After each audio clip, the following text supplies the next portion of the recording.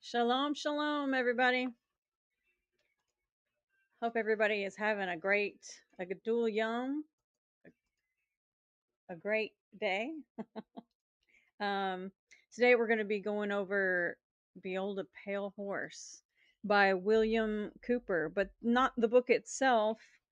As you know, you may not know. The book that he wrote actually ended up on they say a banned list. It's not an official banned list. You can buy it on Amazon. It does have, I think, one or two chapters removed from the original. But what we're going to be watching today is William Cooper's presentation. The book that he has is, I have it here with me, and I have the original version, or one of the original versions. This has 500 pages. But what we're going to see today, the presentation is actually about 4.5 hours, maybe. Um, I probably am going to do a little bit of extra digging here in just a moment. By the end of the video, to kind of give you guys an idea of when it was filmed, if I can find any info on it. But needless to say, shalom, settle in, get your snacks. We're gonna be here a while. Feel free to rewind if necessary. We're going over lots of material, and it will be, if you're familiar with this at all, anything that William Cooper has talked about or wrote about, it's going to be lots of material, kind of dark, considering that he worked for the government. So take from that what you will. This was filmed in the 90s, and I will have the captions on and the volume up as far as it will go. So as far as that's concerned, if we need to put it on 1.25 speed, which I don't foresee us needing to do that, but if you guys vote in the comments that you want me to go ahead and speed it up, we'll go ahead and try to speed it up a little bit. But other than that, we're just going to go regular speed. um If you want to access this video on its own, I have already uploaded this video on its own with no sort of commentary. The link is in the description. Like I said, you can always rewind if you miss something that we've talked about. Don't forget to like and subscribe, share it. Uh, don't forget to also leave me some comments with some ideas.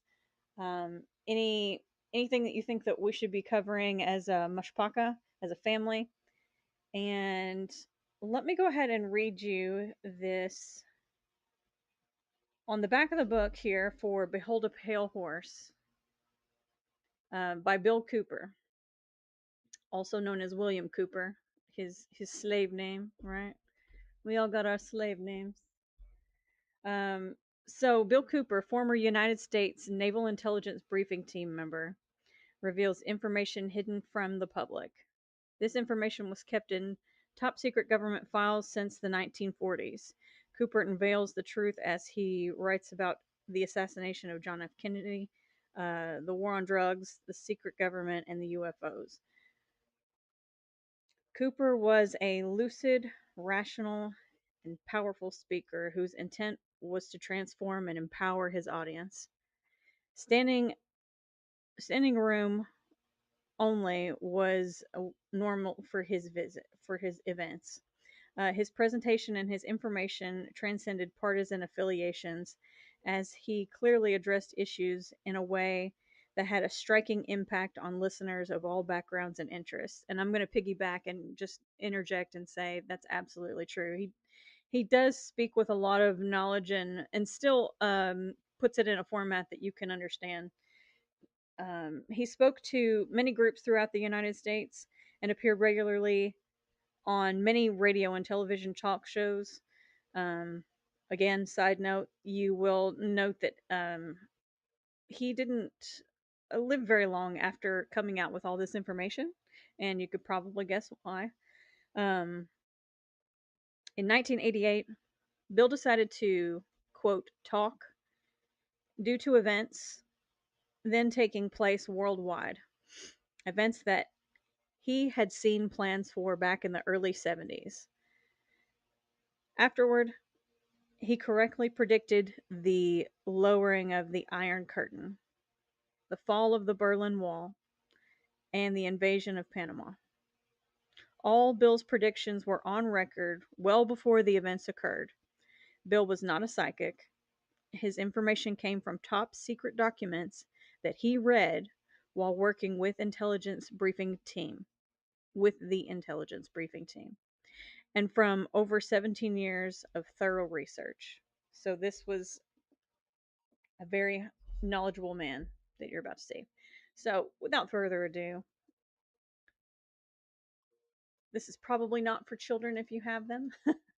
um, I don't think that you're going to hear any terrible language, but the subject matter, we've already kind of touched on what those are as far as UFOs and aliens and whatnot. So um, at your own discretion.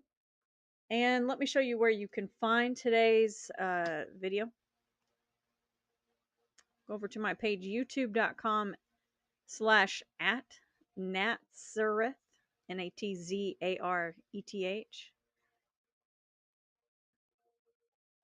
playlist tab. And here's the original video. Go to uploads. Make sure I got all the captions ready to go. Okay.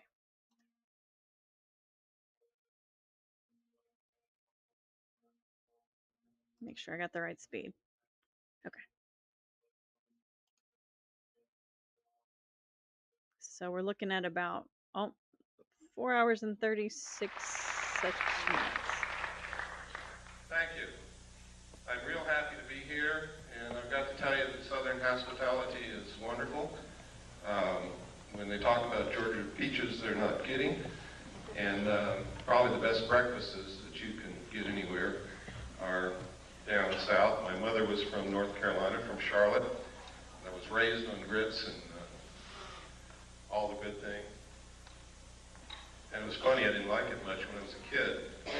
But but now I can't get enough. Seems like we change over the years, and sometimes the poison becomes sweet.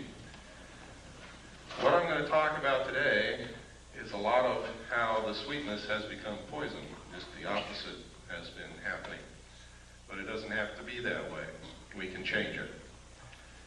I'd like to know how many of you are here from out of state?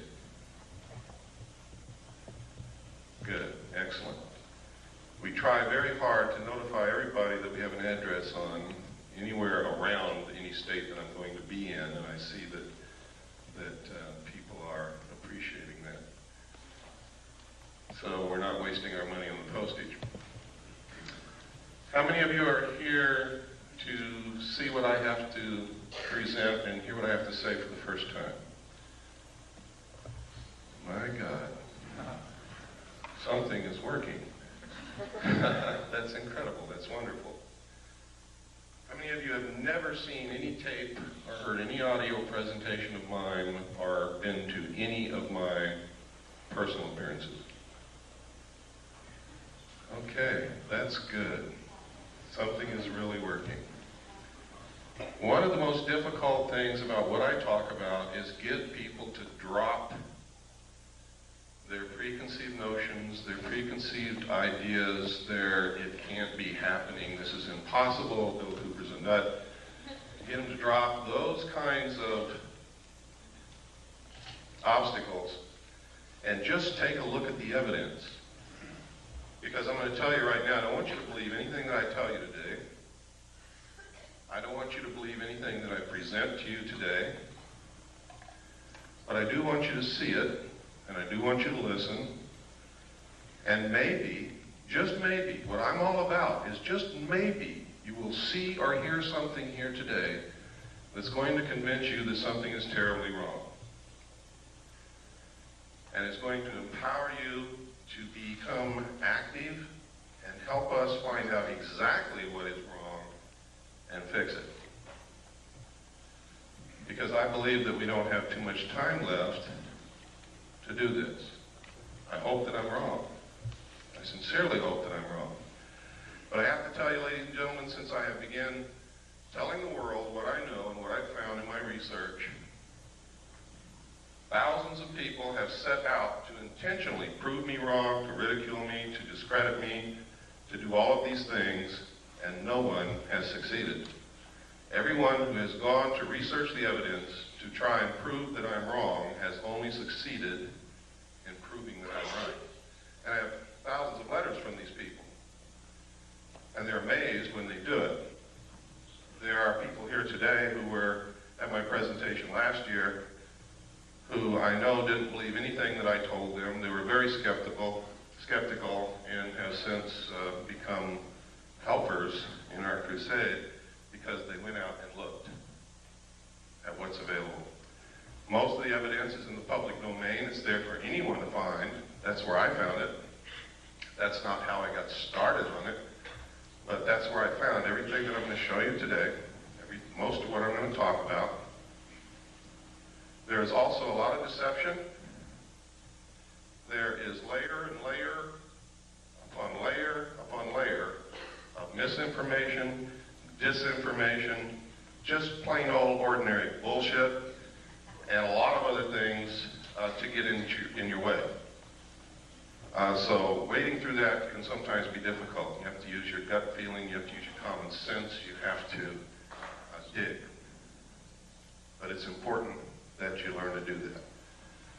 For those of you who are here for the first time today, let me give you some background on who I am so that I won't be some mysterious character up here rattling off information which may or may not be true. I was reared in a military family. My father was a command pilot in the United States Air Force. He is a retired lieutenant colonel. He lives in the state of Texas now. A command pilot means that he literally has flown aircraft for thousands of hours and he's still alive. He started in biplanes and he ended up in jets. When I was a child, I can remember, I think I've scrambled through every airplane that the Air Force and the Army Air Force ever had when I was a child. My dad used to take me out in the flight line to see these planes. I've flown in many of them.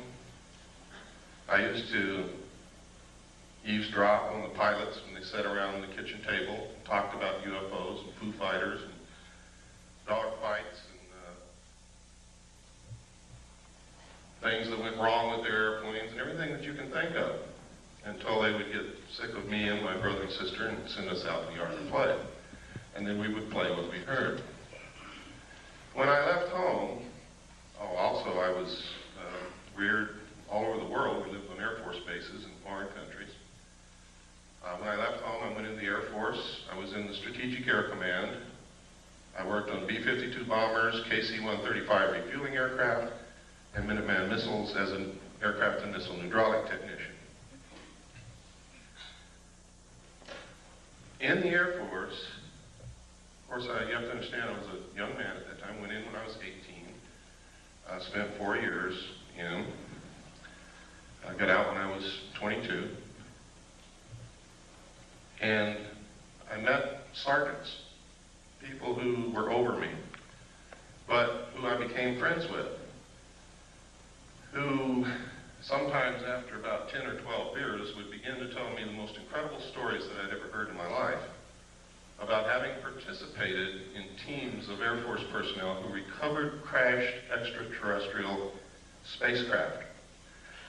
Now you gotta understand, if they'd already had 10 or 12 beers, so had I. That's the first thing you've got to know.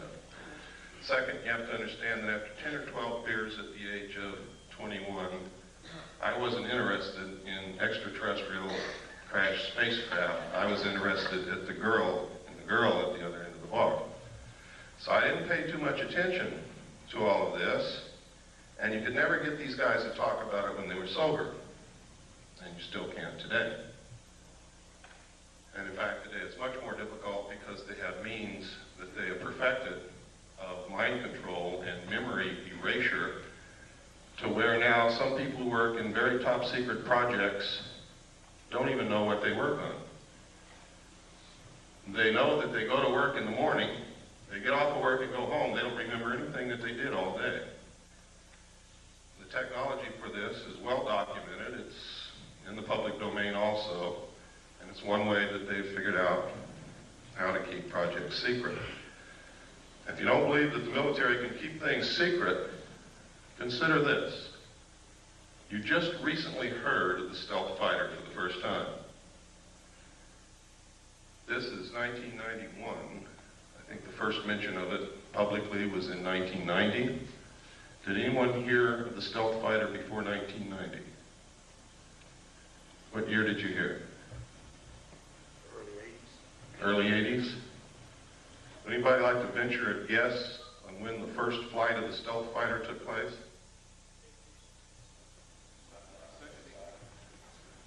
That's close. It was in the early 70s, ladies and gentlemen. First stealth fighter flew. So that's pretty good secret keeping. They can and do keep secrets for many, many, many years, and nobody knows about it. Now I can tell you this for sure. If they have revealed publicly the existence of the stealth fighter, they have something else that's secret that makes that look like a tinker toy. That's the way these things go. When I left the Air Force, I went into the United States Navy. I had originally wanted to go into the Navy. I love the ocean, I love ships, I love the water. I was a wonderful swimmer. I only had one problem. I got terribly seasick when I just looked at a boat. So that's why I really went into the Air Force. But when I left the Air Force, it had not satisfied my sense of adventure. I still love the ocean. I still wanted to go in the Navy, so I did. And I volunteered for submarines. I was stationed aboard the USS Tigru, SS-416, stationed at the Pearl Harbor submarine base. It was an old World War II diesel boat. When I reported aboard, it was in the shipyard and had been cut in half. And you could imagine my chagrin, being new to the Navy and standing on the edge of a dry dock looking at a submarine cut cleanly in half, knowing that I'm going to have to go underwater on this thing. I really didn't like the thought of that. Everything was rusty. Everybody was welding everywhere. It looked like a dead grasshopper covered with ants. Well, what they did was they inserted a 12-foot section, which became a pretty sophisticated sonar facility, compartment, and put 3 domes on the deck so that we could triangulate targets. And when this was done, we could actually compete with some of the best nuclear submarines in being able to track and kill a target. In fact, I remember thinking at times how easy it was to detect submarines and keep them from getting near an aircraft carrier, and then becoming a crew member on this submarine and surfacing within 100 yards of a carrier, not having been detected until we broke water.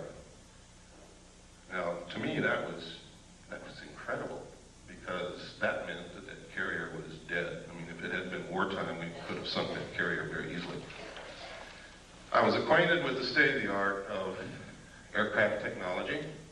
I was acquainted with not the state-of-the-art, but I knew what it took to go underwater and survive.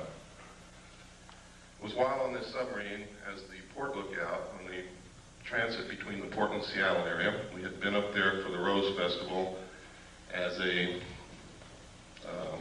showboat, really. People came down and toured through the sub. And we met a lot of girls and had some really neat dates, and then we left. And about 1/3 of the way back from the Portland-Seattle area to Pearl Harbor, I was the port lookout. We were on the surface doing about 10 knots when off the port bow, I saw, and I was the only one that saw it, a huge flying disc the size of an aircraft carrier come up out of the water, tumble on its axis, and disappear into the clouds. Well, needless to say, I was stunned, literally speechless. I started to say something, but couldn't talk. Nobody else had seen it, and I knew that they weren't about to believe what I had seen if I told them. And it scared me a little bit too, because I had never believed in these things, even though I had heard stories about them all my life. And I didn't see your little run-of-the-mill 30-foot flying saucer. I saw something as big as an aircraft carrier. But I had a duty to report this because it could have meant a danger to the vessel. My duty was to the vessel and to the crew. But I wasn't about to tell the officer of the deck that I'd seen a flying saucer. So I told him, his name was Ensign Ball, I told him that I had seen something off the port bow at a relative bearing of approximately 15 degrees. Would he help me find it because I've lost it? And you work that way on the bridge of a ship. You work as a team. Everybody helps everybody else out. Since the lookout can't leave his station, officers very often bring them coffee. Well, he looked over there, and the starboard lookout had also heard what I said, and he looked over there too. And I was turning around to look back again, bringing my binoculars up, when the same craft, or another one exactly like it, I don't know which to this day, came back down out of the clouds, tumbled again on its axis, and the most incredible thing happened. There was no splash. It was as if the ocean opened up ahead of it, and then it went into the hole which closed behind it. Now this sounds incredible. And to tell you quite truthfully, it is incredible. And if somebody had told me that and I hadn't seen it, I wouldn't believe it. And I would blame any one of you for not believing it. But I hope before this day is over, you're going to at least consider the possibility that these things exist, because I'm going to show you some real film, pictures, and documents, government documentation, and we're going to talk about a lot of other things that are going on. It's extremely important that people get out of the stuck in the mud, narrow view frame of mind. I can tell you that over the last 17 to 18 years that I've been doing research, I have discovered that our normal, everyday concept of reality is an illusion. It is a manipulation in most instances of the power structure that really runs this country and the world to keep us ignorant so that we won't know what the truth is. I can tell you that when George Bush says, out of the Middle East crisis will come a new world order, he is not joking. And the new world order is not what you think it is. Friendly nations working together. It's going to be a one world, totalitarian, socialist government. Some of the reasons for this are good, some of them are not. I can tell you that there is a hidden secret technology that is astounding, resembles nothing less than sheer magic, would literally set us free, enable us to cure most diseases, if not all, give us probably a source of, if not free energy, very close to free energy, very inexpensive energy, which we need very badly. And I'm going to talk to you why these things are being hidden, when this all came about, and try to give you a basic understanding of what's going on. All of it's covered in my book, which you may or may not have seen. The name of the book is Behold a Pale Horse. This book has more suppressed information printed in it than any other book that's ever been printed in the history of the world, I can guarantee you. And if they don't succeed in suppressing it, a lot of people's eyes are going to be wide open when they read it. Everything that I have found, I document. So it's not a question of deciding whether or not to believe me, it's a question of whether or not you can accept those documents as proof. Someone once says you can put 10 tons of proof in front of people. If they're not ready to accept an idea, they will not accept the proof. No amount of evidence will suffice to prove anything. It is the jury that will decide, and you are the jury. Smart people know that.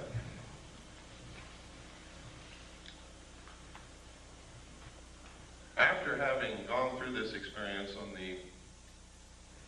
in the con, on the bridge of the submarine, I was later told by the captain that we were not to discuss this, not even amongst ourselves.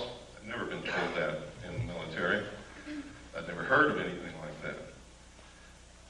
People who worked on projects together usually discussed them amongst themselves together. Now, when we reached Pearl Harbor, those of us who had been on the bridge, including the captain, were not allowed to go to shore. An officer, a commander from the Office of Naval Intelligence came on board, spoke with each one of us in the captain's stateroom individually, and literally what happened is he did not tell us what to say. But every time we said the wrong thing, we were threatened. We were yelled at. It didn't take me long to figure out, having been raised by an Air Force officer and having spent 4 years in the United States Air Force, what this man wanted to hear. So I told him what he wanted to hear. Sir, I didn't see anything. I want to get the hell out of here real quick. Please, let's get this over with. That pleased him. I then was given several pieces of paper to read, which literally all said basically the same thing using different words. They were different rules, regulations, and laws governing the safeguard of information pertaining to the national security. And then I had to sign a security oath saying that I would never talk about what it was that I had just told this gentleman that I had not seen.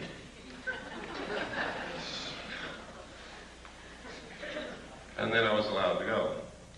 Later I was selected and trained for Naval Security and Intelligence. I was given a secondary NEC of 9545, which is Internal Security Specialist. My job was to safeguard, control classified information, secure perimeters, buildings, naval installations, detect bugging devices, all of these things. I was specifically trained to conduct Pacific Area intelligence briefings. And then after all this training, I was sent to Vietnam and made a patrol boat captain for Naval Security and Intelligence. I was attached to Camp Carter, which was the headquarters of Naval Intelligence and I Corps. I was then sent to a division of Naval Intelligence, which was the Da Nang Harbor Patrol. I was given a crew, a patrol boat, and a lot of weapons and ammunition, and they turned me loose. And that was crazy, because I was a young man that didn't know what the hell I was doing. But I did okay, thank God. Some others didn't. Later, I was transferred up to the Dong Ha River Security Group, which was another division of Camp Carter Naval Intelligence. And my job there was to patrol the river, make friends with the people along the banks, gather intelligence, and maintain the safety and security of the river. That river was at the DMZ. It's the Takan River. The base camp was Kwabia at the mouth of the river on the southern bank. And it was a major supply route for supplies that went to Quezon, which was under siege. While there, I learned that there was significant UFO activity in Vietnam. A lot of it. Why? I don't know. There were rumors flying everywhere. We heard stories of enemy troops firing at UFOs, our side firing at UFOs, UFOs flashing back with blue lights that did crazy things, the same things that you hear happening today. I know of one instance for a fact that after UFOs hovered above a South Vietnamese village all night, the next morning there was not a living soul in that village. Don't ask me where they went because I haven't got the slightest idea. But it's incredible. We were told that any UFO information that we sent in dispatches, messages, or discussed over the radio, we were to use the code word enemy helicopter activity. And that's what we did. The enemy had no helicopters in Vietnam, period. So anything you see in the history of Vietnam that refers to enemy helicopter activity is in fact referring to UFO activity, unidentified flying objects. When I left Vietnam, I was sent to the USS Charles Berry DE-1035 for a short period with NIS Naval Investigative Service to conduct an investigation on board that vessel. 3 months later, I left, was transferred to the staff of the Commander-in-Chief of the United States Pacific Fleet, who at that time was Admiral Bernard Clary, and was specifically attached to his intelligence briefing team. I also stood watches. In the Navy, you have a primary job. Some people don't know this, so let me explain it. In the Navy, you have a primary job, which you do. You also have to stand additional duty, which is called watches in the Navy. My watch station was Petty Officer of the Watch in the Command Center, which meant I was the senior enlisted man in the Command Center, in charge of the Command Center and the information. I was also the designated speak-out operator, which meant top secret, crypto, communications that came in under a specialized, compartmentalized category. I was the only one on watch who was allowed to handle that information and direct it to the specific place where it was to go. Now, normally these things are handled by radio men and communications technicians in a communications center. But in a command center where they have to have information instantly, everything that goes to the communications center also comes to the command center, so that there is not a delay in important information, urgent information getting to the right people who have to make command decisions. It was there that I saw documentation that I have to tell you right now could have been shown to me or given to me, or I could have been put in that position in order to see these documents so that I would specifically talk about them later. I'll tell you why in just a few moments that might have occurred. I don't believe that's the case. I believe that the information that I saw was real, was accurate, and is occurring. The documents stated that extraterrestrials were real, that UFOs were piloted by them and had been visiting this earth for many, many thousands of years, that there was a project called Aquarius that had researched this history and compiled the history from written human records, starting with the ancient tablets left by the Sumerians, the Assyrians, the Mesopotamians, the Egyptians, right up to modern times. These documents were quite thorough and very convincing, believe me.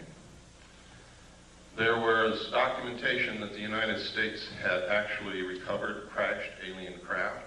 The first one occurred near a small town called Roswell, New Mexico in 1947. The crash site actually covered 2 locations. One location was on a ranch belonging to a Mr. Brazel. The other location was approximately 60 miles from there, where the main bulk of the craft had come down, from which they had removed 3 dead alien bodies.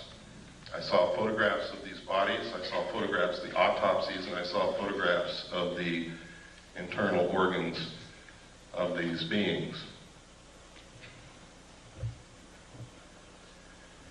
It's stated that in 1949 another crash had occurred, also in New Mexico, from which they had recovered more bodies, and that they had found 1 live alien creature wandering in the desert. Now you have to understand, just because I saw these documents doesn't mean that all of this actually occurred. These could have been presented to me to make me believe that this had occurred. It's stated that they had kept this live alien in captivity until June the 2nd, 1952, at which time he died of unknown causes. They instituted a project called Sigma to attempt to contact the race that this being belonged to. Sigma evolved into the National Security Agency. That eventually contact was made. Landings occurred, communication took place, an alliance was agreed upon. This actually was supposedly happened at Muroc, which is now known as Edwards Air Force Base in California, in 1954. President Eisenhower was on vacation at that time in Palm Springs. During this time, you can see by reading the newspapers that he disappeared. The newspapers went crazy. Reporters were combing the countryside looking for the president. They were told that he had suffered a toothache and was flown by helicopter to a dentist. Well, this was not true. The true place where he was taken was Muroc, Edwards Air Force Base. The base was closed. This is also on record for 3 days. No one could go in, no one could come out. There are witness accounts that say 3 unidentified flying objects flew over Edwards Air Force Base and landed. We have a letter, which I'm going to show you later, from a Mr. 𝕹𝖆𝖙𝖍, who states that he was there when President Eisenhower was there. He saw the ships, he saw these creatures. And that's just the beginning, but I'm not going to go much farther than that right now. We're going to get into some documentation so that your disbelief can start to see that this is not as incredible as it sounds. And I know what some of you must be sitting there thinking. It wasn't too long ago, I should have been thinking the same thing. Now, over the years, if this is real, it's been suppressed and covered up and hidden for very good reasons in the beginning. Reasons that don't stand up now.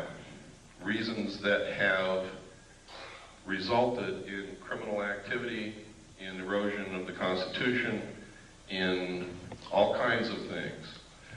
Now, I said that I believe that this is all true. I don't believe that it's a hoax. The evidence is overwhelming that it's true. And by overwhelming, I mean exactly that. When you get into really investigating this, looking at it, the evidence will overwhelm you. It is incredible that such a cover-up has been able to be maintained for so long. On the other hand, I have found references as far back as the beginning of this century by a secret group of very powerful people to create an artificial alien threat from some other planet to help unite all humanity into a one-world government with them at the head. I found a speech given by John Dewey in 1917 to Viscount Ishii and the Japanese delegation in New York City, where the first thing that he says in his speech is, "Someone once told me that the best way to unite all humanity and do away with war is if we were attacked from some other planet by alien beings from outer space." I have found reference in a report called the Report from Iron Mountain to the ultimate method of permanent peace on this earth and uniting humanity, doing away with nation states which cause wars, and substituting for war a tremendously wasteful space program that would unite humanity against an alien threat of an intelligent race from another planet. Now, I didn't know all this when I saw these papers back between 1970 and 1973 and the photographs and the records that I saw. This information came out during my research over the last 18 years. So it's something that has to be considered. I have to tell you that the intelligence communities, the powerful people in this world, have the capabilities to do this, to perpetrate such a hoax. They can do it. They have methods and ways to make us believe damn near anything they want to. But I will tell you this. The only question is whether extraterrestrials are real or not. There is no question whatsoever about the craft. The craft are real. They've been seen by millions of people all over the world. Credible people, military people, doctors, lawyers, bag ladies, elevator repairmen, people who work in grocery stores, heads of colleges, politicians, Jimmy Carter, Ronald Reagan, and many others. Now, Jimmy Carter said he saw a UFO before he was elected president. Now, if he's not credible, why did you elect him?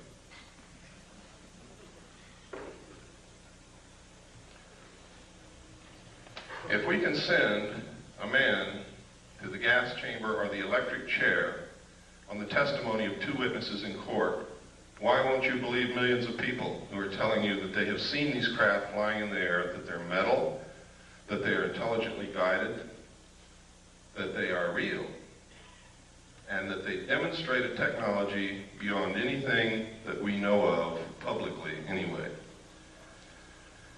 I can tell you that we have this technology in the United States. It is being flown in an area called Area 51, Groom Dry Lake, in the Nevada Test Range in the state of Nevada. I have seen it fly. Many other people have seen it fly. I have a photograph of it in my book. I also have a drawing given to me by one of the people who have been there and touched it and seen it. The drawing matches the craft in flight exactly. I'm also going to show you a videotape of another craft, what they call a cigar-shaped craft, above the test site here in just a few moments. So, when you hear people talking about secret weapons, when you see the stealth fighter unveiled, what they have behind it in the wings, that you too can also go see, by the way, in Nevada, if you have the money and the time to go out there and stand in the desert all night. If you look toward Groom Lake between sunset and sunrise on any given night, you can watch them test fly these craft. But you have to be prepared to stay there 2 or 3 nights because they don't always fly every single night.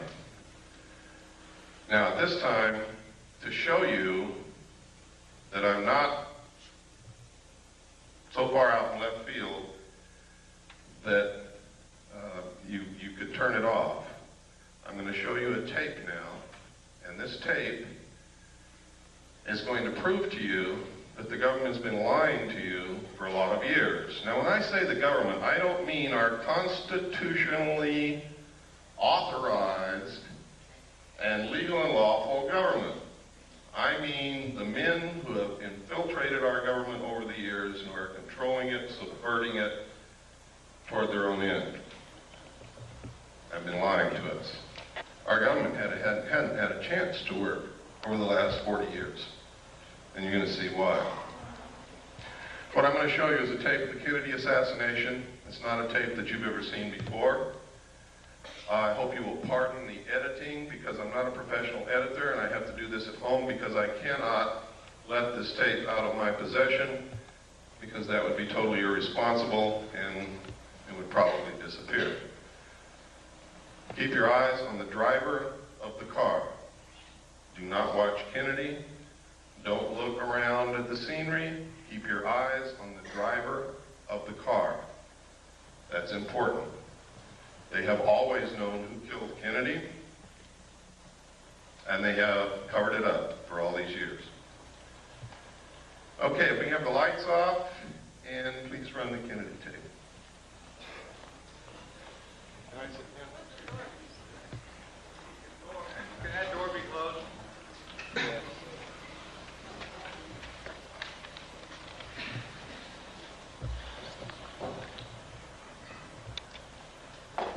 None.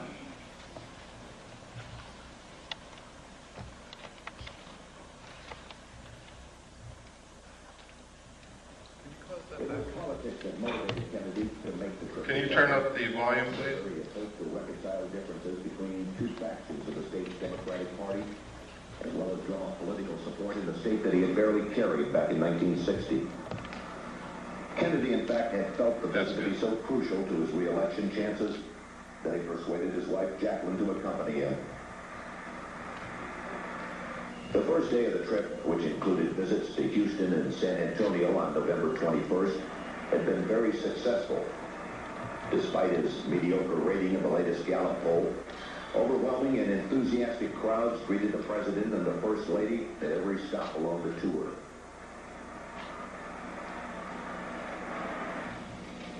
Late in the morning of Friday, November 22nd, the presidential party arrived at Dallas's Love Field, where the president was again met by a large and exuberant crowd. After taking time out to shake hands, the Kennedys, along with Texas Governor John Connally and his wife Nellie, stepped into a waiting limousine which would take them through the downtown district on the way to the city's Trade Mart, where the president was to give a luncheon speech. As the motorcade made its way through the streets of Dallas, it was obvious that Kennedy's trip was a tremendous success.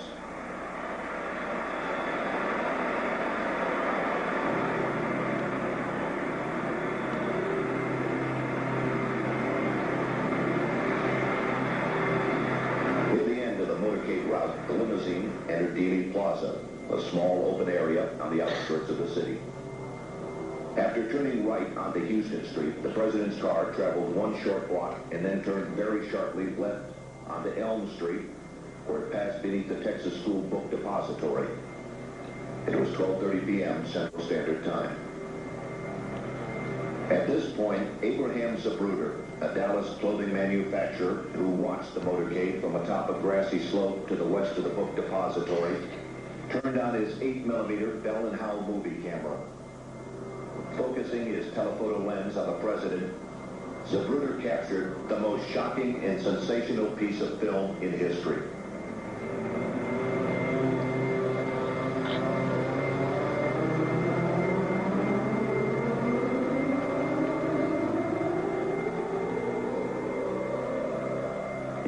Motorcade in Dallas on November 22nd, 1963.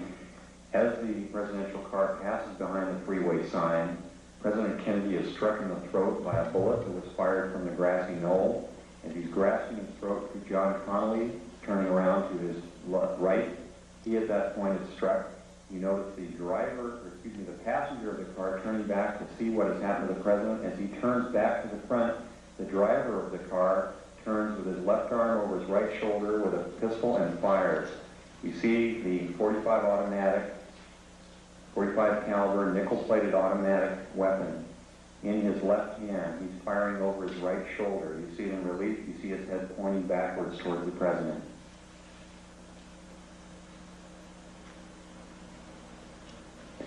In this enhanced close-up, you see the impact of the bullet upon the president. The force of the shot drives him violently backward against the back of the seat. You see Mrs. Kennedy react in horror. The ugly gaping wound, which is evident here, according to many observers at the scene, was actually created on the print. This was not the actual nature of the wound. But you notice that Mrs. Kennedy wasted no time in trying to exit the vehicle because she clearly was able to determine exactly where that shot had originated. And it was her personal bodyguard, Clint Hill, another Secret Service agent, who attempted to keep her in.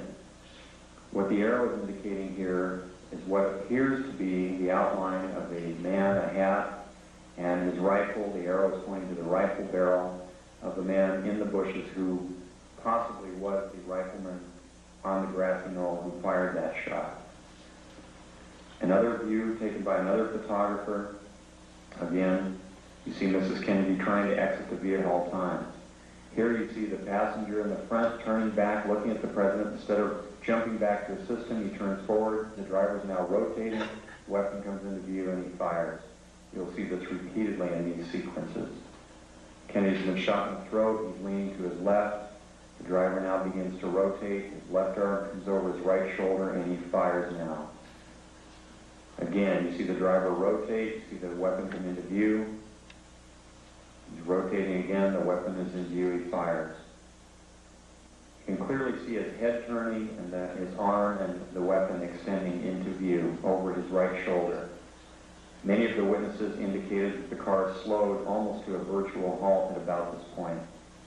And here in the normal version, you see how much more quickly it is speeded up. It's much harder to determine. Many of the people who asked the question why Jackie Kennedy did not.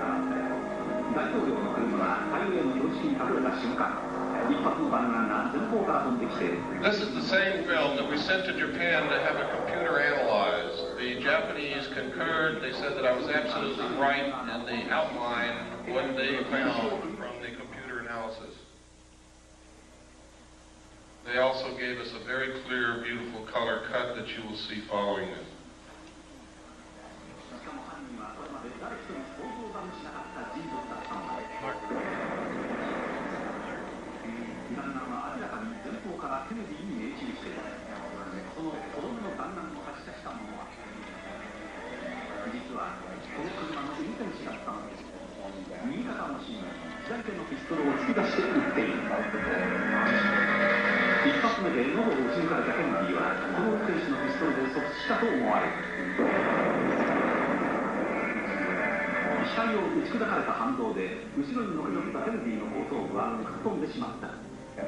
Here, according to many observers, 目の前で真犯人を目撃してしまったジャクリーン夫人は自分の身の危険を悟って車から逃がそうとした。だがすぐ後ろからつけてきたシークレットサービスによって押し戻され、電気に逃げるチャンスを失ってしまったのだ。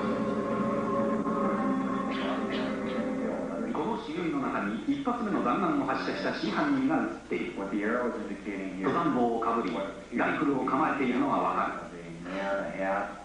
And his rifle, the arrow. おそらくこの狙撃手が最初にケネディの喉を撃ち抜いたのだ。On the grassy knoll who fired that shot. Another. 別のフィルムでもシークレットサービスが合わせてジャクリーン夫人を阻止しようと飛び乗るのが映っている。ここで決定的な瞬間をより鮮明なフィルムで見て、画面右端の運転手が振り向き、肩越しにピストルで撃つのが見える。画面の右端に見える運転手の動作に注意するとわかる。ハンドルを握った右腕の芯に左手でピストルを突き出している。もう一度見てみよう。まもなく運転手の頭が後ろを振り向くと同時に肩のところに白く光るピストルが出てくるのが見える。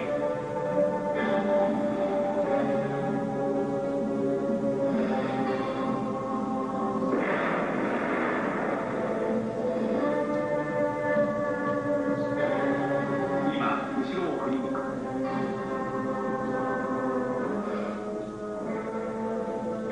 同じシーンを何度か繰り返しているとよくわかる。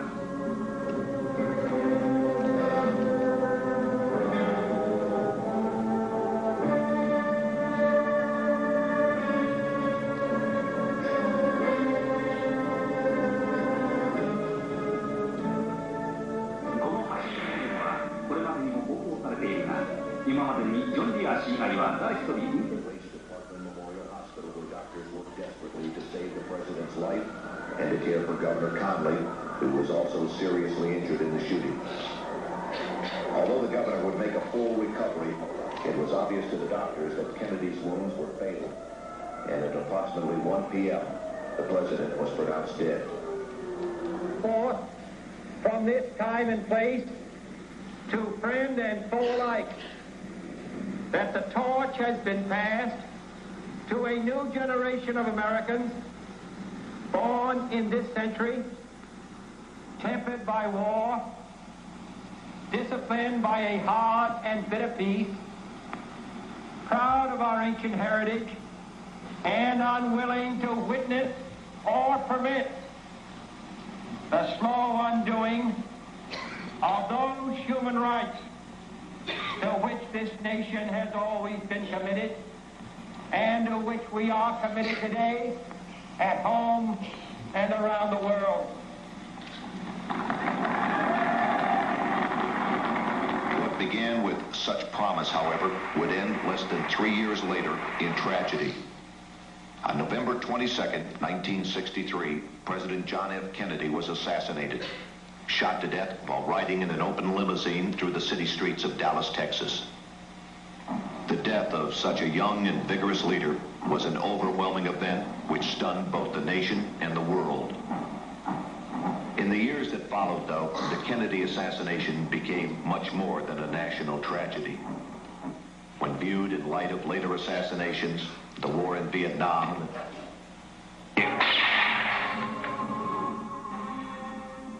画面の右端に見える運転手の動作に注意すると分かる。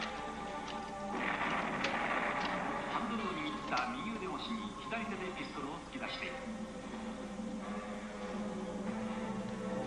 もう一度見てみよう。間もなく運転手の頭が後ろを振り向くと同時に肩のところに白く光るピストルが出てくるのが見える。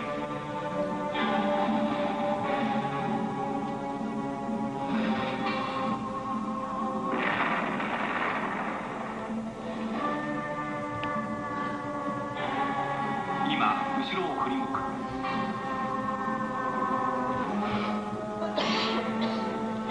同じシーンを何度か繰り返してみるとよくわかる。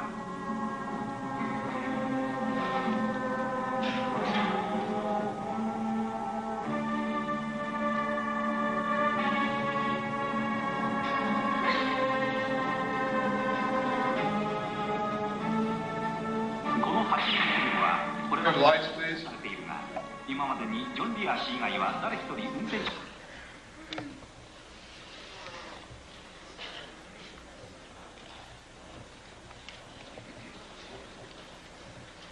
While I was with the Office of Naval Intelligence attached to the Commander-in-Chief of the United States Pacific Fleet staff, I saw documents that stated with no hesitation whatsoever, with clear understanding, that President Kennedy was killed by William Greer, the Secret Service agent driving his limousine in the motorcade. These documents disclosed to me that the people involved in the assassination of the President were the Office of Naval Intelligence, the Secret Service, Division 5 of the FBI, and the Central Intelligence Agency. The reason stated was that he was a security risk, that he had ordered them to stop the sale and importation of drugs to the American people, and that he had ordered them to develop a plan to disclose the presence of extraterrestrial visitation to this earth within the following year. He had also ordered a printing of legally constitutional silver-backed money, which is not in the best interest of the world bankers or the power structure or the Federal Reserve, which is not an agency of the federal government, but is a private corporation run, and the stock is held and owned by bankers, most of whom are European bankers controlled by the House of Rothschild. They pay no taxes on the national debt that we pay them and the money that they earn from the interest. So they were dead set against the printing of this money. Kennedy had also discovered what the CIA had been doing for many years. You see, being president, you get to open a lot of drawers that nobody usually gets to open. And he had informed the CIA that he had intended, and he said this publicly, by the way, that he intended to disband the CIA and scatter it in 1,000 different directions. So you see, he made some pretty big enemies. And there were some pretty powerful people who thought that he needed to be killed. Many of you saw this and found this out for the first time today. How many of you are upset by this? I am. I have been, ever since I saw those documents, I've been terribly upset. In fact, in my book, I enclose parts of my service record in the appendix. You can see the exact day that I found out that the Office of Naval Intelligence was involved in the assassination of President Kennedy. I went over the hill with no intention of coming back. It was my good friend Robert Swan who talked me into returning so that I can do what I'm doing today. He said, "Bill, you can't help anybody if you're in jail, and that's where you're going if you don't go back." So I went back after 8 days. But you can see the exact day in 1971 when I saw the document that told me who killed President Kennedy. Let's take about a 5-minute break. Let's take a 10-minute break.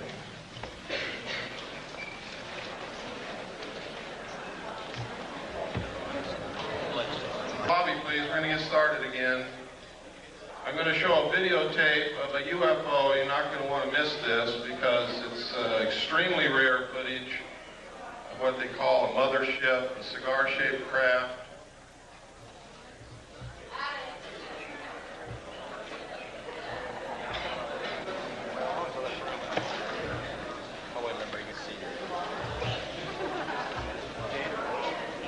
Close that door.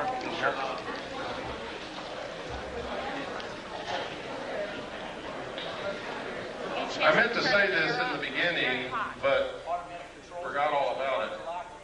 For those of you who have ordered my book, all the paperback books that were ordered have been sent. They've been sent for over a week. So if you ordered it and haven't got it, it's probably in your mailbox right this moment waiting for you to come home, or will be there in the next couple of days. The hardback books are printed, but they are not bound yet. They will not be sent for another 2 weeks.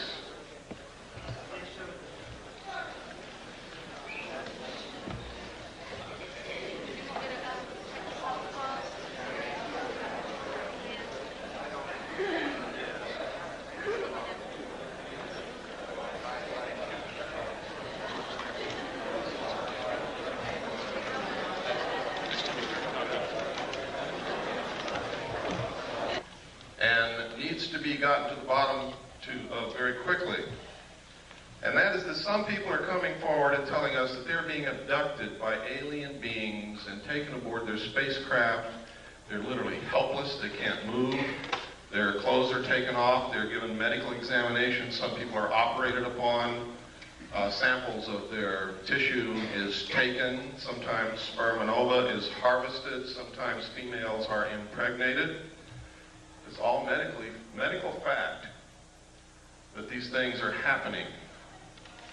It is not a joke. The only question is, was it really aliens and were they really taken into a spacecraft, or did something else happen and this is a planted story that's been put in their mind to disguise it? You see, this is a classic thing that they do in brainwashing. If they want to cover something up, they just put a different memory in your mind. Now that sounds difficult, sounds impossible, but if you go read the books that have been published by people who have participated in mind control experimentation, and the documents that have been released under the Freedom of Information Act, this is not a joke. They can do it, have done it, and will do it again in the future.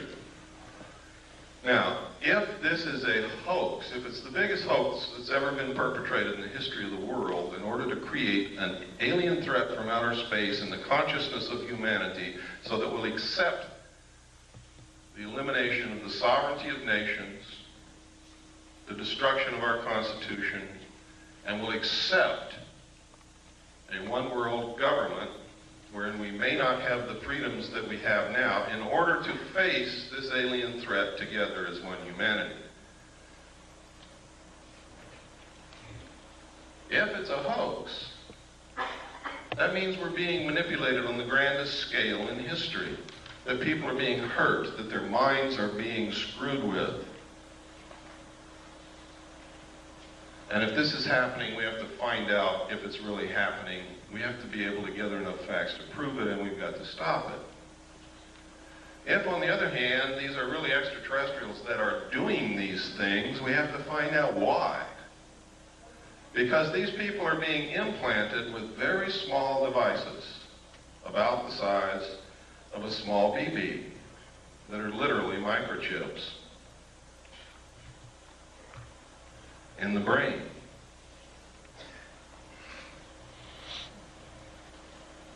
What is the purpose? I don't know. Can these people be controlled through these implants?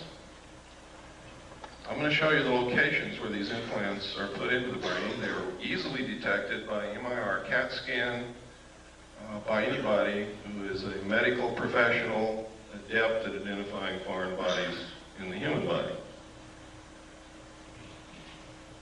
So, aside from the obvious reasons why we should be looking into this, those are some of the other reasons why we should be looking into it.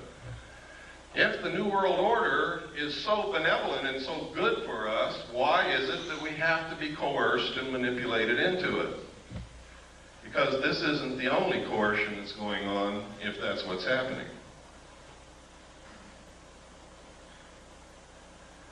Now I'm going to preface what I'm going to say next, because I'm going to talk about the war in the Middle East for a few minutes. I'm going to preface what I'm going to say next with this statement. I was in the military. I'm a veteran. I support the Constitution and the government of the United States of America and will fight anyone who attempts to overthrow it or destroy it. I am for our troops in the Middle East. I am for them. I hope that not a one of them gets killed. And as long as we're engaged in battle, I hope that we win. But I'm going to tell you right now, we are not there for the reasons that you've been told. And let me give you a little history of this. Number one, George Bush comes on television and tells you that we have to send troops to the Middle East because Hussein wants to raise the price of oil and we can't afford that. That's what he said. It's on tape. It's documented. Next, he says, oh, it wasn't the oil that we sent the troops there for. It's because Hussein was not going to stop with Kuwait. He was going to go into Saudi Arabia. We're there for defensive purposes. People questioned that. The next statement came from Baker, James Baker, the Secretary of State, who said, we're not there for oil, we're not there to defend Kuwait, it's jobs. We're there for jobs. Then at a press conference, Bush said, and I quote, some people just don't get the message. It's not oil. It's not to defend Saudi Arabia, and it's not jobs.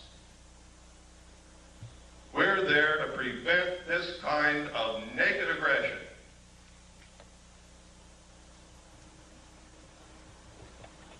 Now, I submit to you that if the President of the United States and the Secretary of State don't know why the hell we're there and they change their mind every minute, that none of the above is true. The truth is, a legal precedent has to be established that says that the United Nations is the ruler of the world. It has to be a legal precedent that all nation states submit to the will of the United Nations and give up their sovereignty to the United Nations and submit to the rule of the law of the world, which is the United Nations Charter and the resolutions passed by the United Nations. And the United States military is acting as the police force for the United Nations to establish that legal precedent. And Bush has said on television No nation can ever again stand against a world united. And if they try it, the same thing will happen to them.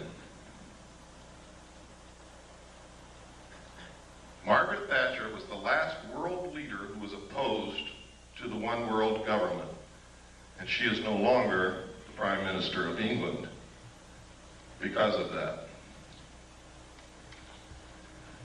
I'm going to tell you now that the only obstacle to the New World Order coming together at this moment is the right of the American people to keep and bear arms. That is why there is such an effort to take your guns away from you. You see, the intent of the Second Amendment, the second article and amendment to the Constitution, was not so that we could go hunting. It was not to protect the possessions in your home or to protect you from burglars. The intent of our forefathers in establishing the second article and amendment to the Constitution was that as long as every American owned a weapon, whether they ever fired it or not, our government could never oppress us just with the knowledge that we all had that weapon in our closet. That's the reason. That's why every time you see a bill to take weapons away from the American people defeated in Congress, 4 more are introduced immediately. It's a never-ending battle. That's why they lie about the statistics. The truth is, in a town where everybody owns a weapon and everybody knows it, there is almost no crime.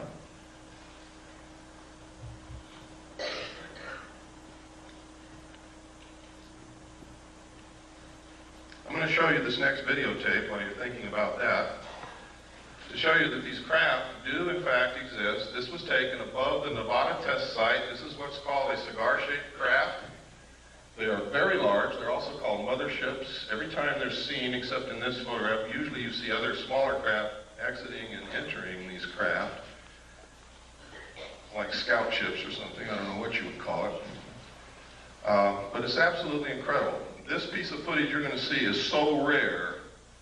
I've only seen one other piece of film footage on this particular type of vehicle, and it wasn't even 1/3 as good as what you're going to see here. So what you're going to see is extremely rare, and you'll probably be a long time before you ever see any footage like this again. It's very difficult to get.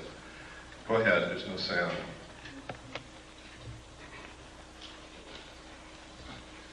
Kill the lights, please. Now you can see the craft just below the tip of the white cloud.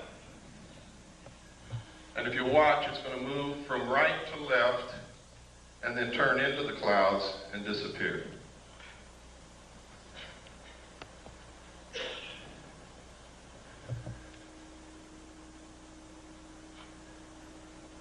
We were approximately 15 miles from that location when this footage was taken,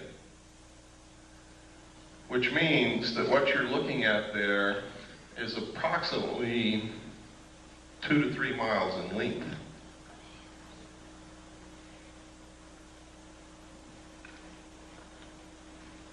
That's very impressive, and to me it's very exciting that someone can make something that flies in the air that's 2 to 3 miles in length. That is the actual time that you see there. Those are the actual seconds passing.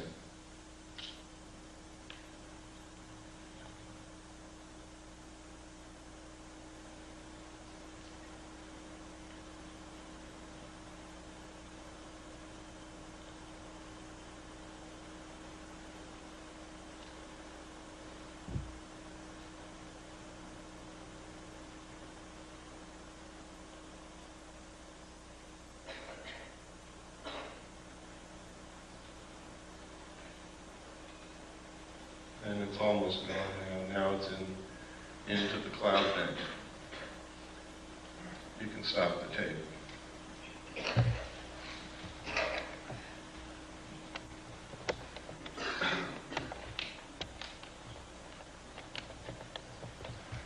Okay, if you'll turn on the slide projector, we'll get get into some of these slides.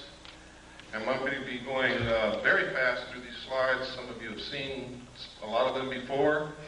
You're going to see some very startling information here. You're going to see some documentation that's going to prove to you that the government's been lying to you for many years. You're going to see some documentation that proves who I am and what I'm all about. After I left the military, ladies and gentlemen, in December the 11th, 1975, I attempted to leak the material that I knew to the press. I was attacked twice. I've lost my leg. I've had my skull caved in. I kept silent for 16 years, during which time I was the head of the Mixed Gas Deep Saturation Diving Department of the College of Oceaneering. I was the executive director of 𝕹𝖆𝖙 Business College. I was the executive director of Pacific Coast Technical Institute, the executive director of the National Technical College. I was the national marketing coordinator for United Education and Software. And I owned a gallery and studio of fine art in Long Beach, California.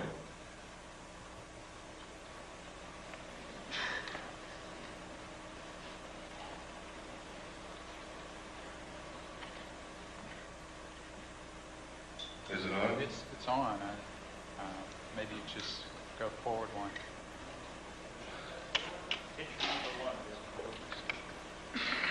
I'm hitting it. Something's wrong. There we go. You want to go forward? That's the wrong. I want to go forward. There we go. Okay. This is a letter from Jim Joyner, who's the head of the Mixed Gas Deep Saturation Diving Department of the College of Oceaneering. And basically what he's saying in this letter is I worked for him, I was the head of the department, I was an instructor, and I'm a good guy.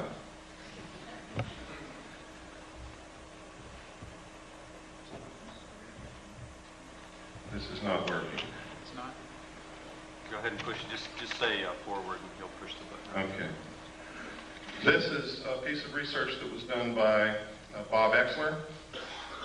In his own research, he verified something that I had not told anybody, and was that when I was with the Commander-in-Chief of the United States Pacific Fleet, I worked directly under Bobby Ray Inman. He verified all of this, verifies that I was there, and that I had reported seeing UFO-related documents under that command. And it goes through to outline Bobby Ray Inman's career path, which is incredible.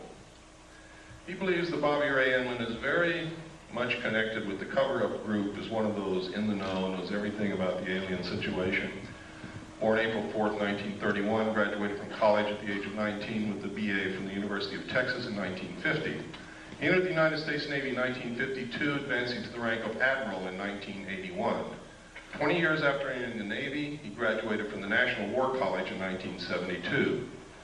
He was the assistant to the Naval Attaché in Stockholm from 65 to 67, and no records are available for his service assignments from 68 through 71. From 72 to 74, he was assistant to the Chief of Staff of Intelligence Office of the Commander of the Pacific Fleet. Inman was the director of naval intelligence from 1974 to 1976 before moving on to become the vice director of the Defense Intelligence Agency. You can see what he did? I mean, he skipped over some pretty senior people and he's going right straight to the top. And only people who are considered to be of the inner circle do that. He became the director of the National Security Agency in 1977, holding that post until 1981 when he attained the rank of Admiral and became the deputy director of the Central Intelligence Agency. He retired from government service in 1982 and became the CEO for MCC. Remember what I was telling you about implants? Microelectronics and Computer Technology Corporation. MCC is a private sector joint venture supported by and share funded by the government and corporate shareholders. The venture was motivated by the Japanese fifth-generation artificial intelligence computer project. Yes, next. This is a letter from Bob. Remember I told you Bob Swan was the one who talked me into going back after I went AWOL. Later, I got married on June the 2nd, 1972. On June the 1st, 1972, I sat down with Bob and a bottle of scotch and I told him everything I knew and gave him a set of documents to prove it. Bob acknowledges that conversation in this letter. He acknowledges what I told him about alien installations on the moon, about the Kennedy assassination, about the fact that I gave him documents that were highly classified, and he says that he doesn't know what happened to them, he doesn't have them anymore, and it's exactly what he should say. Next.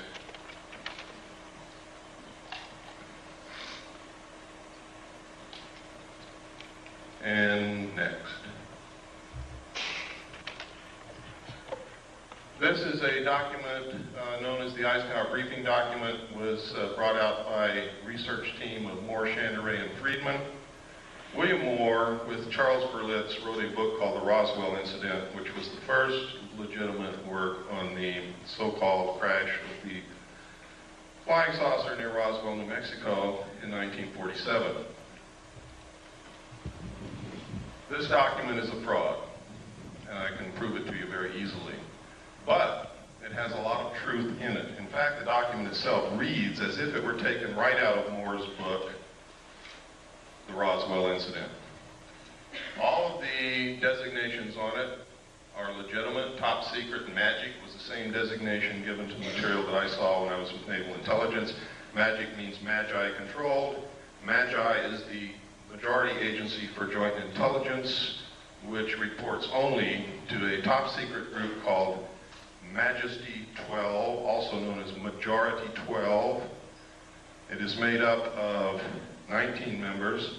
There are 6 from government, 6 from the Executive Committee on the Council on Foreign Relations, 6 from the Jason Scientific Group administered by the MITRE Corporation and Dr. Edward Teller. This briefing document calls it Operation Majestic 12. The documents that I saw said that it was Operation Majority. Also, look at the date, 18 November 1952. Eisenhower was not yet president, and if this is truly one of the highest held secrets in this country, he would never have been exposed to this information until he actually took the oath of president.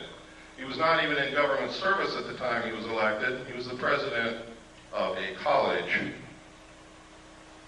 Next, please. I can tell you that of those listed there, those names, Admiral Roscoe Hillenkoetter was the director of the CIA when this group was supposedly formed. If in fact it was formed at that time, he would have definitely been a member. Secretary James B. Forrestal, according to the documentation that I saw, was a member and was the man responsible for the operation of the recovery of the craft at Roswell, New Mexico. And it is really his story that is outlined in Whitley Strieber's book called Majestic. The main character in that book was an abductee, carried the bodies from the crash site to Los Alamos National Laboratory. In the documentation that I saw, that actually did happen at James B. Forrestal. Next slide, please. And next slide. We don't have time to go through every sentence and every paragraph, so I'm just going to hit the major points. Next. Next. On this page, you can see, without any doubt, that this document is a fraud. In enumeration of attachments, you'll see attachment A, special classified executive order number 092447 TS/EO. TS is top secret, EO is executive order. The executive orders are numbered consecutively from president to president, from executive order to executive order, no matter who occupies the White House, for the purpose of continuity and record keeping. Truman wrote executive orders in the 9,000 range. Eisenhower wrote executive orders in the 10,000 range, and so on and so forth. President Nixon wrote in the 11,000 range, and some of the ones that he wrote were actually signed by Carter. This is 92,447. Any way that you look at it, it can only be a date. 09, which would be what month? September the 24th, 1947. Executive orders are not listed by date, they are listed by number. Next slide, please. This is a memorandum for the Secretary of Defense. This also is a fraud. Next slide, please. This is legitimate. This came directly from the National Archives. It is legitimate. One thing that makes it important is it does mention NSC, National Security Council / MJ-12 Special Studies Project. In the documentation that I saw, Majesty 12, also known as Majority 12 for security reasons, where I got the name Majority 12 is that they had to have a majority of 12 votes to carry on any motion or any operation or anything that they wanted to do. If they didn't have 12 votes, they couldn't do it. It was abbreviated MJ-12. I also saw documents that there was a special studies group made up of scientists and prominent people belonging to a secret society called the Jason Society, which actually makes up the core of the Council on Foreign Relations. And under them is a Jason scientific group administered by the MITRE Corporation to study all the facts, lies, evidence, disinformation of the alien question and arrive at what the truth was. It was a 3-year study. Dr. 𝕹𝖙𝖙 headed the study group for the first 18 months. The second 18 months was headed by Dr. Henry Kissinger. During that time, Dr. Henry Kissinger, this is historical record, wouldn't even speak to anyone. He was gone, get up early, he'd leave, he'd come back very late at night, didn't talk to anybody, didn't care about anybody. He was so engrossed in whatever he was doing that it was like he was living in another world. His wife actually divorced him for this. So it fits. If he was really studying the alien question, I think that's the only thing that I can think of that would engross me so much that I would neglect my wife. Something of such historical and monumental consequence as that. Next slide, please.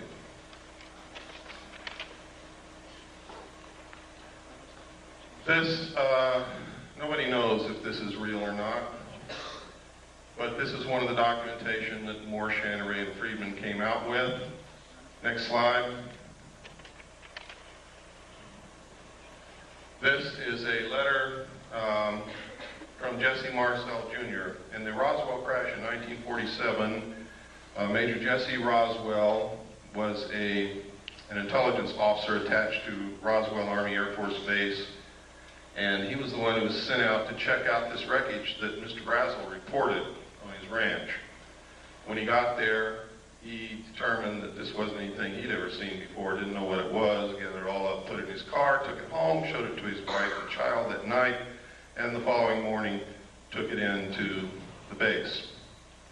That night, when he showed it to his child, Jesse Marcel Jr., interpreted that this was pieces of a flying saucer. Now, I don't know if his father told him it was a flying saucer or not, but I believe that the suggestion was probably planted in the kid's mind because the only thing that the father had was bits and pieces of stuff that looked like tinfoil from cigarette packs and balsa I-beams, although they weren't balsa, it was some kind of metal, but they were very light.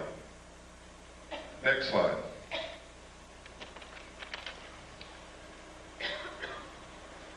In this letter, he recounts that he saw the pieces and it wasn't the remains of any kind of aircraft that he knew of and that he thought it was a flying saucer. Next slide. This is the results of an interview from Jesse Marcel himself, the father. The father goes through and he makes several interesting points. He said that he was familiar with all air activities and it was not a weather balloon, nor an aircraft, nor a missile. It was something else and we didn't know what it was. There were just fragments strewn all over the area, about 3/4 of a mile long and several hundred feet wide. We proceeded to pick up the parts of whatever it was and load it in the vehicles. It was one thing obvious to me, that whatever it probably exploded above the ground and was strewn over the ground, traveling in a easterly direction, probably northeast to southwest. We filled the vehicles and then proceeded to come back home to Walker Air Force Base, which is now called, or was then called, Roswell Army Air Force Base, where I was stationed And that's how it was. Now notice that Jesse Marcel, the father, doesn't say that that was a flying saucer. He just says he didn't know what it was. And that's significant, and it's never been pointed out before. Everybody cites this letter as proof that he picked up pieces of a flying saucer, and that's a lie. He doesn't say that anywhere in this interview. Next page, please. And he goes on here, and he talks about the metal and the pieces and what it did. He said they tried to burn it, could not be burned. Would not burn. The same with the parchment we had. The metal was so thin, just like the tinfoil in a pack of cigarette paper. I didn't pay too much attention to that at first until one of the boys came to me and said, you know that metal that was in there, I tried to bend that stuff and it won't bend. I even tried it with a sledgehammer. You can't make a dent on it. And he talks about some other things that they did. But nowhere in here is significant. Does he ever say that it was a flying saucer or an extraterrestrial craft? He just says he doesn't know what it was. Next slide, please. And even here, he doesn't say or venture any guess as to what it was. Next slide. This is a letter. This is called the Smith Memo. Smith was a radio engineer for the government of Canada. He came down to Washington to see if he could get the United States government to participate in electromagnetic experiments and experiments involving radio waves and other things of that nature. While he was there, he read a book written by Frank Scully called Behind the Flying Saucers, and he wanted to know if it was real. Scully in his book had said that the government had recovered crashed flying saucers and was hiding this from the public. He went to his embassy, the Canadian embassy in Washington, asked them to find out the truth. The Canadian embassy contacted Dr. Robert Sarbacher, who was a senior scientist working for the Pentagon at that time. And if you'll give me the next slide, this is what Dr. Sarbacher told the Canadian embassy, and they relayed it to Wilbur Smith. A, the matter is the most highly classified subject in the United States government, rating higher than even the HALAL. B, flying saucers exist. C, their modus operandi is unknown, but concentrated effort is being made by a small group headed by Dr. Vannevar Bush. D, the entire matter is considered by the United States authorities to be of tremendous significance. Again, no mention of extraterrestrial or alien beings. And as you're going to see later, yes, flying saucers did exist. Next slide, please. This is the rest of the Smith Memo. It's important that you see the signature and the official stamps and the classifications that were on this thing. It is now declassified. Next slide. At the same time that the government was denying that they were interested in flying saucers or that flying saucers were real or that they were investigating or anything, this poster was on the bulletin boards of Air Force bases everywhere. I remember seeing this for many years on bulletin boards where my father worked. And it says, the first thing up there, UFOs, serious business, and outlines the fact that every base must have an officer designated to specifically investigate UFOs and report the evidence. And down here, it tells him what he has to have. And one of the things is a Geiger counter, a magnifying glass. I don't know what he's going to do with that. And have a source for containers in which to store samples. Camera, binoculars, and other things. Next slide, please. This is a news release. At the same time that poster was on the bulletin boards of Air Force bases, the Air Force was issuing news releases saying that we're not investigating flying saucers, there are no such thing, what you're seeing is weather balloons, and we don't even want to know about it. Next slide. And next, that's the last of it. One of the things they did though, that last one, I should have held it there, but that's okay. They said that, you know, it's possible it could be a foreign country experimenting with some weird aircraft flying over our airspace, but of course they couldn't possibly be doing that. Next. At the same time, this poster was also on military bases, and one was the winner of Poster of the Month. Next slide.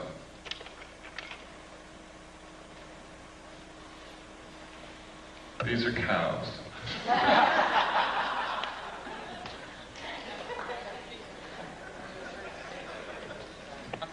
But I wanted to show you what they look like in case some of you haven't been out of the city in a while.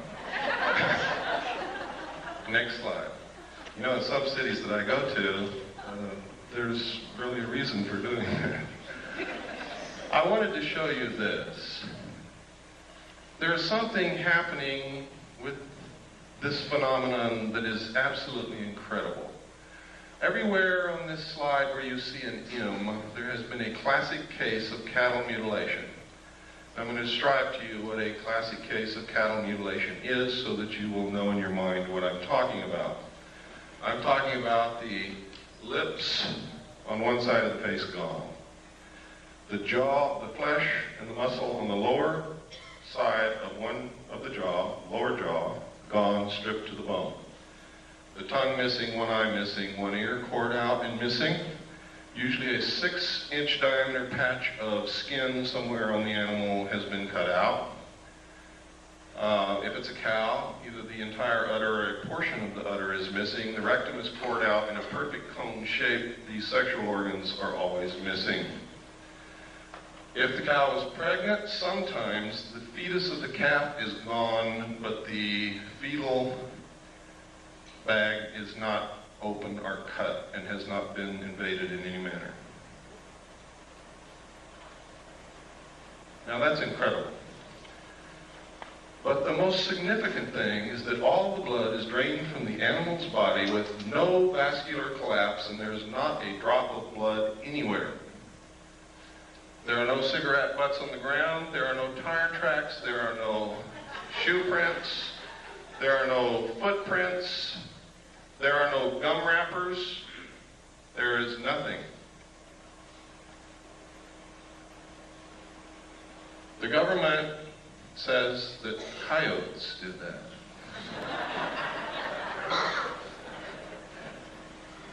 Now, I'm not going to pretend that I know who or what it was, but I do know one thing, it wasn't coyotes. And I also know that our medical personnel, with the best surgical tools at their disposal, cannot make or duplicate the same cuts that are bloodless, that seem to be literally between the cells. There is no blood in any of the wounds.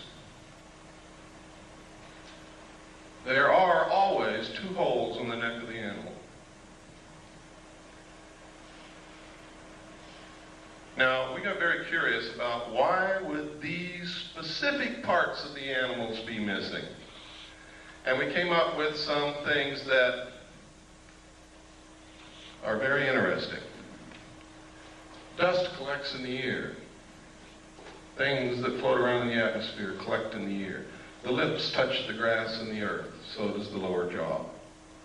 The eye is exposed to the atmosphere. The rectum is where most of the heavy impurities, the things that cannot be digested, that are poison to the system, collect, and that's why people get rectum cancer and colon cancer from these things. The sexual organs which show genetic damage. And where does radioactivity show up first in a mammal? In the milk.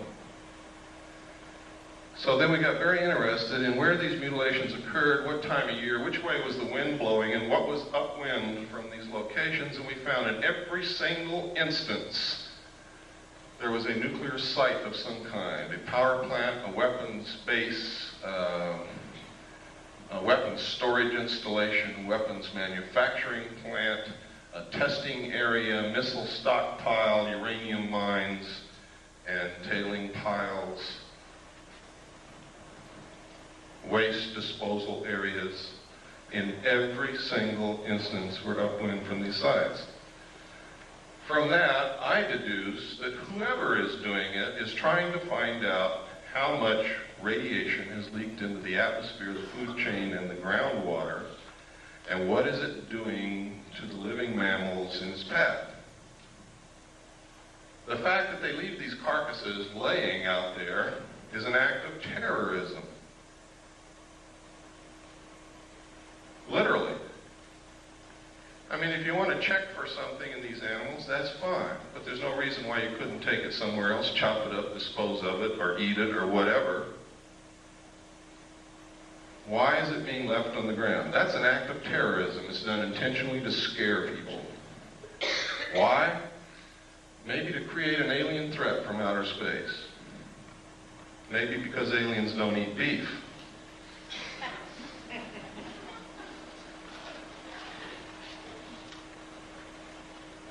Next slide, please.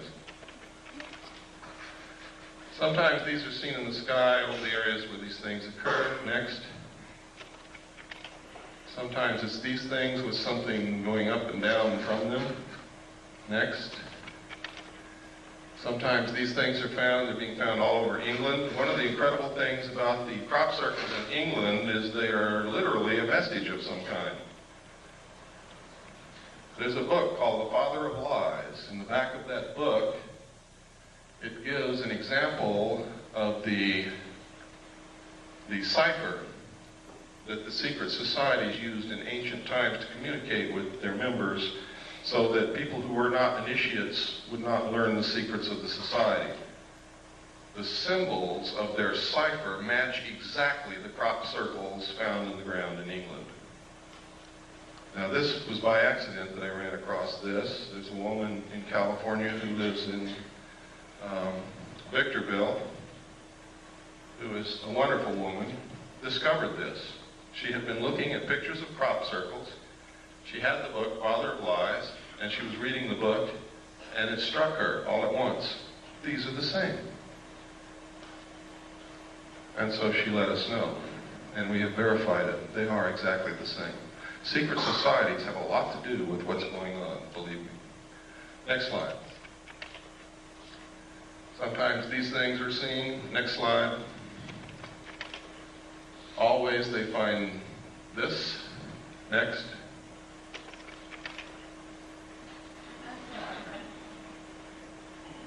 Then we got to wondering, gosh, all through history there's records of people and animals being found with the blood sucked out of them. Is this the source of vampire legends? We've back through history, we've found that there are accounts of animals and humans who have been mutilated in this classic manner. Next slide, please. This is some of the information a man by the name of 𝕹𝖙𝖙𝖍𝖙 has released. It is some of the exact information that I saw while I was in naval intelligence. He was working as while he was working in England at a national security agency, listening post really. And he saw the same documents there. Next slide. This is UFO observer's instruction sheet from the Air Technical Intelligence Command, which tells you how to report UFOs at a time when the United States Air Force said they were not reporting UFOs, didn't care about UFOs, they didn't exist. Next. Next. These are all official Air Force forms. Next. Next. Next. Now this is part of Air Force Regulation number 200-2 Alpha, unidentified flying objects, intelligence. Now, this is significant. The Air Force is not supposed to lie to us, but they were telling us, no, UFOs do not exist. We're not interested in UFOs. There is no evidence of UFOs. Anybody that says they say a UFO is crazy. We don't care about UFOs. Yet they have written a U.S. Air Force regulation called 200-2.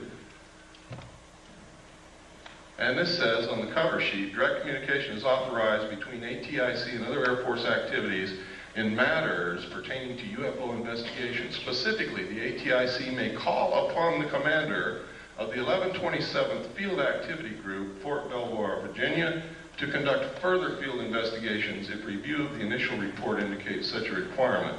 In this event, the headquarters, 1127th U.S. Air Force Field Activity Group, will prepare the final report by order of the Secretary of the Air Force to Thomas D. White, Chief of Staff. Next page. This tells how to report it, what forms to use, identifying information, weather and winds, comments of preparing officer, classification, time and date of sighting, manner of observation. Next. General information, releasing information. That's funny, releasing information, it says under here. All information of releases concerning UFOs, regardless of origin or nature, will be released to the public or unofficial persons or organizations by the Office of Information Services Office of the Secretary of the Air Force. This includes replies to correspondence except congressional inquiries submitted direct to ATIC and other Air Force activities by private individuals.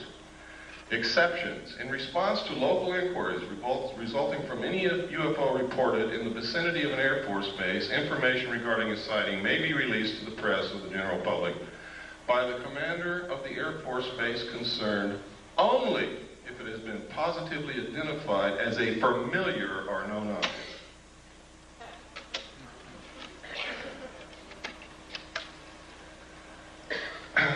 Next, please. And it goes on, but we just don't have the time. This is how to report one that moves around in the sky. Next. Next. Next.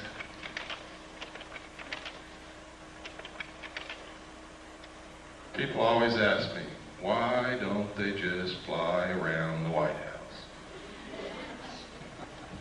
Well, there's a UFO. This photograph was taken in the early 50s, and that's certainly the White House.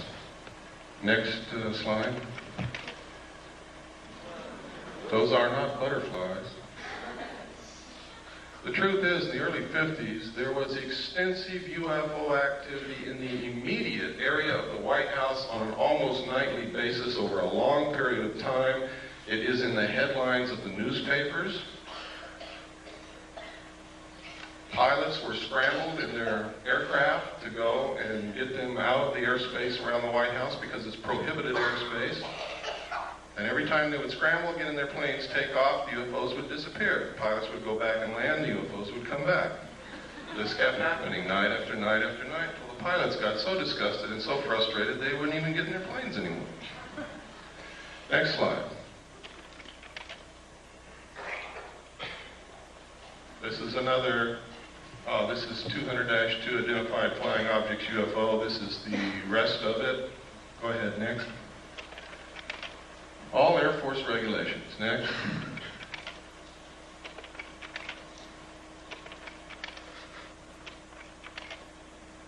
Okay, I told you earlier about implants. Let me show you where these implants are being found in human beings. We don't know who's putting them there. The people who are being abducted are telling us that they are alien extraterrestrial beings from outer space. They all tell the same story. They all describe the craft exactly the same. They all describe the beings in the craft the same. They all have described the same things that have not been made public knowledge, and they don't know each other. And these are people from all around the world. One of the best abductee researchers that I know is here in this room with us, Robin Quayle. One of the implants is inserted up through the nose and is lodged next to the optic nerve in this region. Another implant is inserted beneath the skull cap next to the medulla oblongata in this region. Another implant is found subcutaneously behind usually the right ear and can be seen and felt. I always like to watch everybody feel behind their right ear when I say that. Implants have been found in the wrist, in the calf, and in the lower arm. Next slide. Now, this is very strange because just before these began happening and after we began finding these implants, we began noticing newspaper articles like this. Computer chip implants can help find lost pets, and it goes to outline how this happens. And it tells us that the sheriff's department or the police department in the cities are given electronic equipment to communicate with a satellite that the government has put up. And if you put an implant in your pets, this satellite can find your pet wherever it is when it's lost, and your local law enforcement people, by tuning into this satellite with their electronic equipment, can tell you where your pet is and go get it.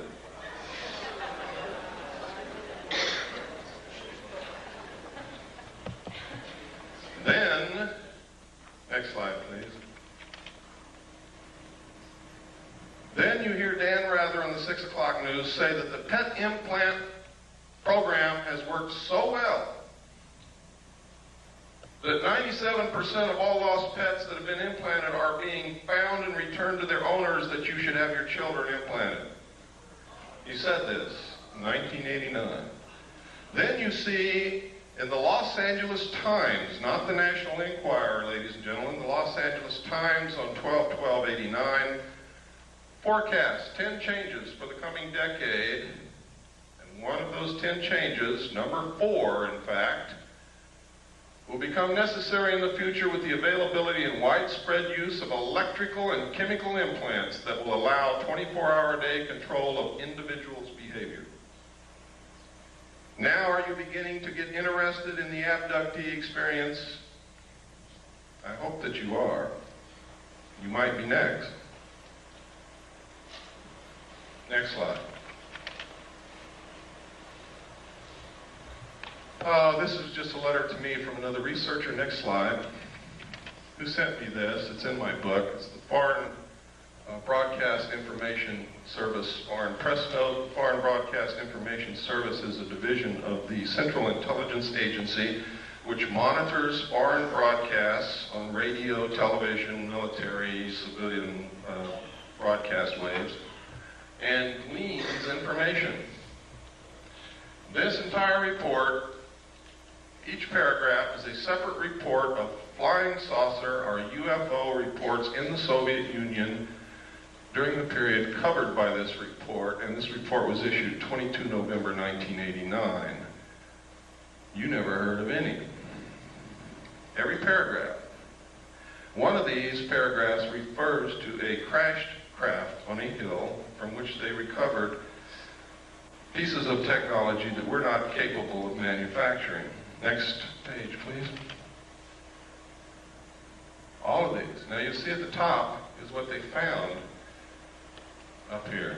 You look closer so I can read it. Some of the scientists have concluded that the object that crashed into Hill 611 was an extraterrestrial space vehicle constructed by highly intelligent beings. Doctor of Chemical Sciences 𝕹𝖆𝖙𝖟𝖆𝖙, it's a good thing I'm not Russian, I couldn't talk, stated that without doubt this is evidence of a high technology and it is not anything of a natural or terrestrial origin. He cited the fact that the remnants of fine mesh included bits of thin threads with a diameter of only 17 microns, and that these threads in turn were composed of even thinner strands twisted into braids. Extremely thin gold wires were discovered intertwined in the finest threads, evidence of an intricate technology beyond the present capabilities of terrestrial science, according to this man that I can't pronounce his name. Next slide. And it continues. Next. Next. And I was marking some of the locations. There's a mark on here somewhere. Right here. There's one of the locations, one of the reports. Next slide. These are some of the others. I didn't mark every one of them. I marked the important ones in the Union of Soviet Socialist Republics. Next slide, please. This is the first known civilian photograph of a UFO. Next slide. This is a letter, the Gerald Light letter. This letter is absolutely astounding. It confirms everything that I've been saying. Nobody knew that this letter even existed until Bob Exler presented it at the 1989 MUFON Symposium in Las Vegas. He presented this on July the 1st. I had already issued my information that this confirms on May the 23rd. of the same year. In here, he says, "My dear friend, I've just returned from Muroc." Remember I told you Muroc is Edwards Air Force Base now. "The report is true, devastatingly true. I made the journey in company with Franklin Allen of the Hearst Papers and Edwin Norse of Brookings Institute, Truman's erstwhile financial advisor, and Bishop McIntyre of L.A. Confidential names for the present, please. When we were allowed to enter the restricted section after about 6 hours, in which we were checked on every possible item, event, incident, and aspect of our personal and public lives, I had the distinct feeling that the world had come to an end with fantastic realism. For I have never seen so many human beings in a state of complete collapse and confusion as they realized that their own world had indeed ended with such finality as to beggar description."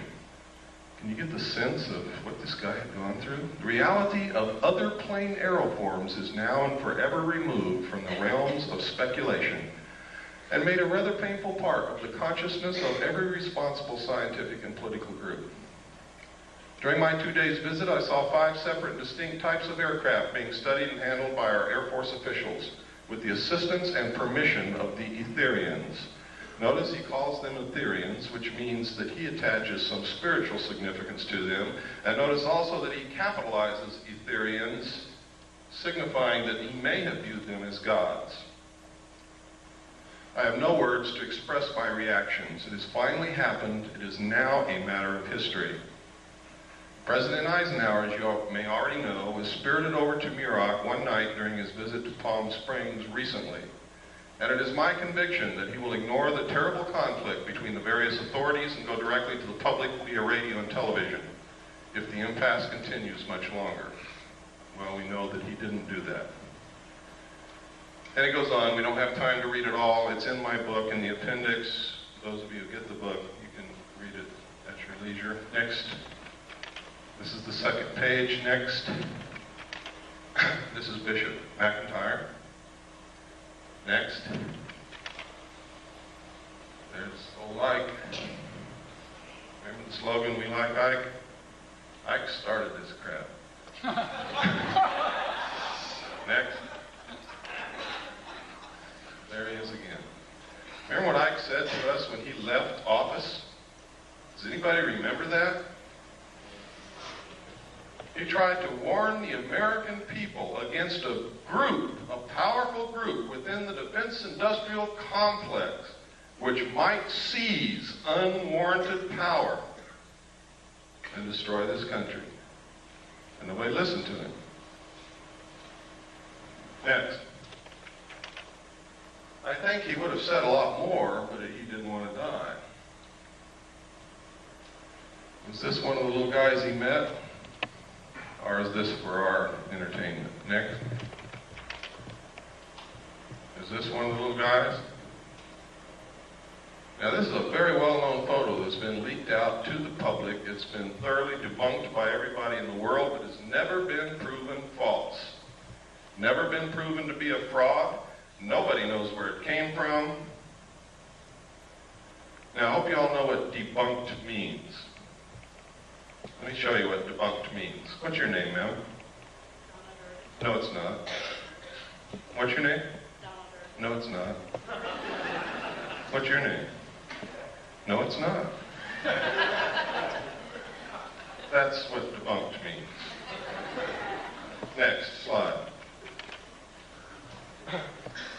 One of the things that I saw and I talked about earlier was that there was an elite group of scientists called the Jason Group, administered by a corporation which at that time was not the MITRE Corporation, but is the MITRE Corporation now.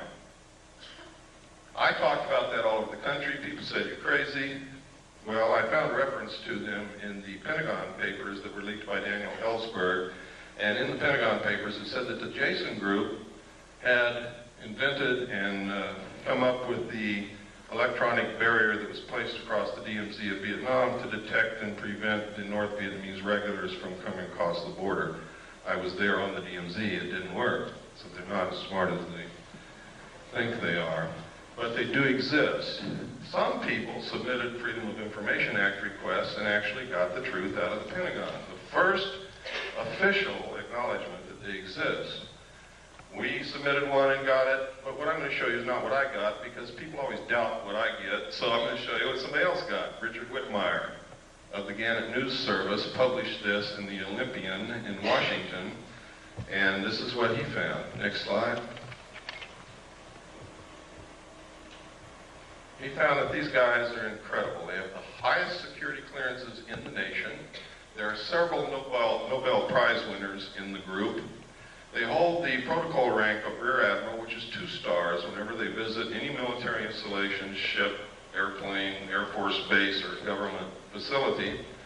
They are paid $500 a day consulting fee, and they are literally some of the best brains in this country. Next slide. Next. And these are some of the lists. These are some of them. There is only one woman among them. Her name is Claire Max. Let me see if I can find her. I think she's on the next slide. There she is, Claire E. Max, Institute of Geophysics and Planetary Physics, Lawrence Livermore National Laboratory. What do they need with a planetary physicist in a government consulting group? Next. Next. I always try to point out what's happening with women because I'm very sensitive to women's needs nowadays. I think, really, truthfully, if the world were run by women, we wouldn't be in this situation. Next.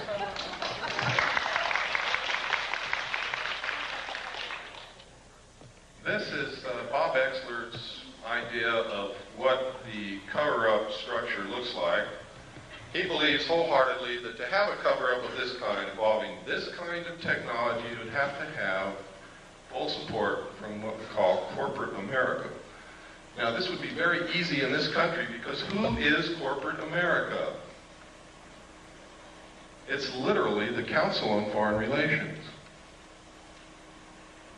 And I'm going to show you later that not only is this possible, it's probably absolutely right on. Next. Next, we've already looked at this. This is a piece of film that was sent to Leonard Stringfield, who is another researcher, who, the person who sent this film said that this was an alien extraterrestrial body recovered from a craft that had been burnt. I've looked at this at every angle that I possibly can think of, and I can't tell what in the world it is, except that you can sort of get a sense that it's probably biological something. Next. This was also sent to Leonard Stringfield, and the same thing was purported to be said. They said that this was the burned body of a crashed extraterrestrial being from a crashed spaceship. And this one is a fraud, because right here, under the body, is a pair of Air Force flight glasses.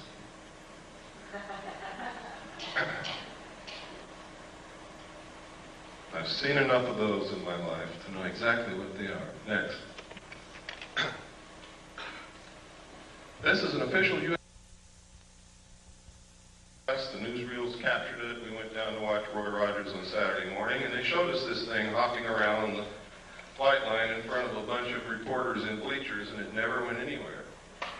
It just sort of hopped around, and the pilot had this incredible, terrified look on his face. Next slide. This is a photograph taken at a junkyard at a, I believe it was White Sands test range. Nobody knows what it is. Looks like a mad welder went wild. Next. This is a photograph. It's supposed to be able to learn how well parachutes of different designs work with this thing. Is that true? I don't know. Next. This is another one. We couldn't figure out what this is used for. We compared the shape and the size of this to the known nose cowlings of large aircraft, and we haven't been able to find anything that it fits. But there's a lot of experimental aircraft that you never get to see, so that doesn't mean anything really. Next. These are photographs of 3 UFOs, or actually 4. One's almost out of the photograph up there, over a power plant. They seem to really like power plants. They're seen a lot, especially around nuclear power plants. If my theory about the cattle mutilations is correct, that might explain it. Next slide.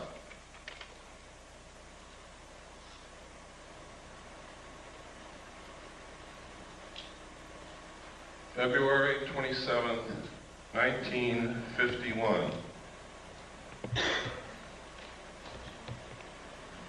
Isn't Lassie beautiful? Next slide. This advertisement was in this magazine. Flying mobile camper of the future may be electric powered, plugging into any electric outlet for recharging. Now this is during the period of time when people like Hermann Oberth, the world-renowned rocket scientist who was the teacher to Dr. von Braun, was saying that we couldn't take credit for all the technology that we've developed in the last decade.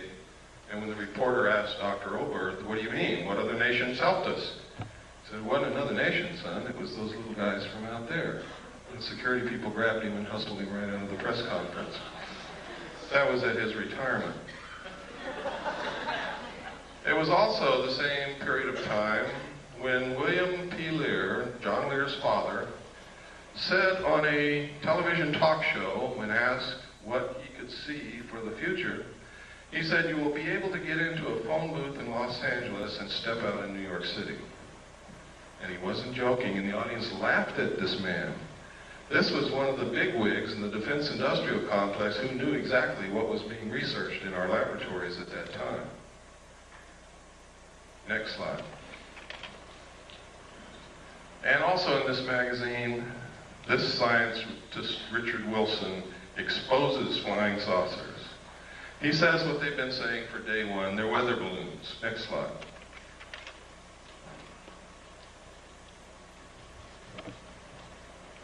Albert Einstein.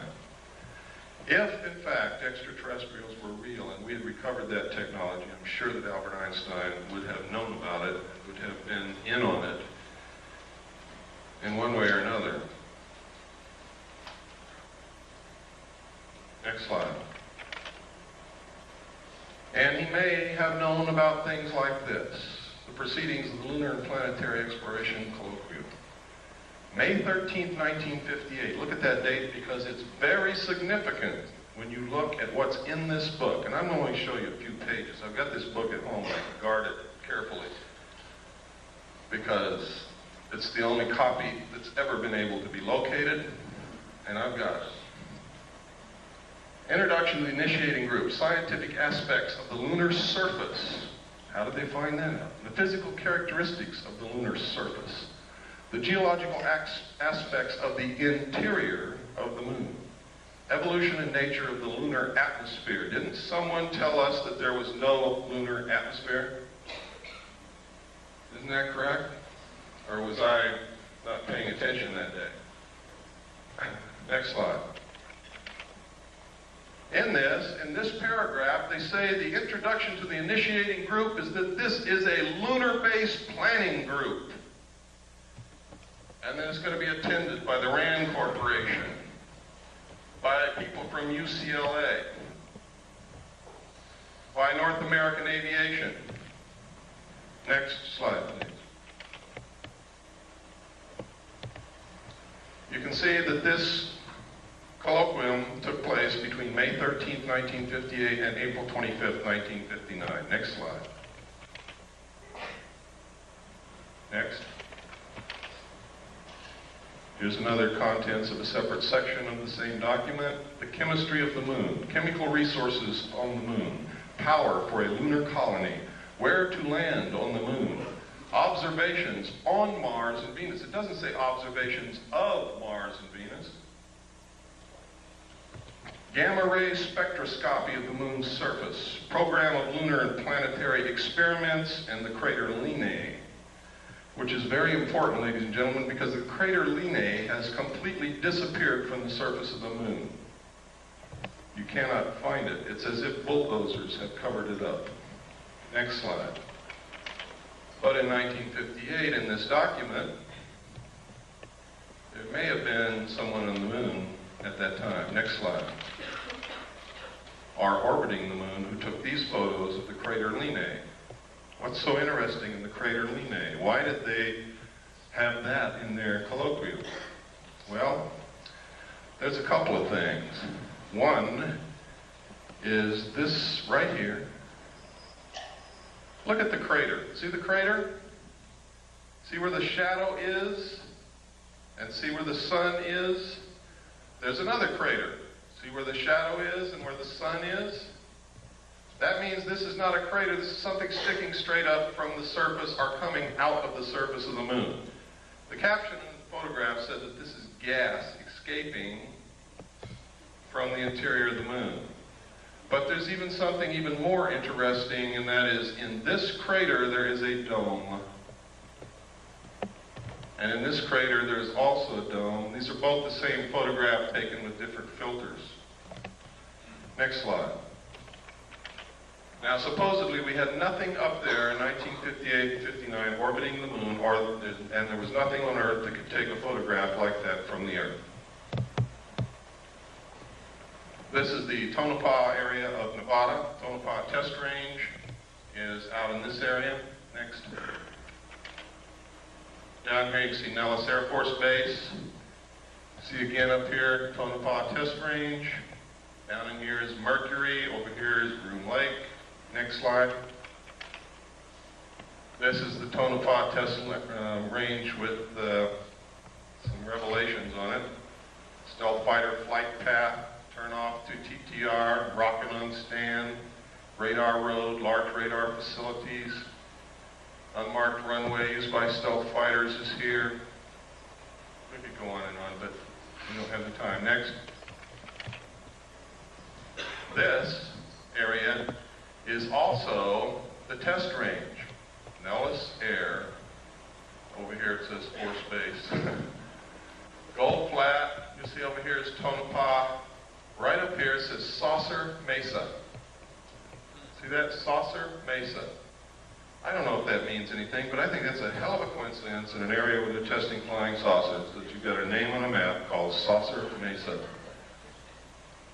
Next.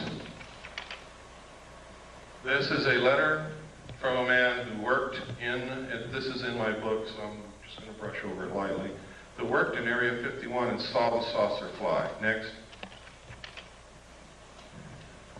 That's just a lens cap for my camera. We cover up names to protect the identity of people so that they don't get hurt.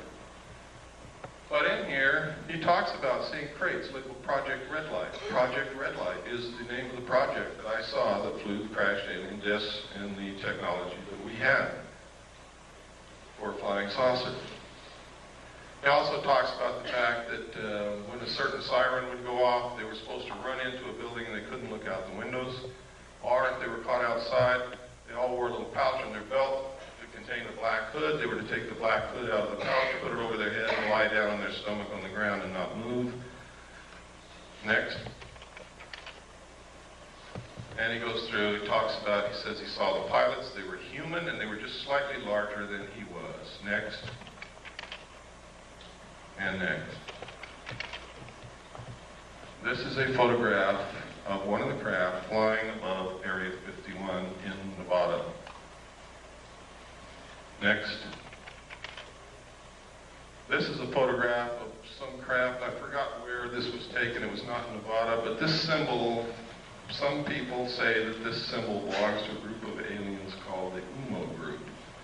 Now, I did a lot of research to find out if there's anything in this earth named UMO. I found an UMO corporation in London, England, that was a KGB front company. Just like the CIA has front companies. One of them is Gray Advertising in New York City. Belongs to the Central Intelligence Agency. They are the ones who paid the expense checks for UFO Cover-Up Live. Next. This is a saucer developed and flown by the French. It is real. It flies. It's not a joke. Next. It's another view of the same saucer. You can see the hatch down here. This is significant. That is a watertight, airtight hatch. What kind of technology is that based on? Boy, you got me. It says here, it says 3 135 horsepower engines would supply the power. Doesn't say that it did, and it doesn't say what kind of engines. Next.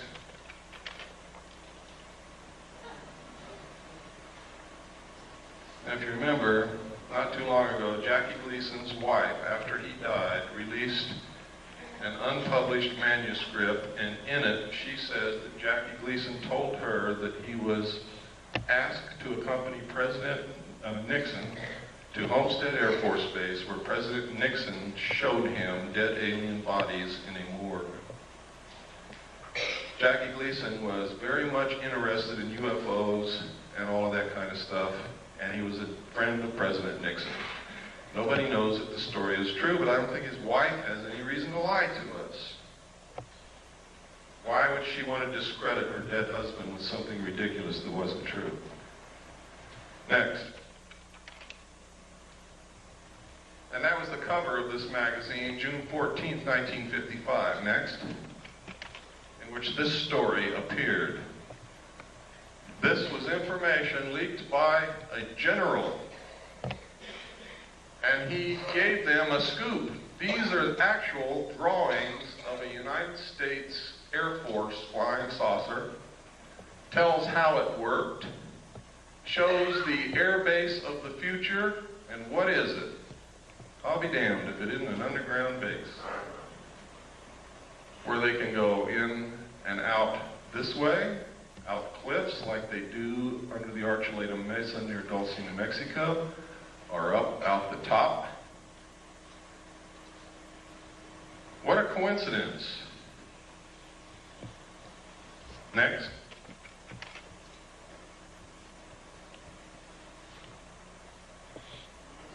Next. Has it evolved into this? Here we are again at the Nevada test range. Next slide.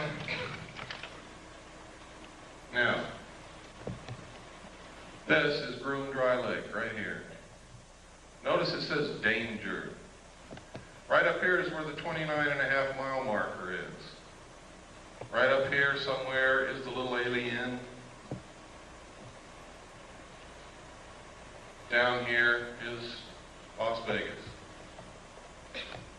This highway goes up out of Las Vegas through Alamo to Ash Springs. Then you take this highway down here to the 29.5-mile marker, and you look directly at Groom Lake on any given night from dusk till dawn, and you will see them fly. You can take photographs of them. You can videotape them. Thousands of people have done it. They have called into radio shows and said what they saw. When Billy Goodman was on KBEG in Las Vegas, every night, dozens of people would call in and report what they saw out there. Next slide. That's Groom Lake again, showing the tunnels that go to Los Alamos and up to Tonopah. Next. These are the facilities at Groom Lake. The United States Air Force and the government say that there is nothing there. It is a barren desert wasteland with a dry lake bed. There is nothing there. This is where they developed the U-2. Next. It's another view of the same thing. Next. Here's another view. Same. Another view. Another view. Another view. I guess by now you all know there's something there. The runway is over 30,000 feet long. That's 6 miles. It's really closer to 7 miles from the people that I've talked to. This is a satellite, an SR-71 photograph. Next, this is No, the other one was a satellite photograph. This is an SR-71 photograph, I'm sorry. Next slide. And this is what we've been able to identify as being there. The runway was built in 4 phases. They have a TACAN, which is a tactical navigation tower, navigational aids, access road, refueling ramp, tank farm. Tank farm is fuel tanks. Pipeline, road, housing, MiG haven. They have one of every kind of MiG that was ever built here. Power lines, water supply. This is a National Security Agency, CIA satellite intercepting dish antenna. Next. This is one of the underground tunnels. We found a publication, we'll look for something called Project RAND, which turned out to be a deep underground symposium hosted by the RAND Corporation and attended by some of the biggest defense contractors in the country. And in it were these photographs. Next. The date of this symposium in this publication was 1959. Next. Next. Look at that drill bit, ladies and gentlemen. In this, they said they had the technology to drill a tunnel 45 feet in diameter at the rate of 5 feet per hour. No one knew this technology existed at that time. We thought the Hughes drill bit that drilled for oil was the greatest thing since butter. Next. Look at that. Next. Now you know why Howard Hughes knew almost everything. These were developed by the Hughes Tool Company. Next. Next. Next. What kind of engine turned these things? In the symposium report, it says, just as airplanes, ships, and automobiles have given man mastery of the surface of the earth, tunnel boring machines and shaft sinkers will give him access to the subterranean world. What in the hell are they talking about? And construction of underground facilities. I also saw in the documents that there were underground bases all over this country, specifically in the Four Corners area of Utah, Colorado, Arizona, and New Mexico. Next. Next slide tray. You got to go back to the beginning. Okay, next slide tray. Everybody stand up and take a stretch so you don't get kinks in your muscles. And we're just going to keep going right on through, and then we'll take a break in about 30 minutes.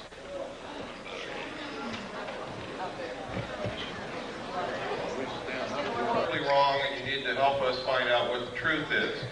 I don't pretend to know all the truth. I think I have some of the answers. I think I have reached some pretty good conclusions, but again, those are my conclusions, not yours.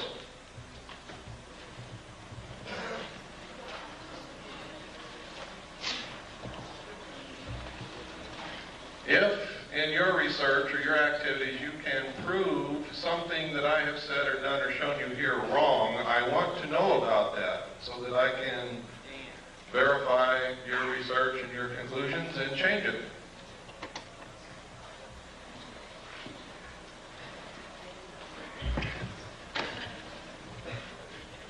Just go ahead and put the first slide in.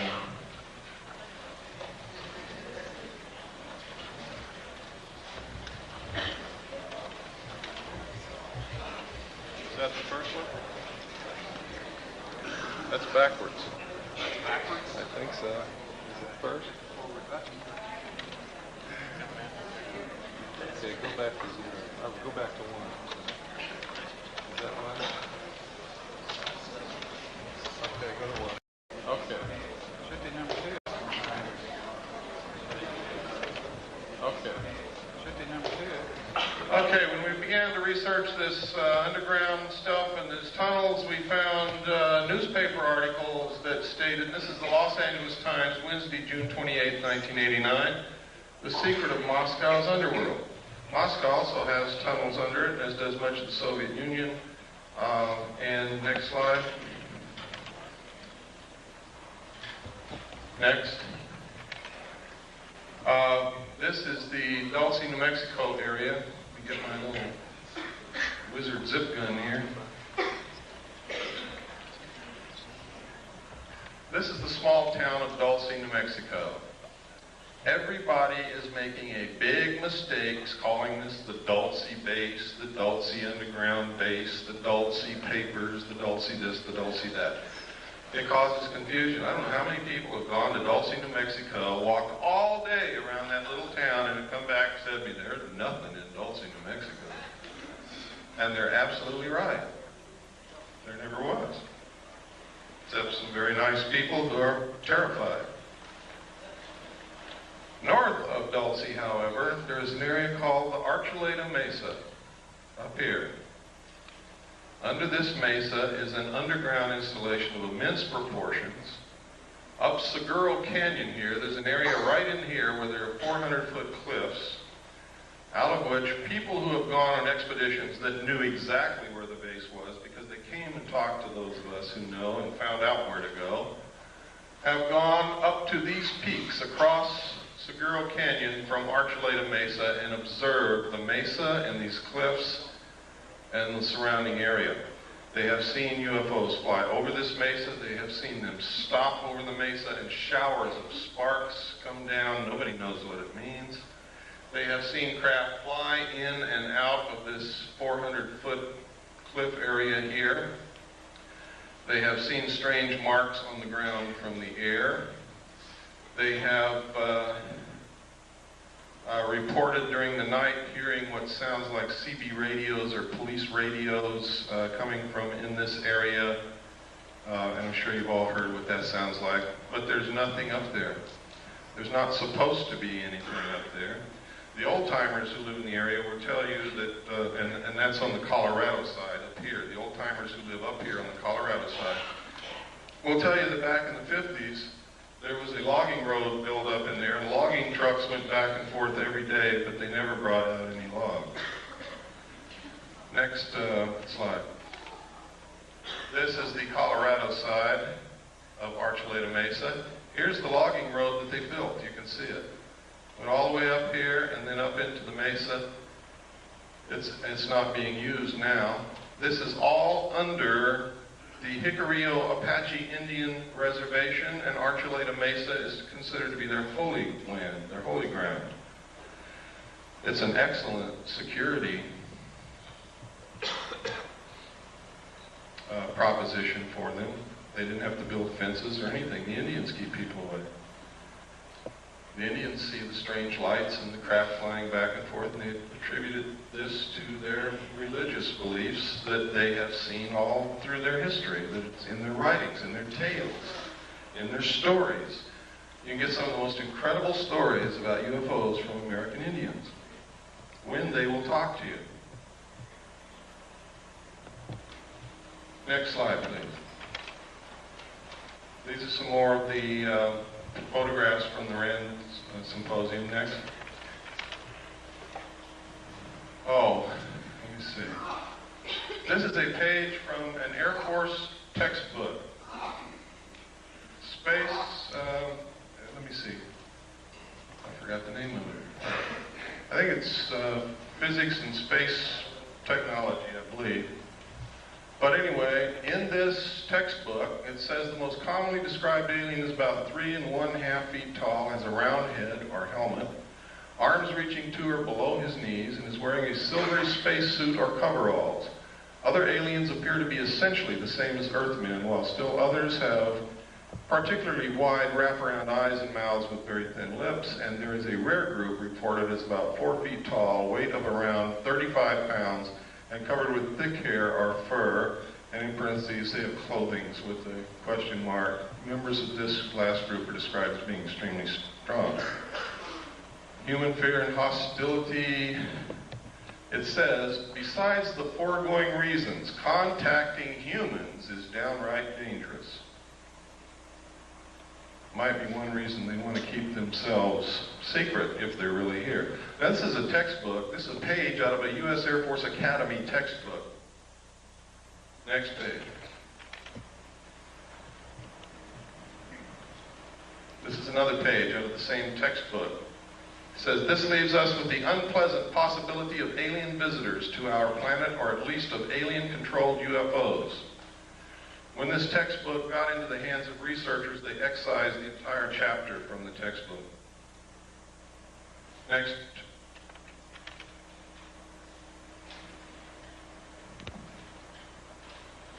See if the name is on here. Nope. Okay, next. This is JANF 146D. You want to know why people don't report these things? Want to know why more airline pilots don't speak up? Why more captains of ships don't speak up? It's because of JANF 146, Joint United States-Canadian Communications Instructions for Reporting, and notice it says vital intelligence sightings. Now, in this regulation, it says, if you make this report, you can be thrown in jail for talking about any of the information in the report. You can be fined. You can lose your license. But if you don't make the report, it's okay to talk about it. Next. And this just goes through telling you what's in here. Next. Next. Next. Wait a minute, go back to the last. Oh, here we go. Stay on that. Unidentified flying objects. Just want to make sure that you know that this specifically stated in this report that they are to be reported. Next. Okay, let's go through this. Go ahead. And go ahead. We just don't have time to cover every paragraph and all of the pertinent information. Go ahead. Keep going. Keep going. You can see how extensive this is. Keep going. Keep going. This is some footage that I put in here because someplace I get to where I'm going and they have assured me they will have a video projector and they don't. So you'll see a little bit on Kennedy assassination here. I use these photographs because this man was extremely human and photogenic and charismatic. So much so that if you hated his politics, you still couldn't help like John Kennedy. Most of the pictures you're going to see came out of this magazine, next, this magazine, next, and this book, next.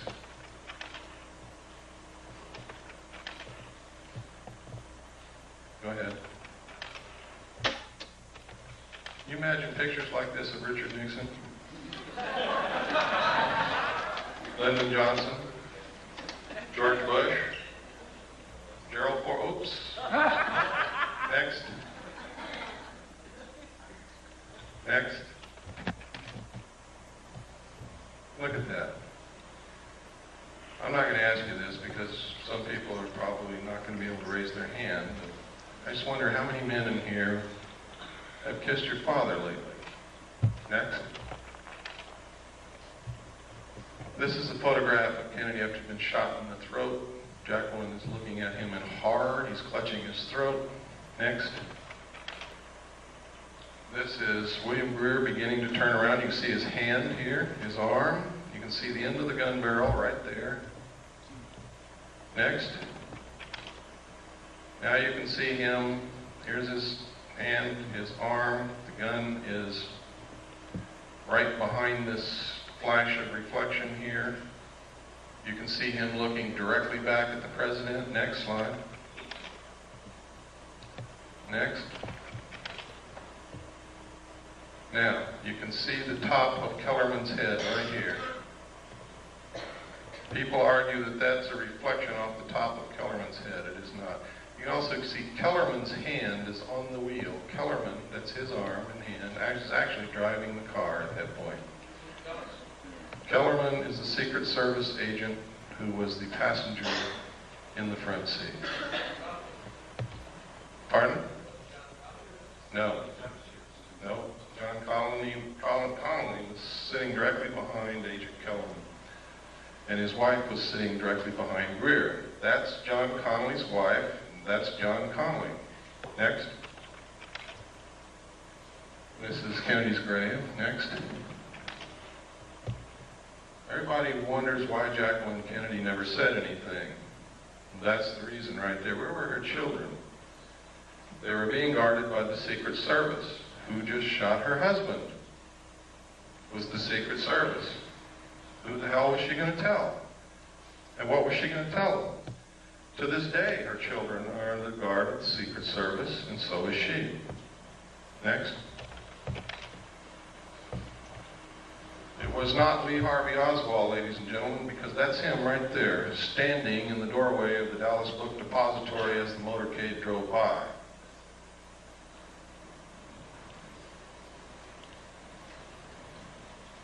The Central Intelligence Agency has agents in the civilian community writing books and making statements to keep you confused. They will tell you that's not Lee Harvey Oswald, it's somebody who looks like him. What was Jack Ruby's party? I don't know, but he certainly had a part. Next. There he is again. Lee Harvey Oswald. We have done body proportion measurement comparison. We have studied the clothing. We have studied the jawline, the features of the face. Next. And it is Lee Harvey Oswald.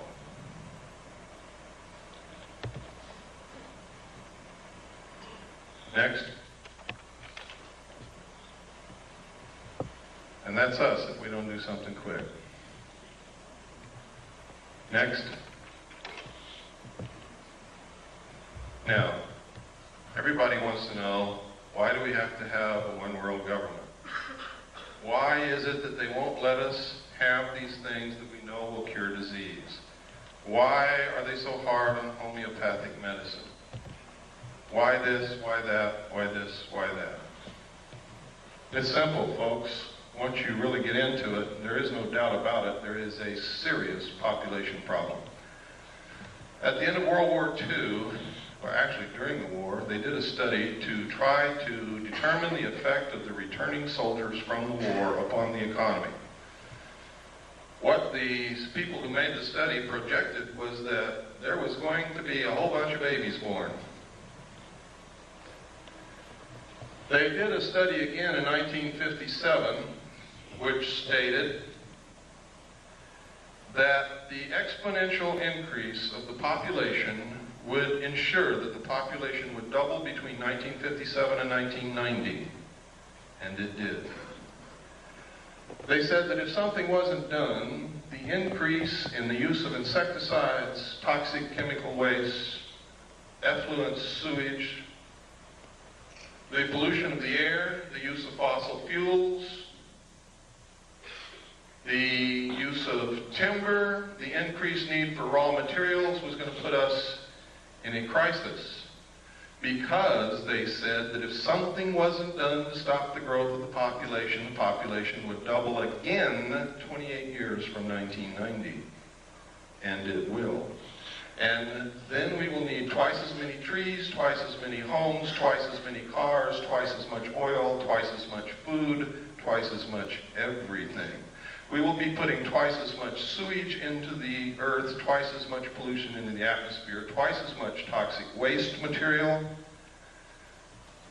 And the study said if we don't stop this, if something isn't done, the human race will cause itself to become extinct shortly by or after the year 2000. Some people still didn't believe it. So the Club of Rome was formed secretly by Dr. 𝕹𝖙𝖼𝖙𝖍 in Rome, Italy.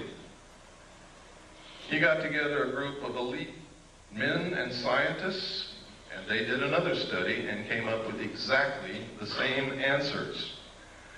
They then commissioned a group of people in the United States at MIT. They put together a team to establish a computer model to determine what can be done to stop this, what can be done to ensure that it doesn't happen again, what can be done to ensure that the human race survives.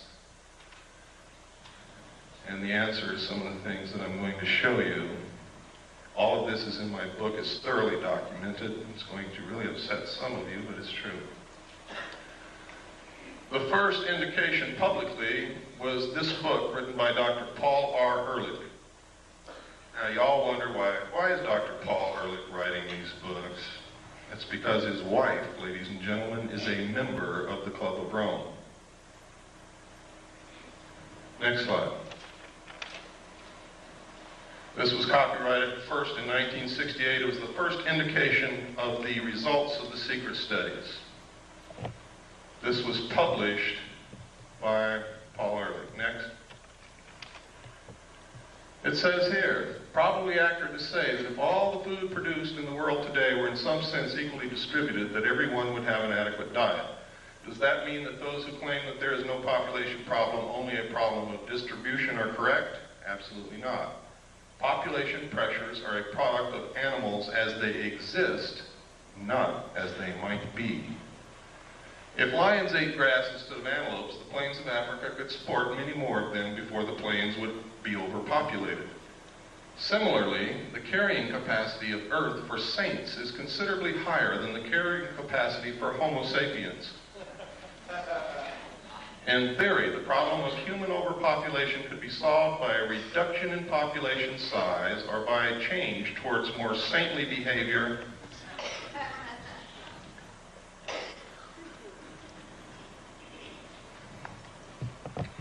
The current situation of global overpopulation is so serious, and the built-in potential for further population increase is so great, that the only sensible strategy for humanity today is to end population growth and start a population decline as rapidly as is humanly possible, simultaneously striving to achieve a more equitable distribution of the food and other goods of this planet.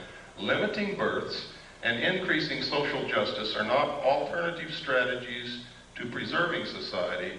They are, ladies and gentlemen, necessary complements. Next slide.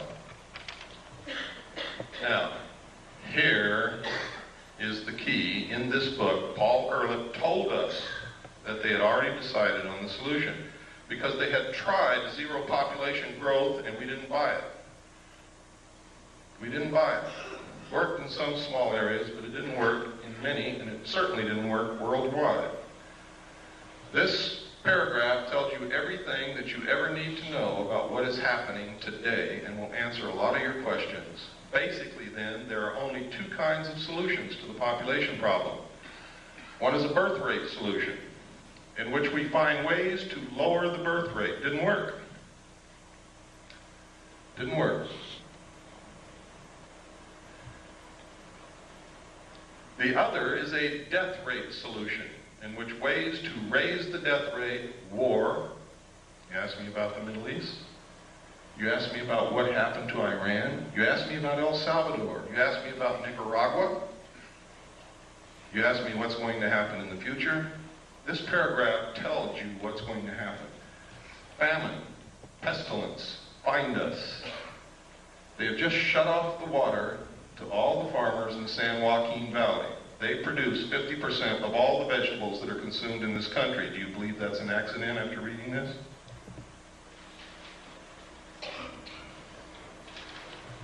Large corporations and banks have been forcing the small farmer out of existence and buying up land which sits fallow. Do you think that's an accident? We have sold all of our grain to the Soviet Union. Do you think that's an accident? There's not 20 days supply of grain in this country if we needed it in an emergency.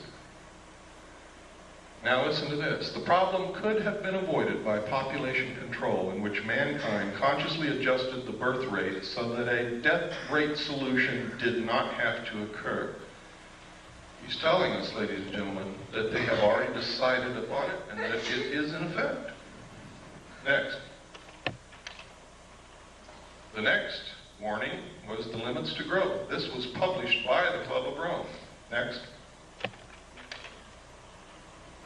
The conclusions are, and this is only what they've revealed to the public, what they told to the power elite of the world is an entirely different story and is much more radical.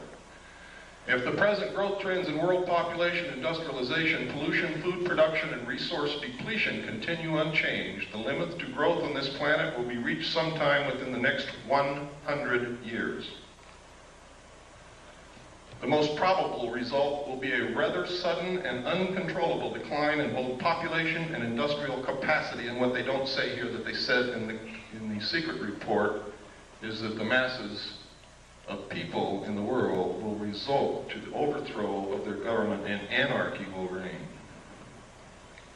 as they try to feed themselves and their families and find jobs.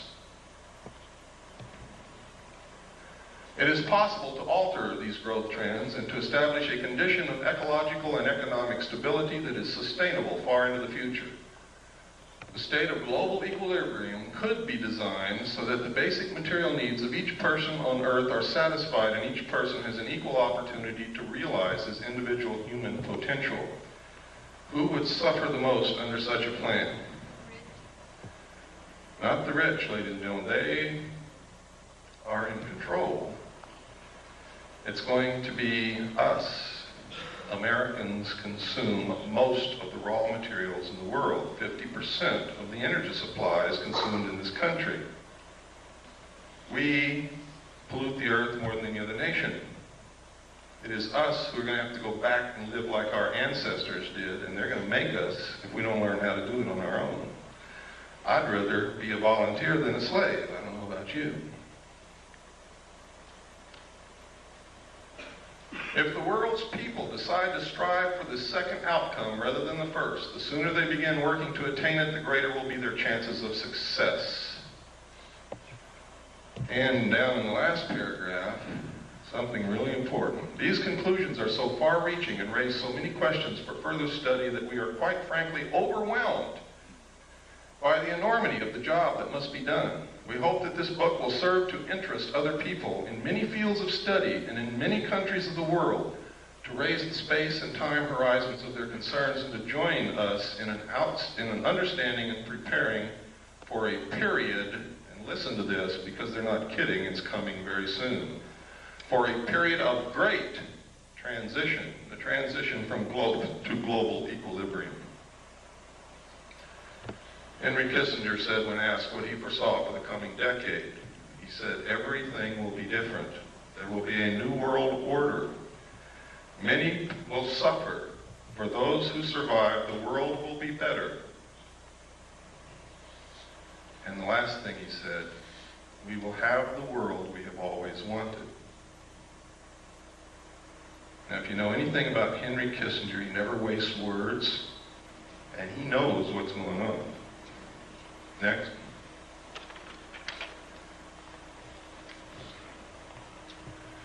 This is the regionalized and adaptive model of the global world system from the computer model at MIT, designed for the Strategy for Survival project of the Club of Rome. Patriots in this country have been running around calling Club of Rome a subversive organization. They've been trying to ensure our survival. They're a study group, a think tank, that's all they are. They don't make the decisions. Next.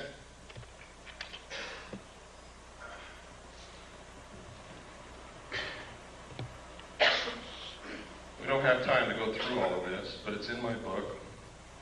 That chapter is going to be the most interesting chapter that you're going to read in my book. And everything that I say in there and here is thoroughly documented. Next. And next. And next. These are the New World regions. There is already a new constitution has been made for the United States of America. It's called the New States Constitution. It was paid for by your tax dollars over a 10-year period. It was developed by the Center for Democratic Studies in Santa Barbara, California, and it cost $25 million. The entire Constitution is also in my book. Next. You could see by there Region 1 was the combination of the United States and Canada, and that's the real reason for the lowering of the trade restrictions between the United States and Canada. We are fixing to be merged. Next. And next. There are 10 regions in the New World Order, and you are looking at them now. Next.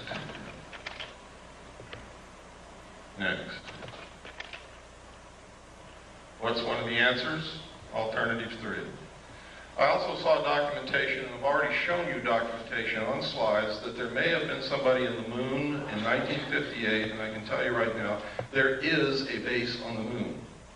We are attempting to colonize space because if their attempts to control our greed and our wastefulness and our destruction of this earth do not work, the only hope for the survival of the human race is colonization of other planets.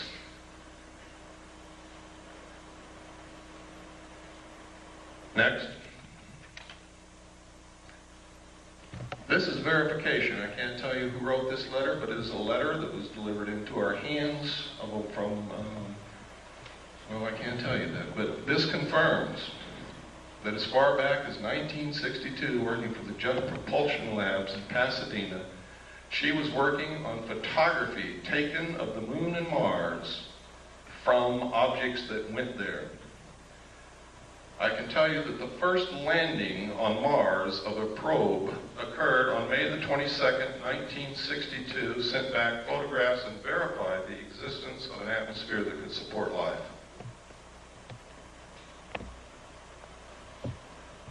This woman was married to a man. She says in this letter, his function was to design domed modular living facilities, next slide please, for colonies of Earth scientists to be stationed on the moon and then Mars. It was called Project Adam and Eve. We didn't get this letter, ladies and gentlemen, until August of 1989. I had already revealed the presence of a colony on the moon and Mars on July the 2nd, 1989. Okay, next. Next. Next. Report from Iron Mountain on the possibility and desirability of peace. Next. This is really important. Though not yet expressly put forth as the development of a long-range sequence of space research projects with largely unattainable goals, this kind of program offers several advantages lacking in the social welfare model. First, it is unlikely to phase itself out regardless of the predictable surprises science has in store for us. The universe is too big. In the event some individual project unexpectedly succeeds, there would be no dearth of substitute problems. For example, if colonization of the moon proceeds on schedule, it could then become necessary to establish a beachhead on Mars or Jupiter and so on. Next. This is a book called Exploring Space with a Camera, published by the National Aeronautics and Space Administration. Next. In which you see tracks on the surface of the moon.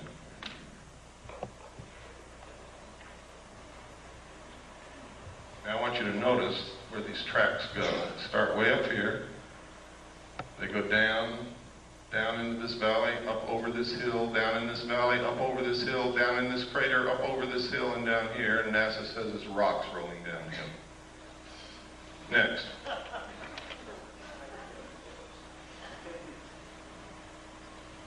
Next. Here's another one. Look at this. It goes way down in this crater, up here, over here, down in this little crater, up, down again, and stops right there and makes a long shadow. Next. Here's another one. So whatever was making those tracks was still there? Yes. Next. Look here. Look at those tracks. Look at that object and look how big the shadow is. Here's another small set of tracks here. Goes out into the washout in the light. And here's another one. It comes up out of the crater and down here. And there's the object casting a shadow. Rocks rolling downhill. Next. These are official NASA photographs taken right out of a NASA publication. I didn't fake them. You can go get the same book and look at them yourself. They told us there's no water on the moon. I guess that doesn't call for any comment, does it? Next. This is another book that we had to get because they had pulled it off the shelves when they found out what was in it, and another one also. Also printed by NASA. Next. There's the title page. Next. And this is the other one, Atlas and Gazetteer of the Near Side of the Moon. We have located one in the library of the Jet Propulsion Laboratory, which the title is The Lunar Base, and we are trying to get someone in there to photograph it now. Next. Next. Next. Right here, you can see a machine inside the crater throwing dirt out of the crater, and right there you can see a saucer sitting on the rim. Over here you can see a crater that's already been artificially mined and is just left vacant. Next. That's another view of it. You can no longer see the disk that was sitting on the rim. It's gone. Next. Pardon?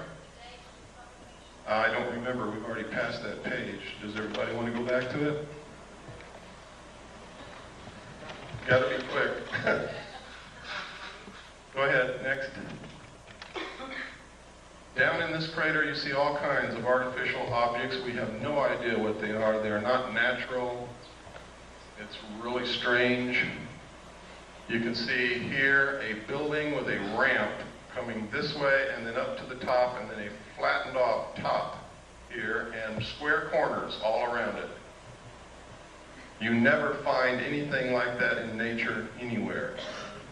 There are other objects, I won't go into them. That is the most obvious.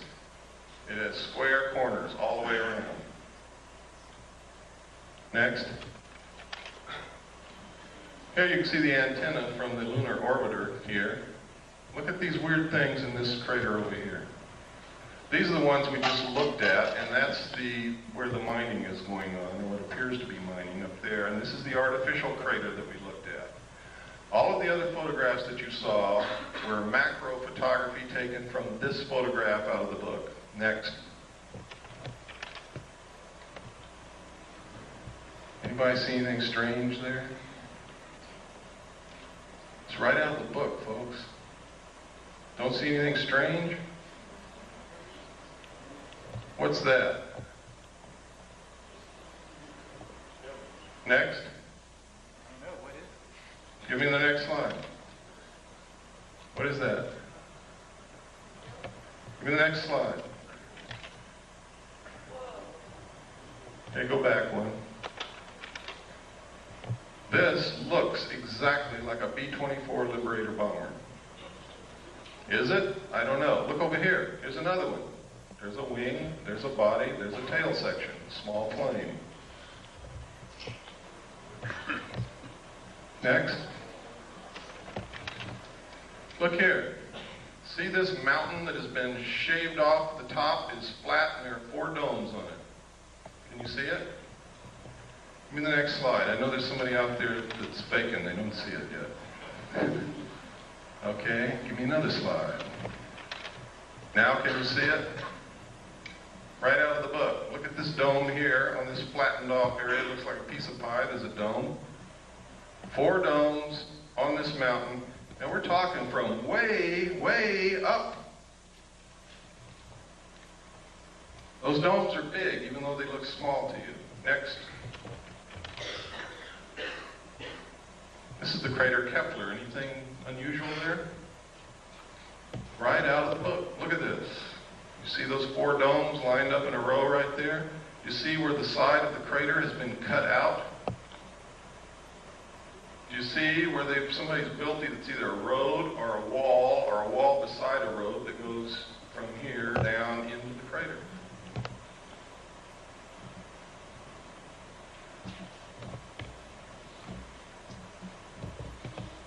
Incredible things in these books. Now, we only had a short time to look. We didn't have any magnifying glass of any kind, and we had to take these pictures. If we had had the time, we probably would have found a lot more. But we had to do what we had to do and get out of there because of the restrictions put upon us. Next. There's a close-up again. You can see the 4 domes right in a row. You can see the crater's been artificially cut out. Next. Look at this. What is this? This is the weirdest thing I've ever seen. We don't know what it is, but it resembles the freeway interchange in Los Angeles, doesn't it?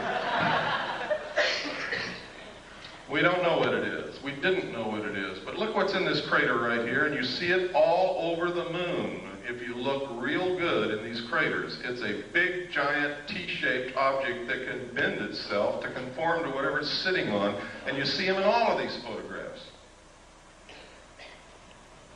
Next.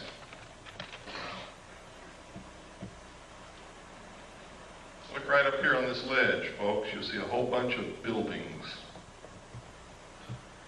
See them? They're all square and rectangular with perfect 90-degree angle corners all the way around.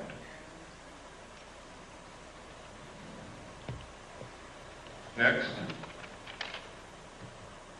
This is what we were looking at, the freeway interchange. I don't know what it is. I just call it that because... Next. Oh, go back. I'm sorry. There's something I wanted you to see. What is this? Next. And you can see that a little bit better there. Next. This is one of my favorite photographs. Something crawled over this lip of that crater, gouged out the lip, crawled down, gouging the earth away, made a turn here, came back, crossed its own path, and went back over the lip of that crater. I guess it could have been a rock rolling downhill. Next. There's a close-up of it. There is no doubt about this, ladies and gentlemen. You can see it as plain as day. It came up over this rim, came down, made a turn, went back over its own path and out. Next. Look at this. Experts that we have taken this to say that that resembles the crater made by a very large artificial explosion, such as a nuclear weapon. Next. That's Kepler again, just to show you that it did come out of the book. Next. Next. Next.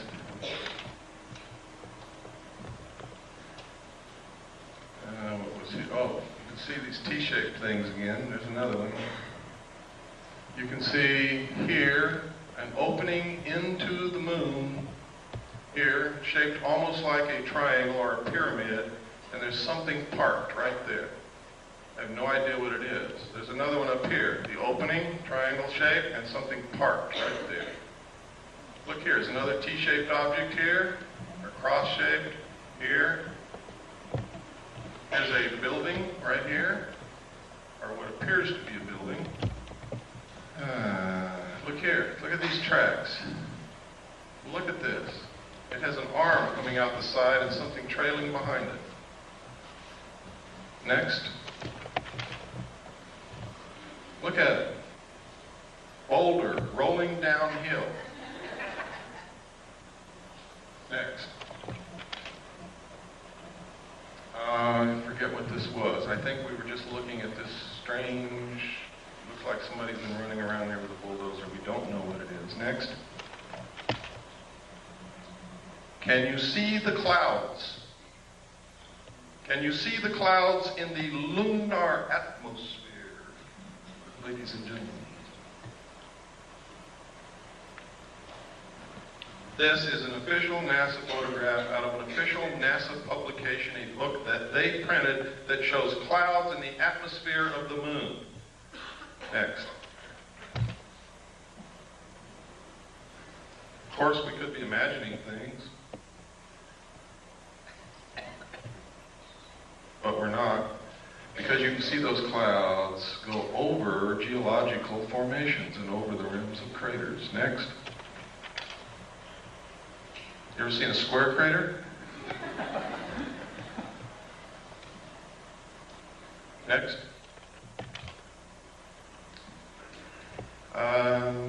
Oh, look here, folks. What is that? Doesn't that look like a triangular-shaped lake or reservoir with an island in the middle? Is it? I don't know. Next. That's the same picture a while ago. I kept trying to get a better picture of this object because you can sure see that thing sticking out with an arm trailing behind it. Next. Yeah, we saw it. This is, and this is incredible that they would allow this to be published.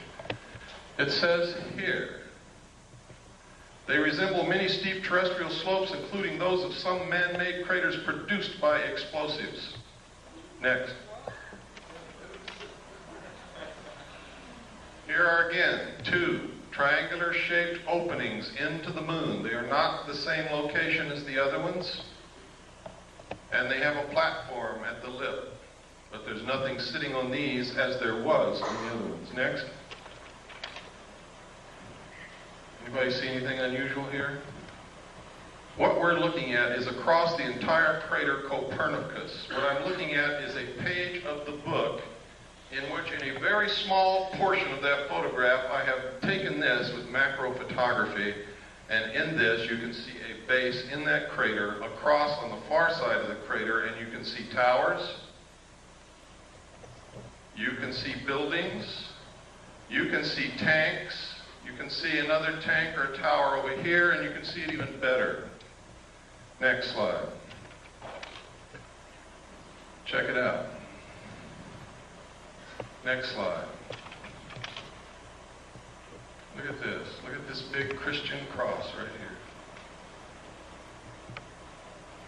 here. Look at these buildings here. Look over here. It looks like what's a building up under this ledge. These are all perfectly square corners. They do not occur in nature. Any expert will tell you that. Next. This right here is a pyramid, exactly to the same scale of the Pyramid of Cheops. This is a Christian cross. Now, this is so far away that this cross has to be hundreds of feet high. A rock. Next.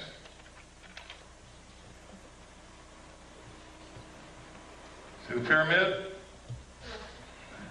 See the tower? See the buildings?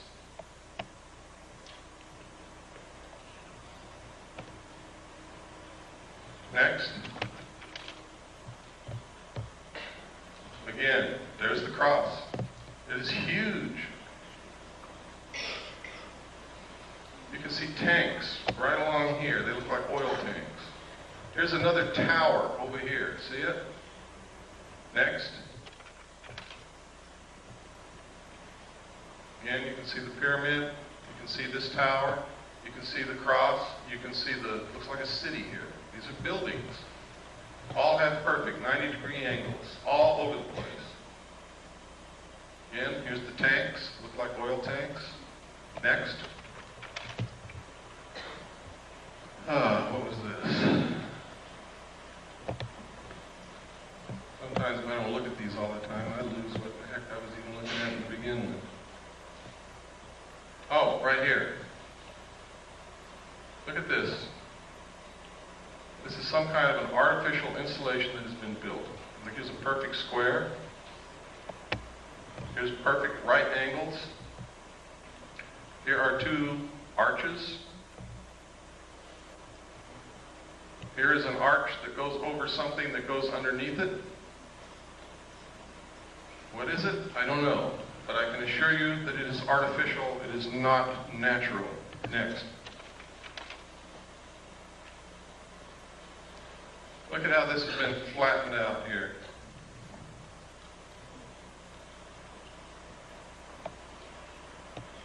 And I think there were some gnomes or something here, if I remember correctly.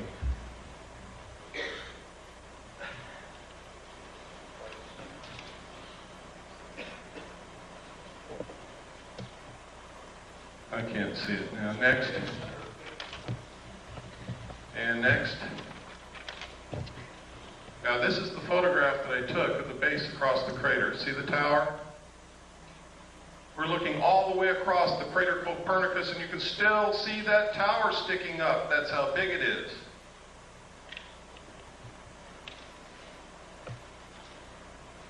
That's what caught my eye.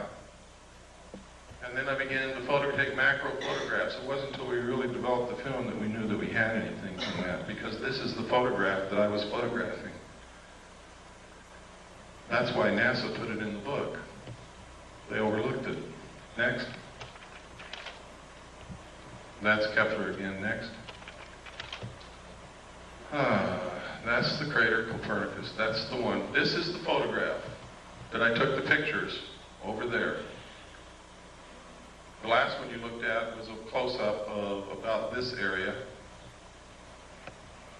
And the close-ups that you saw where the base was were right in here.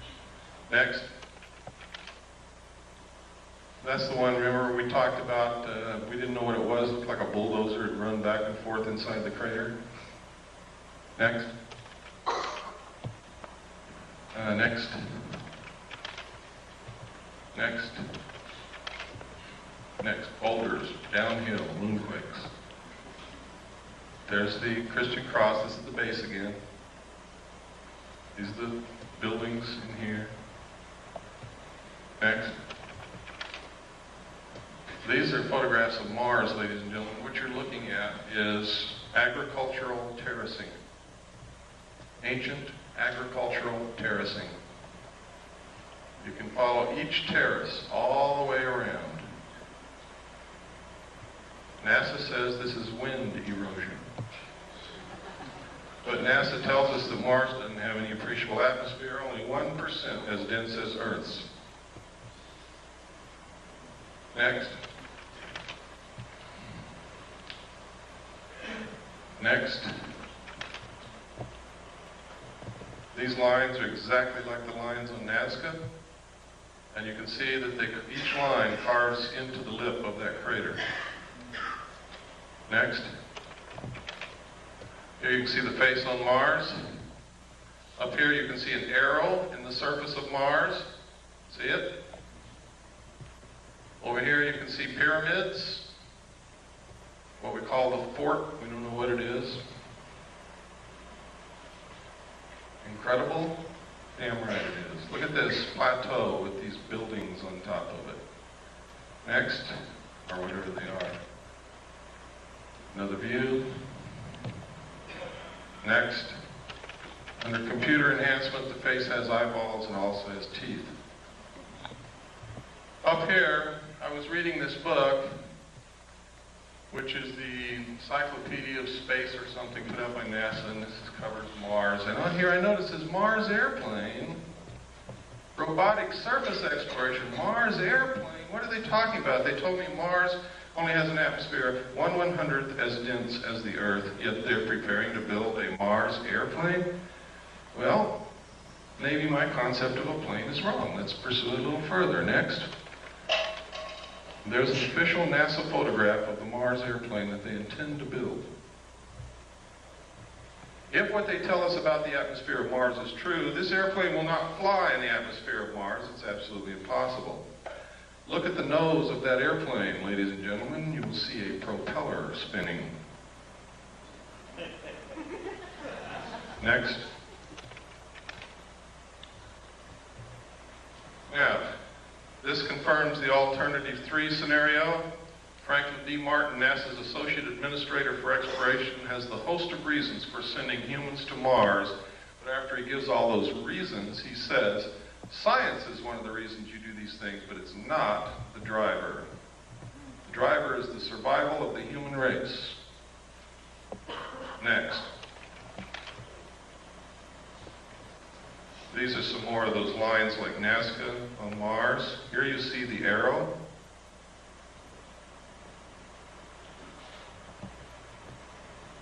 Next.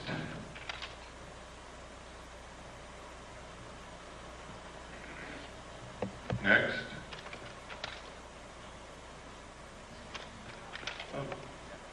Okay, let's go back one and change slide trays.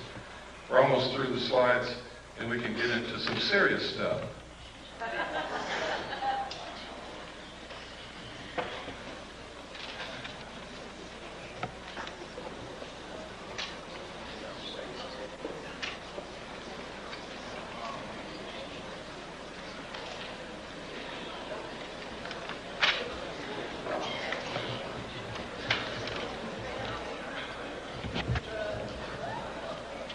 Robin Quayle told me if I came to Georgia and did this, that she would take me to dinner tonight.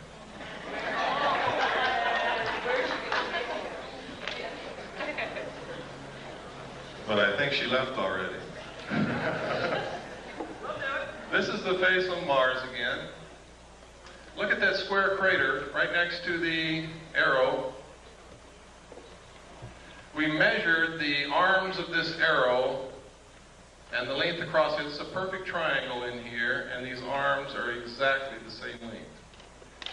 The chances of that being a natural occurrence are almost zero. I imagine there's some remote chance, but I certainly wouldn't give that much credence. Next.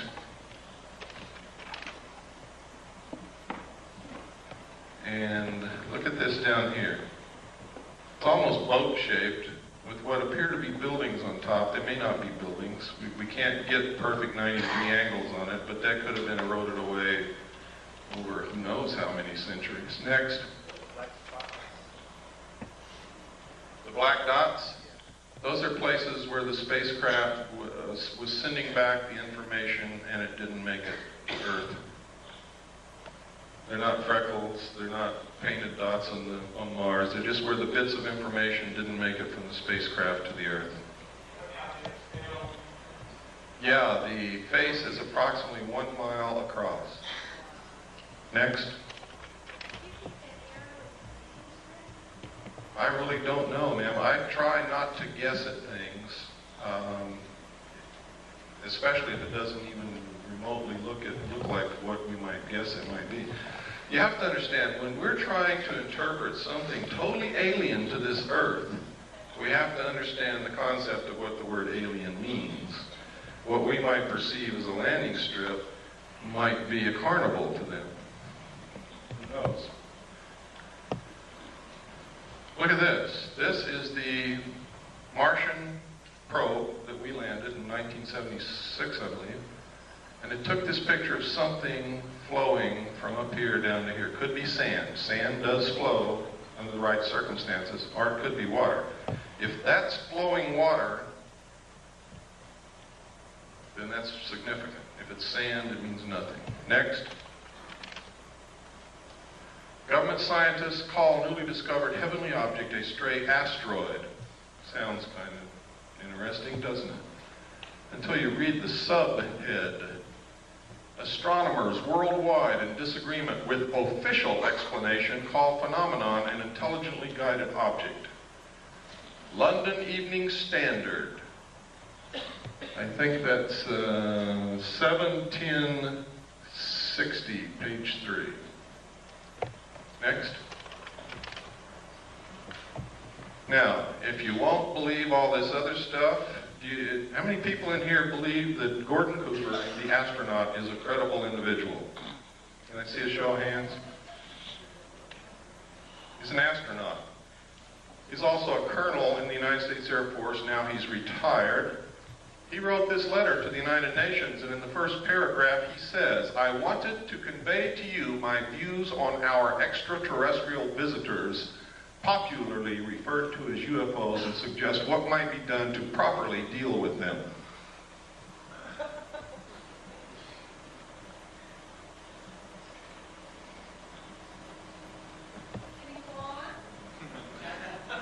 Certainly.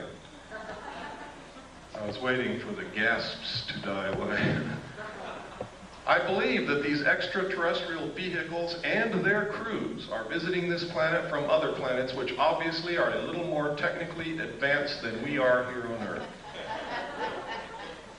I feel that we need to have a top-level coordinated program to scientifically collect and analyze data from all over the Earth concerning any type of encounter and determine how best to interfere interface with these visitors in a friendly fashion. What's another reason for a one-world government? I'll tell you why. If people can't get on a bus with black people without causing incidents, if they can't accept a Chinese person who moves into their neighborhood because they're a chink, how in the hell are we going to interface with a completely alien race from another planet?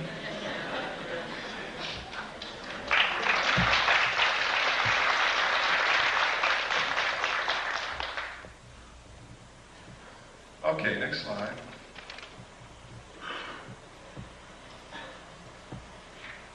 This is in my book too. A lot of this stuff is in my book with a lot of stuff that you're not seeing here. In fact, there's a lot of stuff in my book that nobody has ever seen before in their life outside the secret government.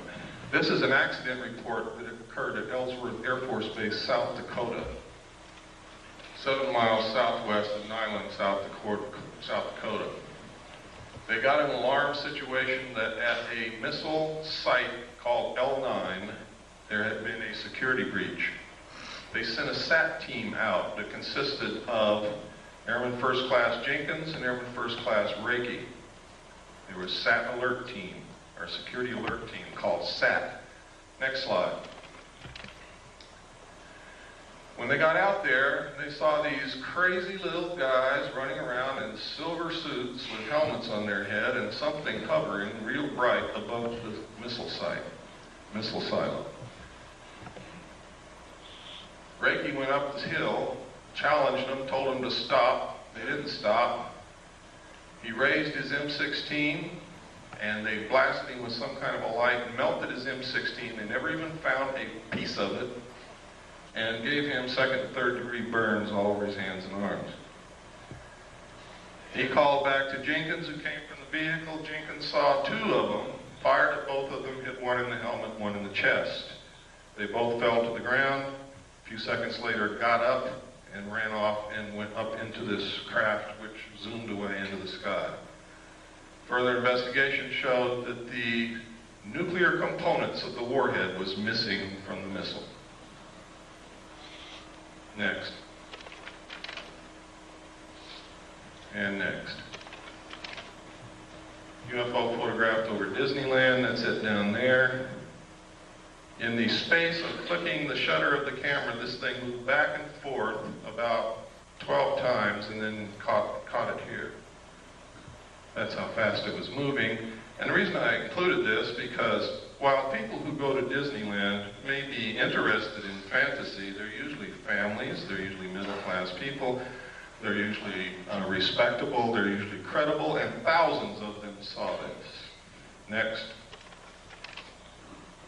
There it is.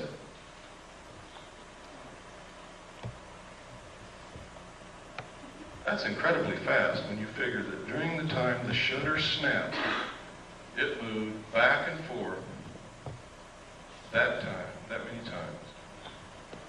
Next. This is a Billy Myers picture. One of the things that I think is incredibly suspicious about his still photographs is they're always sticking out of the tree. However, I must caution you because he has produced some movie film which is incredible. It's been analyzed by different countries, different people, different scientists. They can find nothing wrong with it. Shows craft way out in the distance with trees in between, flying over cars that are moving on the ground and all kinds of things. Next. This is one sitting on the ground. Looks like, never mind. Next.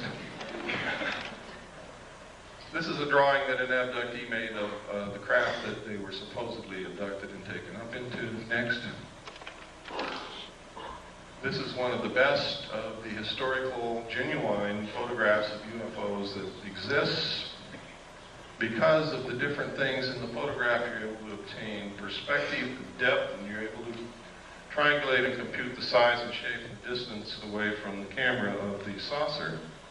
Next. This is another very good one. Next. This was over Phoenix, Arizona. It was seen by hundreds of people. Next. This was taken over Mount Rainier in 1948. It's original Kodachrome slide, which we made the prints from. And I made slides from the prints that we had then, and we also made 4x5 negatives and transparencies in case something ever happens to the slide. This was given to us by someone who works in the government whose identity cannot be revealed. This is perfectly symmetrical. It is not a meteor. It is moving exactly parallel to the ground. This is ionized air. It is not fire or flame. Next. This is commonly what's known as a lenticular cloud formation. This red haze over here is the test firing of a rocket at the Rocket 9 facility at the west end of the San Fernando Valley. I only know that because I used to live right on top of the mountain next to it. Next. Somebody's hat blew off. Next. Notice that photograph was taken by the local barber. These are photographs that were taken in New Mexico and Colorado during a particularly heavy, what they call a flap. There's a lot of sightings by a lot of people in one area. And there were a lot of photographs came out of that. These are some out of the newspaper. I tried to photograph them so that they can be identified as not something that I made up. I have been accused of being the most rotten bastard that ever lived, making up everything, phoning photographs. So I have to be very careful. Next. This photograph was taken over London. It's one of my favorite. I have a degree in photography, and this is a very artistic photograph. It's a very rare photograph, and it is a very unusual subject, and I have to like it. Next. This is another part of what I call Project Snowbird, to make the public think that what they're seeing can be explained away by technology like this. And you saw some of it on the news about the war. They said they had things that can fly over the enemy and do recon with no pilot in them, so no loss of life if it gets shot down. That's what that is. Next. And next. And this is just about the Aurora spacecraft that they fly in Nevada. It's what they call a TAV, Trans-Atmospheric Vehicle, which literally takes off from Groom Lake, flies completely out of the atmosphere, can orbit the Earth, and I believe that it can do more than that, but that's where I'll leave it. Next. This is the first photograph that we had of the UFO over Mount Rainier taken in 1948. The man at first would not allow us to even touch the slide. So we took a camera and made a picture of the slide, blew up the slide, made a print, and made Polaroids from the print, and then we're photographing the Polaroid. That's how crazy we were getting, until finally he agreed to allow us to use the slide, and we were able to make the prints that we have in the transparencies and the 4x5 negatives to preserve that image. Next. We go through a lot of work to produce the material that we have, believe me. It costs a lot of money, it takes a lot of time, it takes a lot of searching. Sometimes it takes begging and pleading and everything else. Next. And next. Next. This is what's called a cigar-shaped object. This appeared in Omni magazine, and this is a photograph of the photograph in Omni magazine. Next. Next. This is a classic UFO photograph. It's considered one of the best ever taken, and is considered by every expert to be absolutely genuine. Next. This is the man who took Albert Einstein's place, Stephen Hawking's. How many of you read his book? Anybody here? I would suggest that you read it. Next. Another lenticular cloud formation. Is there really a cloud? Or could they possibly have the ability to generate what looks like a cloud around them? I don't have the answer to that question. Next. I read in documents when I was in naval intelligence that they do have the ability to generate clouds of what appears to be clouds around them, I guess water vapor. I have no idea in the world what those are, except the clouds. Next. And next.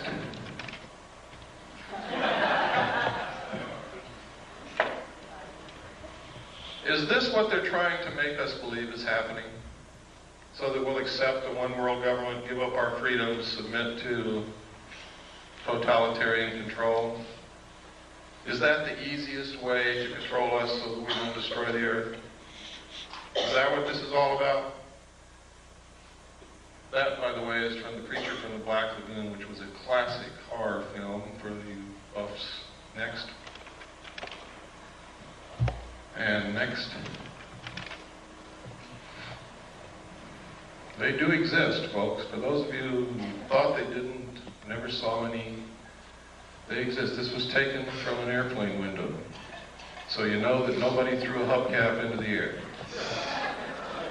It's above the clouds. Next. This was taken by a tourist in Hawaii. He didn't even know that it was in the sky. He was taking a picture of these beautiful women, and it wasn't until he got the pictures back and he was showing his vacation photographs to a friend, or at least this is the story, that his friend said, "What's that?" And he said, "What?" I never saw that." And this is a close-up. Next slide.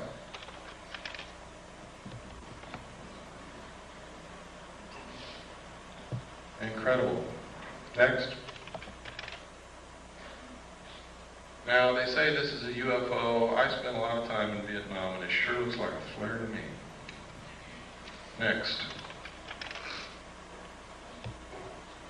Anybody know what this is? This is the Russian space shuttle. What's it look like?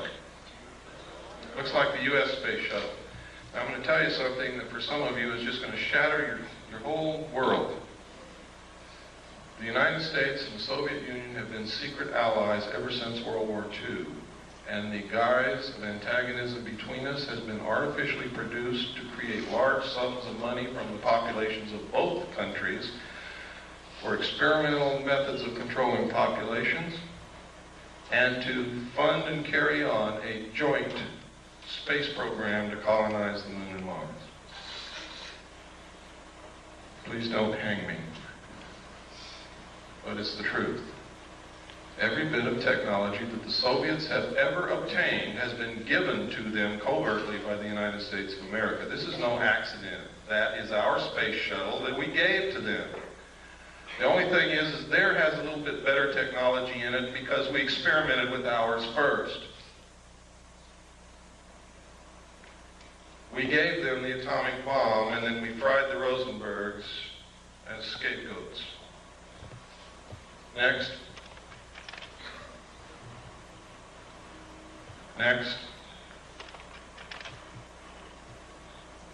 These are a series of photographs put together from the Venus orbiter.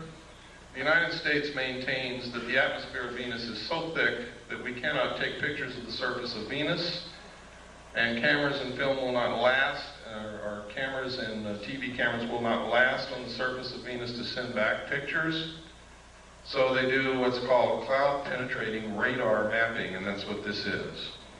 For you Hollow Earth folks, there's a hole up there. I don't know what it means. Next. If any of you see this happening, please call me immediately.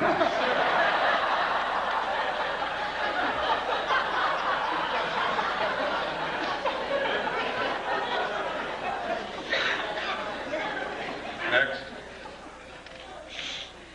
This is a photograph of the Russian Venusian lander sitting on the surface of Venus, sending back pictures of a sun-drenched desert landscape. Somebody's lying. Immediately after the Russians released this photograph, officials and government people from Washington called a high-level meeting with the Russian space program people, and you never saw it again. Next. These are comparisons of the two, the Russian photographs and the photographs that we get.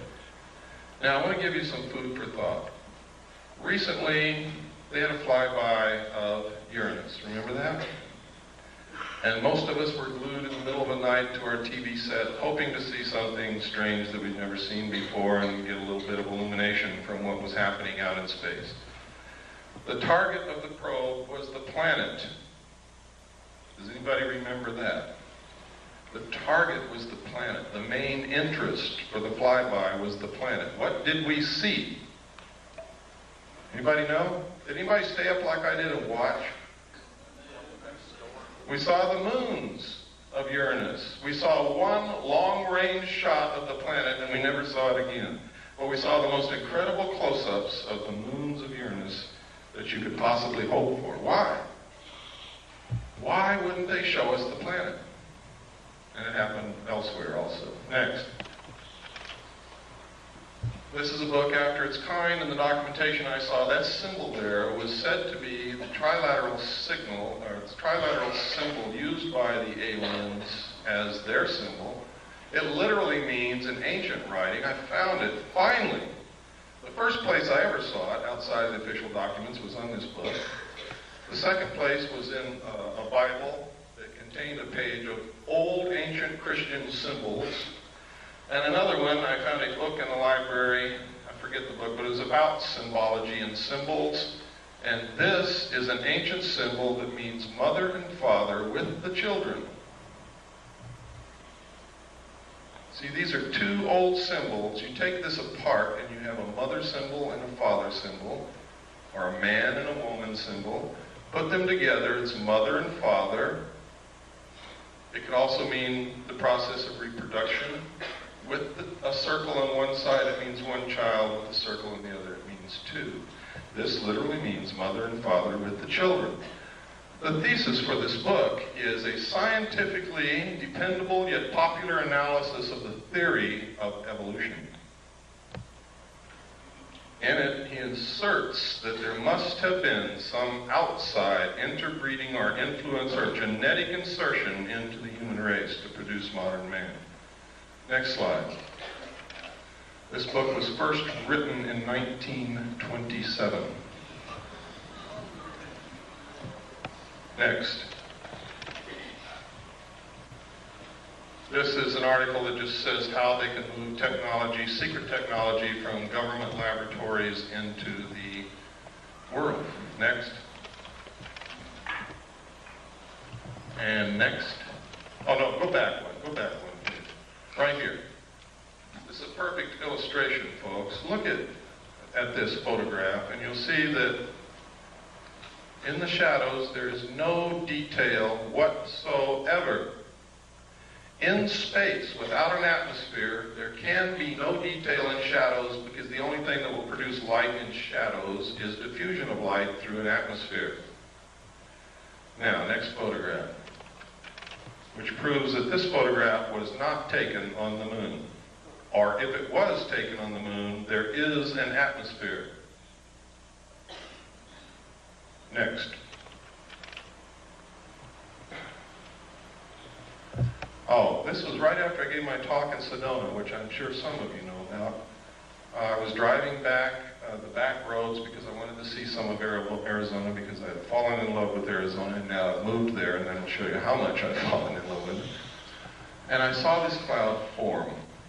There was nothing there. There was no cloud in the sky anywhere, and all of a sudden, bam, a saucer-shaped cloud right in front of my eyes. I stopped and took the next picture next to it. And it disappeared as equally, as quickly as it had formed. There was not another cloud in the sky. There's no lake. There's no water anywhere. It was incredible. I can't explain it, but it's certainly something worth looking into. Next. This is a drawing made by one of the students at the last college where I was the executive director. Stan was the head of the security department. Some of you know Stan Barrington. He's my only authorized representative in this world. Would put my life in his hands, and I have on several occasions. Stan was the head of the security department, and one of the students in the security curriculum was in trouble, was failing. Stan was counseling this student, and she drew this picture. And she drew, next slide, this, and next, this, and next, and these little guys. Now, she had no idea that I knew anything about UFOs or flying saucers. Nobody in the world did at that time. Stan didn't even know then, and I didn't even know then that Stan had guarded a flying saucer when he was in Delta Force in the Army. But Stan brought me these things, and he said, "You ever seen anything like this?" And I said, "I don't know, Stan, where'd you get it?" He told me, and we brought the girl into my office and sat her down, and I began to try to find out why she was failing and where this stuff came from, and it turns out she had a year of missing time. A whole year out of her life she could not account for, and she couldn't concentrate on anything, and that's why she was failing. Next.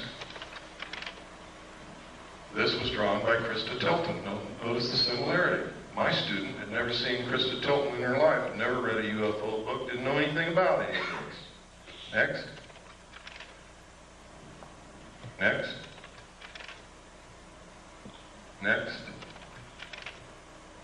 This is Aviation Week in Space Technology, November 21st, 1988. Write that down because somebody's going to ask me. November 21st, 1988. You can find it in used bookstores and libraries. Next picture. In which this ad appeared, talking about technology so advanced it will help answer some big question, and on the facing page, what's there? This picture. On the side of the neck, there's hair growing. We did extensive analysis of this photograph. We rephotographed it, we relit it, we blew it up. We tracked down the photographer who would not tell us what it was he photographed. We asked originally to Amoco for the name of the artist who drew the picture. They said, "I'm sorry, we can't reveal the name of the photographer." We found the photographer. He would not tell us what he photographed, but he sent us an 8x10 copy from the original negative, and then we began to work on that as well as with the ones we had photographed out of the magazine. And this is what Amoco told us. They told us several different things. First, they told us that it was a 9-foot-tall bronze statue. Second, they told us it was a 12-foot-tall bronze statue. And third, they told us it was a 9-inch clay statue. When we pressed for more information and became literally obnoxious on the phone, not accepting what they were telling us and wanting to see the original artwork, they refused and hung up on us. So, whereas I cannot say definitely that this is a live alien, I can tell you one thing: it is not a bronze statue. I can also tell you it's not a clay statue. And hair don't grow on the necks of statues. Next. You can see the moisture in the eye, the incredibly small detail in the texture of the skin and whatever this is, and in the eye. Look at the lip. You ever kissed anything like that before? I know a guy that did in the back seat of a Chevy. Next.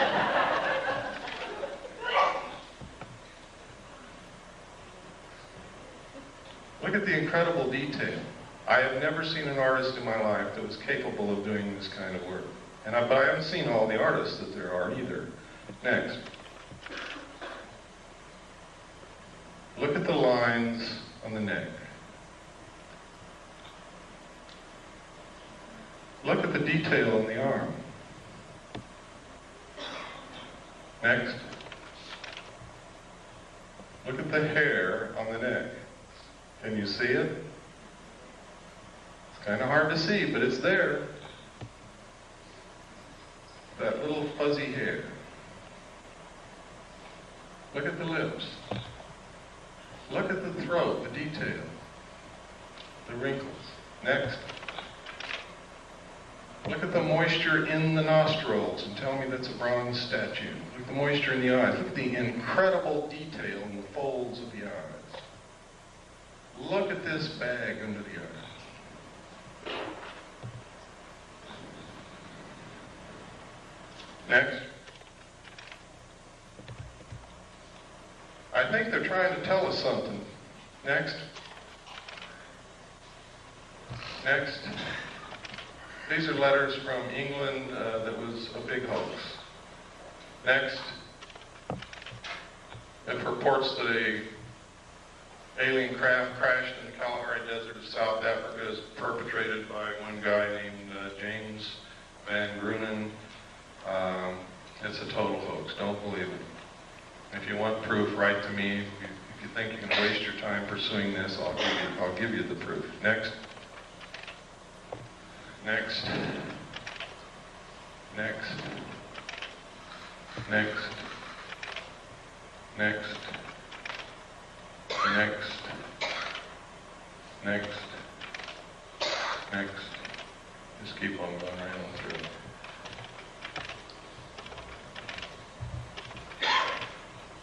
Okay, next. Oh, this is significant.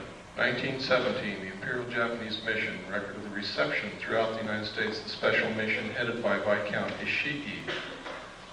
John Dewey, professor of philosophy at Columbia University, he's the one who built our education system that is not teaching our kids anything. He said, first sentence in his speech, someone remarked that the best way to unite all the nations on this globe would be an attack from some other planet. In the face of such an alien enemy, people would respond with a sense of their unity of interest and purpose. Next. Knowing who John Dewey was, and knowing what he's done to our educational system, and knowing that this was written and planned a long time ago, this is probably going on. Next. This is from the report from Iron Mountain. Credibility, in fact, lies at the heart of the problem of developing a political substitute for war. This is where the space race proposals, in many ways so well suited as economic substitutes for war, fall short. The most ambitious and unrealistic space project cannot of itself generate a believable external menace. It has been hotly argued that such a menace would offer the last best hope of peace, etc., by uniting mankind against the danger of destruction by creatures from other planets or from outer space.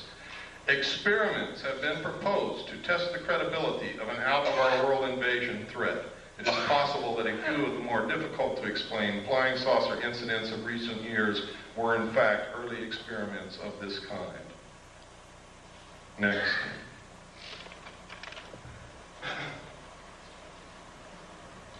By guys like this.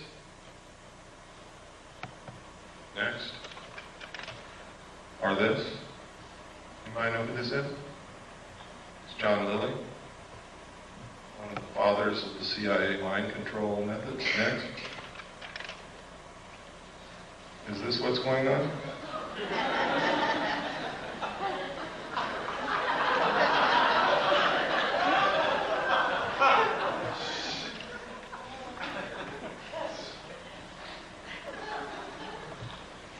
Next. Silent Weapons for Quiet Wars is the first chapter in my book. Once you read that, you will have a complete understanding of what's happening in one very important area. And you will get an understanding of what the elite think of us, the common man, the mass of ordinary, everyday people, which is what most of us really are. We're all special in our own way, but we are a part of the masses of people. They believe that we are cattle, that we do not use our intellect, that we are easily manipulated, that we will not solve the problems of the world because we are greedy scumbags. And because of that, we are nothing but stakes on the table for those who will use their intellect. And until we change that, they're going to treat us like cattle. And I've got to tell you right now, on a daily basis, we prove them right. Next.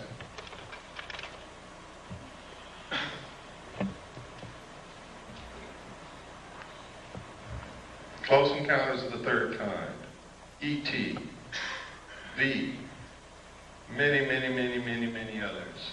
Many Many movies. We've been bombarded with alien movies, alien commercials, an alien spaceship landing at the end of the 1984 Olympics to reinforce in our consciousness the creation of an alien threat that does not exist, or to wake us up to an alien presence that has been here for many, many years. It's not an accident that these things are happening. It's not an accident that you're seeing on your TV. Was it ITT or ATT? AT&T, one world, one card. These aren't accidents. Right out here in the lobby of this church, you see a picture of the world on the bulletin board. And go, when you leave, just look what it says. Next. Don't get me wrong, ladies and gentlemen, I'm not opposed to a one-world government at all. I think in the evolutionary future of mankind, it is absolutely necessary and unavoidable. What I'm opposed to is being manipulated into something I know nothing about, and knowing the fact that if I have to be manipulated into it, I'm not going to like it. And knowing that the best government that's ever been created on the face of this earth is going to be destroyed in the process, and that we're going to lose our Constitution and our Bill of Rights in the process. That's what I'm opposed to. I want to be included. I want to help them decide what this is going to be, so that I can be satisfied with whatever it turns out to be. 𝕹𝖆𝖙𝖟𝖆𝖗, MD. I've met this man, I've talked to him, I've researched this case thoroughly. This is his credentials, his curriculum vitae. Look at who this man is. This is no flake. This is a medical doctor with many degrees, a lot of credentials and memberships in many of the medical society, what do you call them? Associations, I guess. He's also Phi Beta Kappa and an Alpha Omega Alpha Honor Medical Society. This guy has the credentials that most people would drool for. What happened to him? I'm going to show you his testimony here in a couple of minutes. What happened to him, he was approached by someone named Joan Thompson at a not at a UFO meeting, to attend a UFO meeting. He said he really wasn't interested, but went because she was a pretty woman, and he wanted to meet her. He went with her. It was like a date. He said what he learned there astounded him. He never heard of any of that stuff. But he also met somebody named Bud Hopkins. Joan Thompson told him that she was an agent of the Central Intelligence Agency, and Bud Hopkins identified himself as also being an agent of the Central Intelligence Agency and recruited this doctor to help them work with abductees and report information to the Central Intelligence Agency. He worked with them for a while until he found out that Bud Hopkins had no credentials whatsoever, was an artist, a painter, but was hypnotizing people who had been abducted, was conducting group psychology therapy sessions with them, was extracting as much information as he could out of them and then dumping them like a hot potato. And this man, 𝕹𝖆𝖙𝖟𝖆𝖗, MD, with all these credentials, reported Bud Hopkins to the New York State medical authorities, and nothing happened to Bud Hopkins. 𝕹𝖆𝖙𝖟𝖆𝖗, on the other hand, was charged for being delusional, and they're trying to take his medical license away from him, because he told them that Bud Hopkins was engaged in this research of alien abductions that the government was covering up, and he was judged to be delusional. We have all the documentation, the medical reports, everything. Next. It's all in my book. These are the official charges that the state of New York brought against him. It's incredible. Next.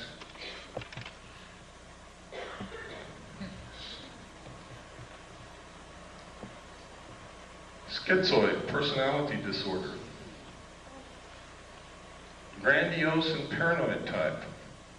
Next. This is his testimony, sworn under penalty of perjury, signed and notarized. It's in my book. It proves the assertion that I've been saying all along, that most of the people that you ever see on the stage of a UFO symposium are working for the government. When they have a show on TV like UFO Cover-Up Live, which William Moore participates in, who is an admitted government agent, with all the others, and then they give a phone number at the end for you to call in to tell if you've ever had an abduction experience, and you go to your phone and call the CIA and tell them that you have had one.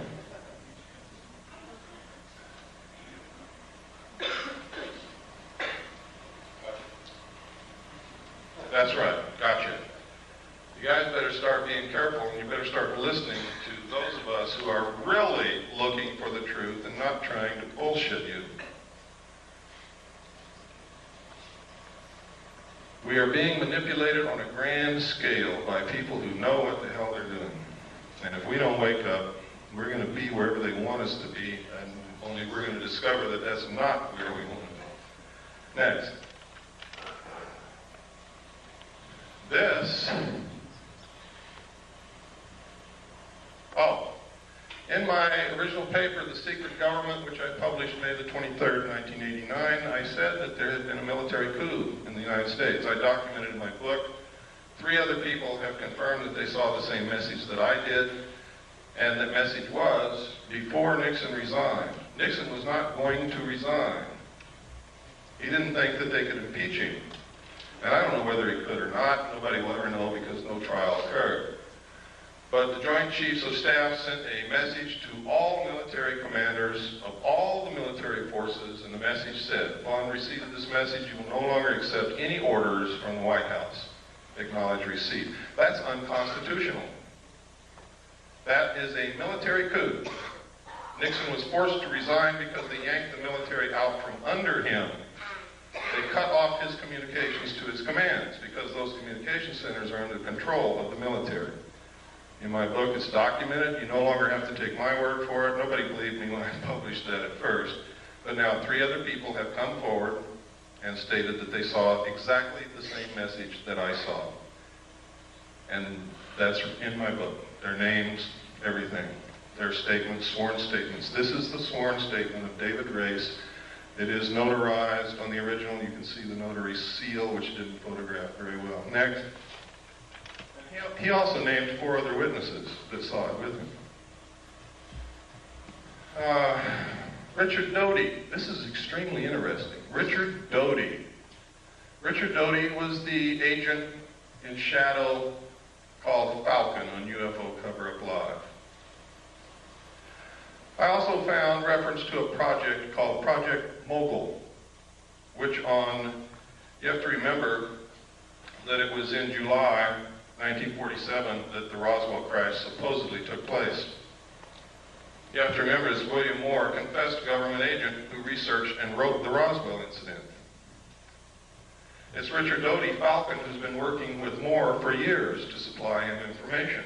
Richard Doty is the counterintelligence agent for the Air Force Office of Special Investigation at Kirtland Air Force Base. These are the notes of an interview that Barry Greenwood did with Richard Doty.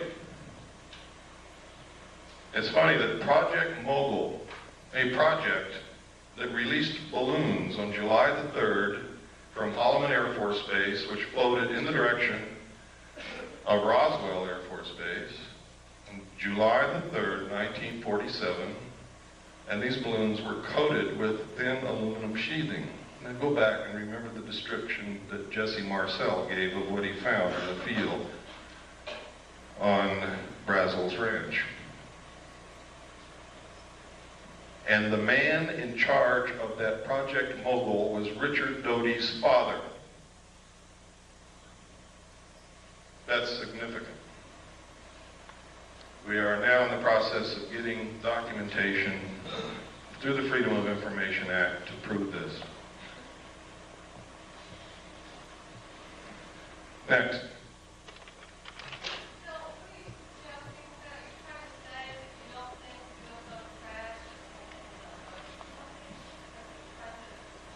I'm saying that we can no longer accept that a UFO crashed on the basis of the evidence that we now have, we've got to find out there's something else to this. They have a Project Mogul that released balloons on July the 3rd near Roswell, New Mexico. It's coated with thin sheeted aluminum. No, it wasn't. No. No. They also released balloons from Project Mogul also in June, on several dates in June of 1947. What I'm saying is that Richard Doty is participating in putting out phony flying saucer information to the world, and his father was in charge of Project Mogul, that we need to look at this more closely. That's what I'm saying.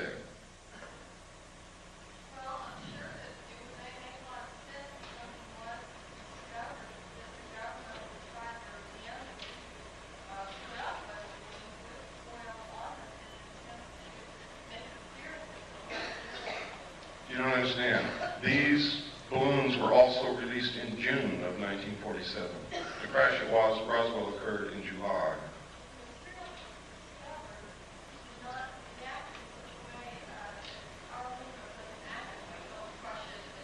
Well, you have to also understand that you're taking the word, you have no evidence, you're taking the word of an intelligence officer who may be participating in creating something for you to believe that doesn't exist.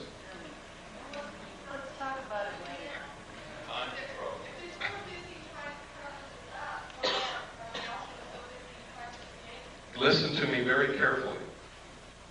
One of the best ways to bring about a one-world government and get you to accept the destruction of your Constitution and the loss of the sovereignty of this nation is to create an artificial alien threat from outer space so that all humanity will give up whatever they have to and band together to face this threat. That's not what I'm saying. I'm saying I'm presenting evidence to you that should make you want to do some more investigating before you believe anything. And I specifically stated at the beginning of this lecture, I don't want you to believe anything that I say or anything that I show you, but I want to create enough curiosity and maybe anger and maybe a lot of other things in you that you help me start looking for the truth. That's what I'm about. Earlier, you said that you would explain why the government's billions of dollars in stealth aircraft and other conventional aircraft with this technology that we have. Why are they so ignorant of the fact that we have this kind of technology, if that be the case? I've already explained it to you, sir. Some people can't, and I know it's hard to put all this together. You saw that there's a population problem. The technology that they're hiding from us would make us live longer, would give us better lives, would give us a source of possibly free energy or next to free energy, would probably give us methods in which to kill most, if not all, illnesses and diseases. And their goal is to cut back the population. They're not suppressing cancer cures so doctors can get rich. They're suppressing cancer cures so more people will die. So that they don't have to come out and say, you and you and you up against the wall, it's your day to get killed. They make it appear to be natural, or as natural as they possibly can. That's why. Can you talk about AIDS? This is a letter no, that's in the book. I'm not going to get into AIDS today. That's in the book. This is a letter that was written to the White House to Mr. Fitzwater, who was Reagan's press guy. And what he wanted to know is who wrote the paragraphs about aliens that Bush inserted into the end of 6 speeches that he gave during his administration. Most people don't even remember that he said those things, but he did. Next slide. What Marvin Fitzwater wrote back was that the president himself inserted those paragraphs. They were not put in there by the speechwriters. One of the speeches was to Boston High School students and faculty. Next. In which he said, I couldn't, but one point in our discussion privately with General Secretary Gorbachev, when you stop to think that we're all God's children, wherever we may live in the world, I couldn't help but say to him, Just think how easy his task and mine might be in these meetings that we held if suddenly there was a threat to this world from some other species, from another planet outside in the universe. Do you think all this stuff is coincidence? I hope you're beginning to wake up. He said this 6 times in 6 speeches in his administration. This is come together one world government stuff. This is alien threat from outer space stuff. 6 times the president said. Next. To the General Assembly of the United Nations. Next. In our obsession with antagonisms of the moment, we often forget how much unites all the members of humanity. Perhaps we need some outside universal threat to make us recognize this common bond. I occasionally think how quickly our difference worldwide would vanish if we were facing an alien threat from outside this world. And yet I ask you, is not an alien force already among us? What could be more alien to the universal aspirations of our peoples than war and the threat of war? What would a one-world government do? Abolish war. What is the threat that will bring it about? An alien threat from outer space. Please wake up. Next.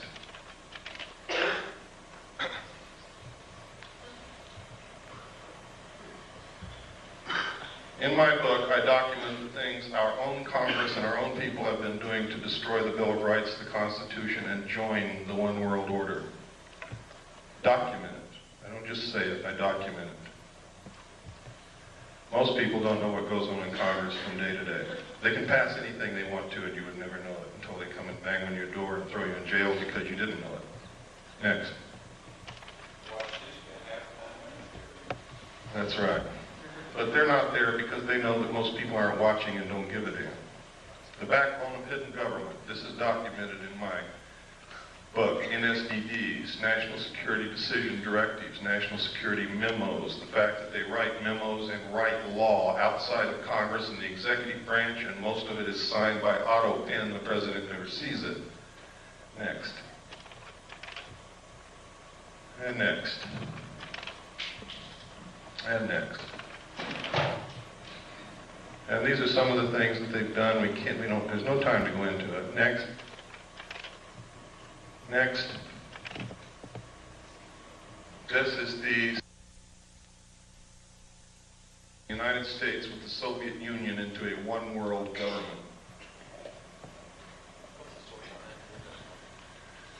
That's from an organization called Free, put out by Johnny Stewart. The address over there, it's in my book. You want to know why you can't get the truth off the television, radio, or the newspapers?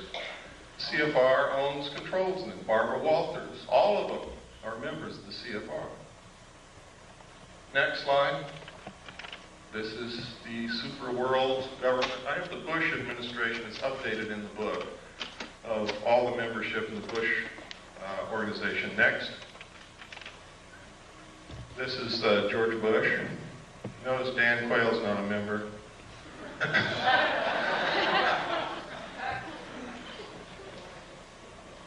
Now this is serious. Their goal is a one world order, one world government, the destruction of the sovereignty of the United States, and the merger of the United States and the Soviet Union. Why do you think our generals and admirals have been going back and forth to the Soviet Union and theirs have been coming back and forth over here? They're getting ready to do it. Why do you think the Soviet Union began giving some more freedom to their peoples? The people didn't bring that about. It was given from the top down because it's time to solidify the New World Order when the European states come together. Why do you think that there are so many attacks upon our Bill of Rights right now? Because we all have to be on an equal level. We can't have all these freedoms if the rest of the world doesn't.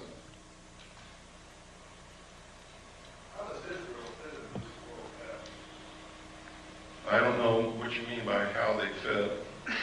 There's certainly a thorn in everybody's sides, but not because they're Jewish, but because they will not settle the Palestinian question, and there'll never be peace in the Middle East until they do.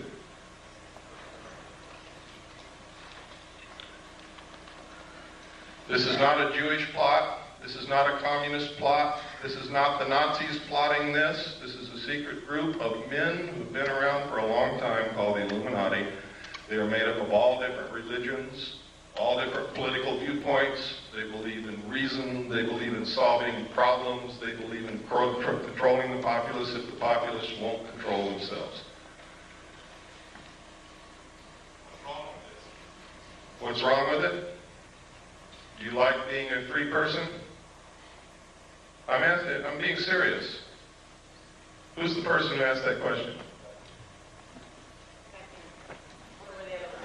Where at? I'm saying we don't know what goes on in our government now as it is. Whose fault is that? I'm not trying to pick on you. I'm trying to get at an answer. Really, I'm not picking on you. But I have to... I don't know, I'm just questioning. Okay. The reason that this is happening is because we've all abdicated our roles as responsible citizens in this country. We bought a business. Here's what we did. We bought a business.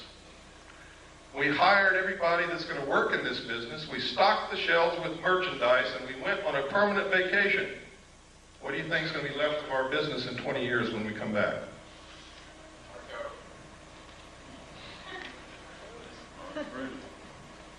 Nothing is going to be left. Because as soon as all those people who are working for you find out you're gone, everything's going to go, too. Oh, yes. Well, let me get through this because I've got a time limit and I've got to get through all this information. It's important that you know it. The United States was set up so that each individual citizen is a sovereign king. It's the first time in history that's ever happened. A king. Can you imagine that? A king. The government, for the first time in the history of the world, worked for the citizens. We sent representatives to represent our will in our state government and in our federal government. And while they were gone, we took care of their family and their business for them, and we sent them along a little stipend to live on. And they really represented us up until a certain point in time when all of a sudden somebody created professional politicians. And we quit watching what they are doing. How can we tell our politician what we want out of him if we don't even know what the hell he's doing in Washington, what bill he voted on, even what's coming up in front of him, and we never read the bills anyway? H.R. 5210 was introduced as the omnibus drug bill of 1988 to help get drugs off the streets, and everybody said, yeah, support it. But when you read it, inside it, it establishes funds to develop a national identity card. It establishes military installations as mental treatment centers that legalized concentration camps.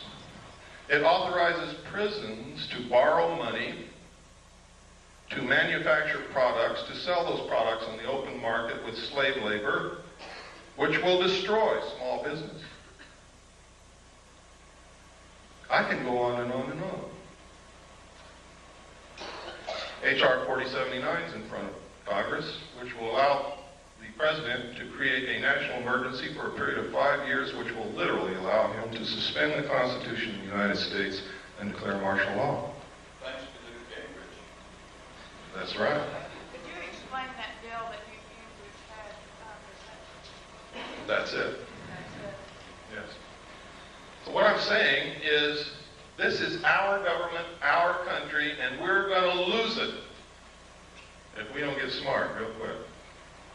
And we're going to find ourselves a part of a one-world totalitarian socialist state merged with the Soviet Union and the other countries of the world in a cashless economic system. Bankers already know it.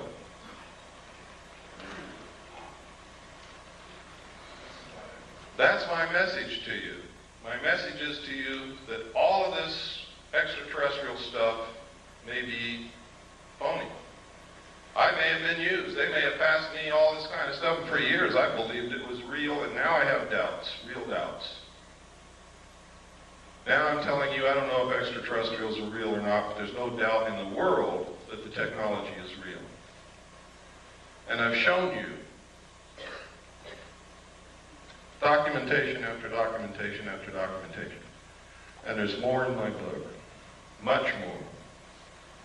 So much, in fact, that that book is probably going to cause me a hell of a lot of trouble, but it's worth it if we can save our country.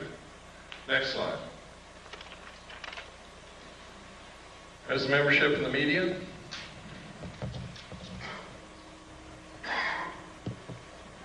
The only one that's relatively free is Cable News Network. Daniel Shore is the only member. And that might be why you see a little bit more on CNN than you see in any other network or station in this country. Next. But you only see it when Daniel Shore is off that day. Military. They have been teaching interdependence, one world order, one world government is the solution to war in the Naval Academy, the Military Academy at West Point, and the War College since the end of World War II. I'm a little confused. I thought the war was one of the things they were trying to promote solve conflict. No, war has traditionally been used to solve the problems. They want to bring about a one world government that will eliminate war altogether, but they have to have a replacement for war. The replacement would be a tremendously wasteful space program to repel an enemy from outer space that may or may not exist. What we got to do is find out what the truth is. How would that reduce the population?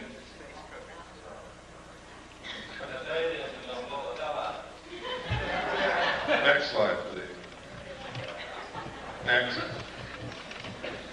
Next. Is Colin Powell on that list? Next.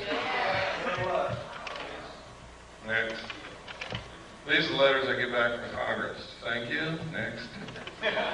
Thank you. Next. Thank you. Next. Thank you. Next. And from Alan Cranston. Thank you for your letter expressing your views on foreign policy. And he goes on to tell me what all he's done in the 100th Congress and what he's going to do in the 101st Congress. Next. Thank you. Screw you, Alan Cranston. Next. Out of 500 and I forget how many letters, I sent a letter to every senator, every congressman. Those were the only replies that I ever got. Ever. I sent one to the president. I sent one to the vice president. I sent one to the attorney general and each of the Supreme Court justices. I never received replies from any of them. This is one reason why I never received replies from congressmen. This is a person who is a staff member of a congressman on Capitol Hill. She's actually the office manager. She says she sympathizes with everything that I sent, but the reason that the congressman isn't going to answer my letter, my inquiries, is that she threw it all in the trash can. Next. This is George Bush and the secret team.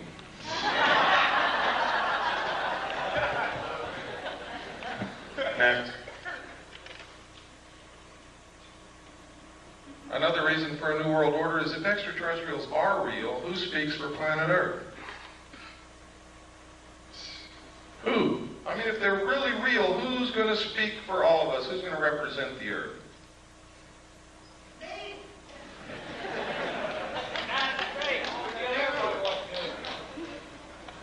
Next.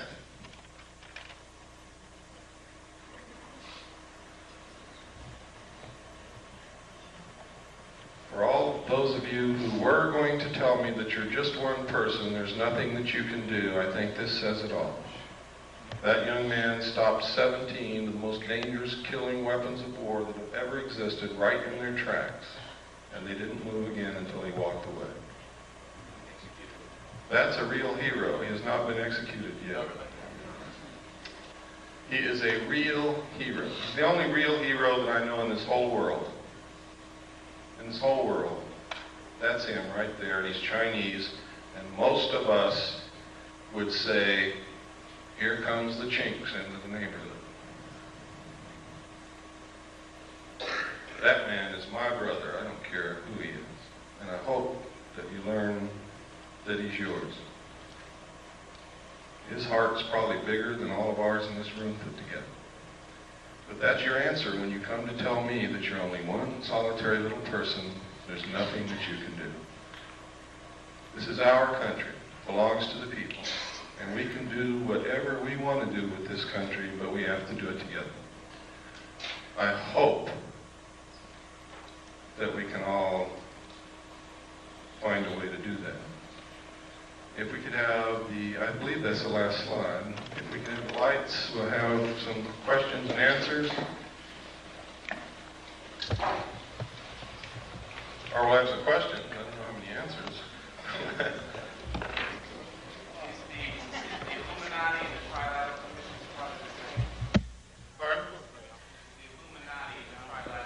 The core of the Trilateral Commission is certainly Illuminati. The core of the Council on Foreign Relations is also, in many other groups, one of the tenets of the Illuminati is that they would not use their real name. They would never appear under their real name, but under different names and different occupations. This is historical fact. Bill, Yes. are you in personal danger because you are, advocating all of this? It doesn't make any difference, and I don't want to dwell on that. I believe that the future for my family and for my daughter and for my children is more important than my personal safety. I believe that this country is more important than my personal safety. And you have to understand that we wouldn't have this country if George Washington asked if he was going to be endangered, if he signed the Declaration of Independence or signed the Constitution or participated in the war against the king. There are some things worth dying for, and I believe that I've found out what it is. No, I'm not afraid. Yes, I'm in danger, but I don't give a damn. Yes, Nancy. I came to your talk 2 years ago with Leslie, and I'm curious to know what political organizations have organized or what kind of activists. I mean, it seems to be wonderful to sit here and listen to all this stuff, and then everybody goes home and they don't do anything about it. Yeah, we need to talk about that. One of the things that is bad about this country are political organizations. Because you tend to label yourselves and square up against each other instead of against the real enemies. For instance, I know many people in this room consider themselves to be right-wing conservatives. I also know many people in this room who consider themselves to be left-wing liberals. But I also know that in their heart, every one of those people believes in this country, believes in the Constitution of the United States, would never consent willingly to give up any of our rights under the Bill of Rights or under the Constitution. So therefore, this right-wing conservative, left-wing liberal is bullshit. They're really Americans, but they don't know it. They don't realize that they're just really Americans. Why label yourself something other than that? I'm an American, I'm a constitutionalist because that's what this country represents. The Constitution is this country. Destroy it and this country ceases to exist instantly. Therefore, I have no other political viewpoints, period. None other whatsoever. If it's allowed in the Constitution, I'm for it. If it's not, I'm against it, period. That's my political viewpoint. I would hope that it would be yours, because any other viewpoint is anti-American, anti-constitutional, anti-United States. I hope that if you think you're a right-wing conservative, that you'll stop doing that. I hope that if you think you're a left-wing liberal, I hope that you will stop doing that. I hope that you will become an American again, because that's what we all started out as, Americans, and all of a sudden we became something else. I'm black, whitey's out to get me. I don't want them blacks in my neighborhood. They're scumbags. They're Americans, folks. Pardon? I just did. No, I asked you specifically what has been done by the people who are interested in the project. Have the senators, been contacted on that? The only thing that you can do is throw the people in Congress out. People, we've been telling you this over and over and over again for years. Somebody's not listening.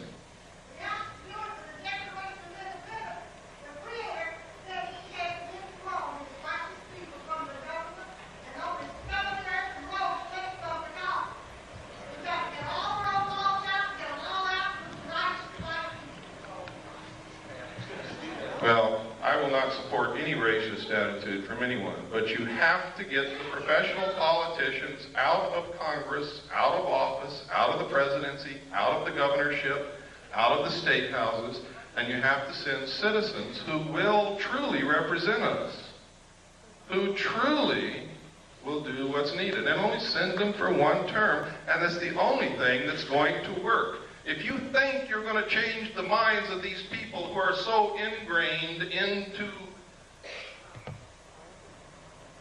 well, it's not politics, it's the destruction of this country. They're bent on it. If you think you're going to change their minds and all of a sudden they're going to start representing you, you're wrong. They're not. Yeah.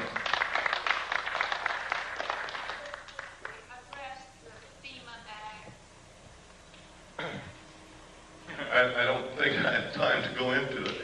The problem with the things that I talk about is there's never enough time to really talk about it. And I know that some of you are sitting there and you have questions and you want answers.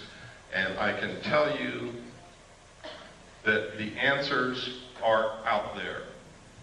Part of what needs to be done is you have to quit relying on people like me and others and help us. You have to become one of us who search and dig and educate. If all of you could go out of here and educate 10 people, each one of you, and then they could go educate 10 people, and it doesn't have to be in one day. You could take 6 months to educate those 10 people, and they could take 6 months to educate 10 people in a very short period of time. Everybody in this country would understand what our real problems are. The real problems are we're not paying attention. We're not running this country. We don't know what the problems are. We don't know what's going on. We've left our business and gone on vacation. We are fighting amongst each other while the real enemy is destroying the country. That's the real problem. That's correct. Yes. May I suggest that everybody get a little copy of the Constitution? It takes about 20 minutes to read. And if you don't have one, if you write to me and send me a self-addressed stamped envelope with 50 cents on it, I will send you a copy free. Come up to me in the parking lot, I'll give you a copy of it. Excellent. Yes, sir. In your book, you stated there's a lot about tax effects. When we went to press, I thought Oklahoma was the only state. It's actually in 22 states. Oklahoma is the only one I have the documentation on at this time. Is that, the outcome? Have they actually started doing that? They have until March 15th to register all their property. Everything, down to the VCR, their knives, forks, and spoons, everything. If they don't, a tax man will be sent to their door with a warrant who will take inventory of everything in their home. Anything they find that was not declared on the list, or if they never submitted a list, they will be taxed 20% over and above what they normally would have been taxed. But you see, taxation is just the excuse to register the property.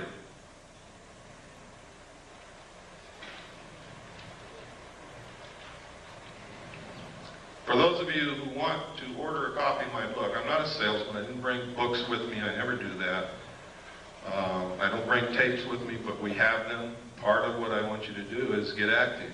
To get active, I'm not going to bring you the books or the tapes. If you want them, the order form is outside on the table.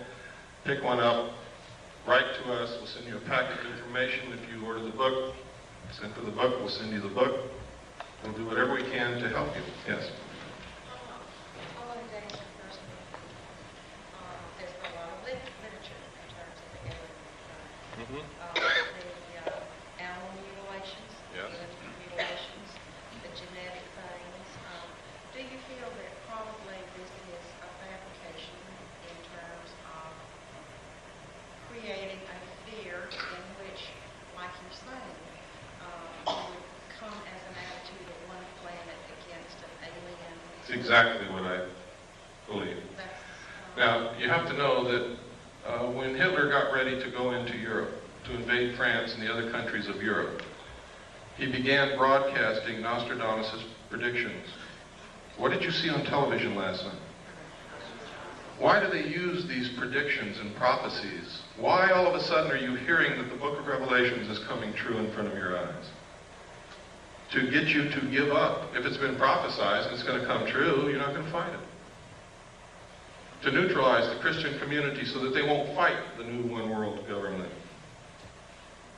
Hitler dropped the prophecies which said Hitler was going to win and was going to be the ruler of a 1,000-year time of peace. So the French dropped their weapons and ran. Pay attention to what's happening. AT&T, one world, one car.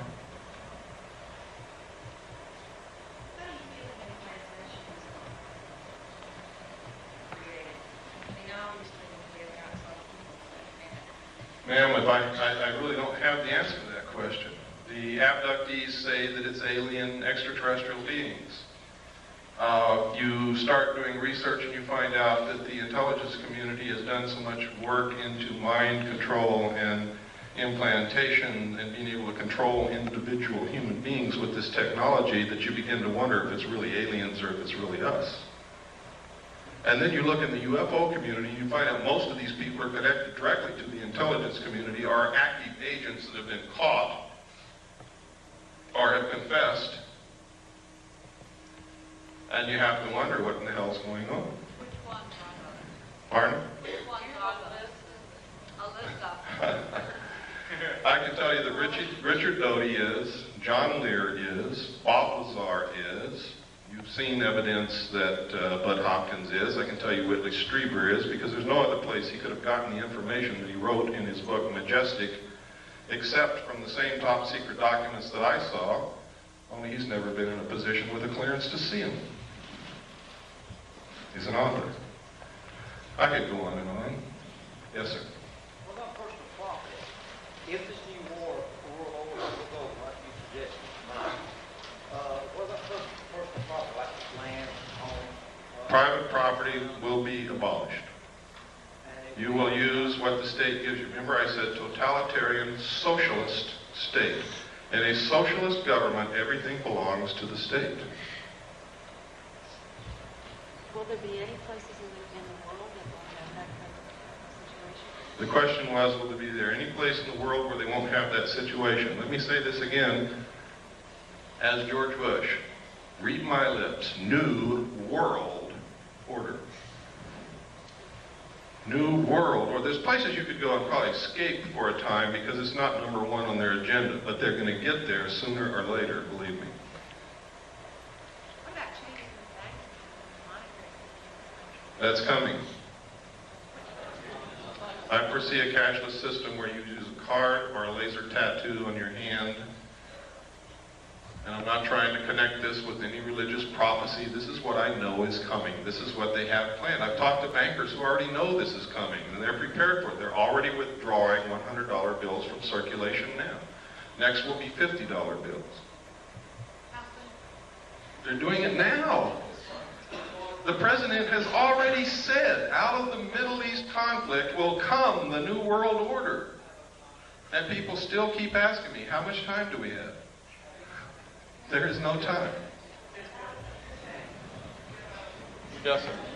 I wanted to say that ever since I was in high school, early high school, and I learned that the Federal Reserve was a company that was formed by, there's 9 families that own the Federal Reserve. It is a company, it's not a part of the government at all. The Federal Reserve, at the same time the Federal Reserve was formed, 2 constitutional acts or amendments were passed. And one of, my point is this, is that, well, I want to ask, I put a question out there, which is that Bush made a comment the other day on the news, and I think I've followed it for years, it's very interesting to me. I watch the Federal Reserve, the news that comes out of the Federal Reserve. I understand, I'm not trying to rush you, but could you get to the point because we're running out of time? Okay, I have 2 points. One point is that Bush made a comment that this war will not create any trouble for the banking industry, which leads me to tell that as soon as the war is over is when they're going to call the notes due, and we'll go to a cashless system with a card. And my comment about that is that I don't see how people are going to, when you go to somebody and say, okay, give me your money and here's your card, this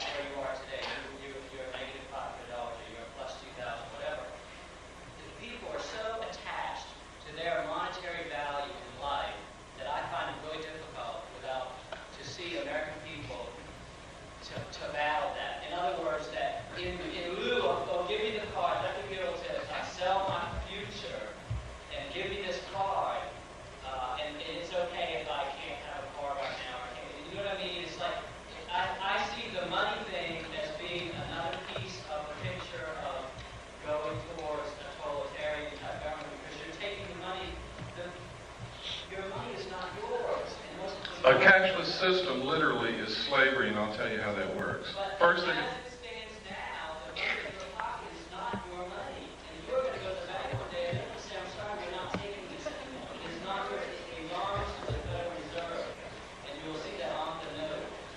the Federal Reserve notes in your pocket are actually instruments of debt. And one way that they're going to get your property away from you is you can't pay for something with a debt. So you don't own what you think you own right now anyway, legally, under the Constitution. And that's the truth. They're going to come and they're going to collapse the economy instantly. The money is not in the banks. They've been doing fractional lending, fractional banking, which means if you have $1,000 on deposit, they can loan as much as 10 times that out. That doesn't exist. They create it on the books with the stroke of a pen, which means that if all of you wanted to gather up enough cash to go pay your debts, you couldn't do it because the cash doesn't exist.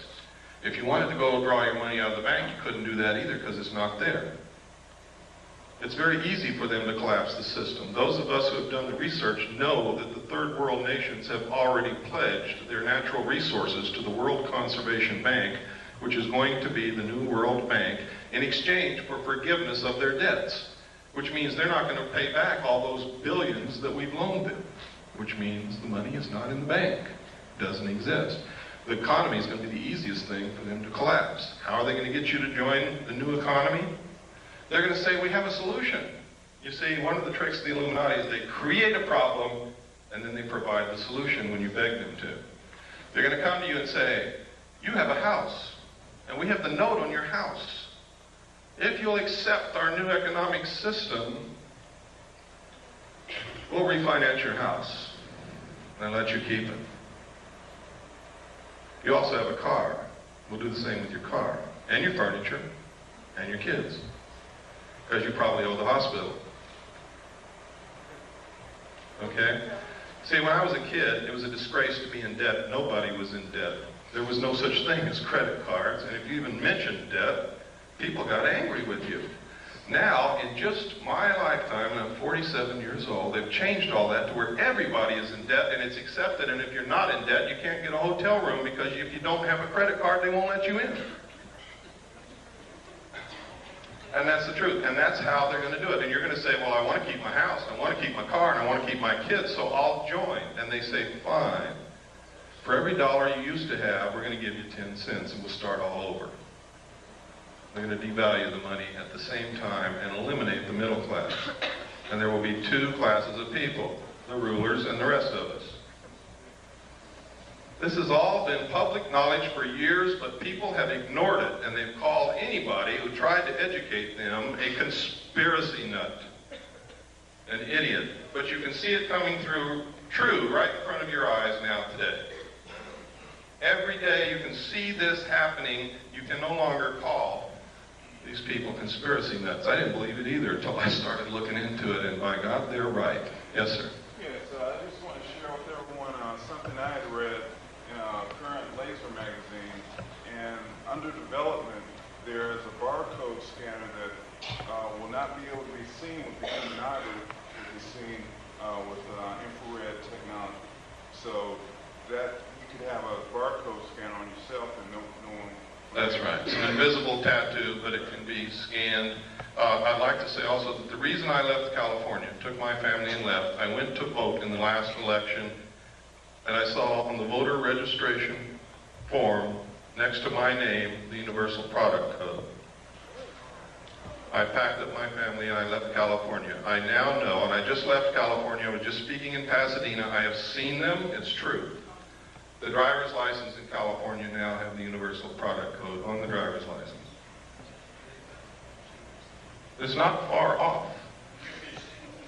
The UPC, yeah.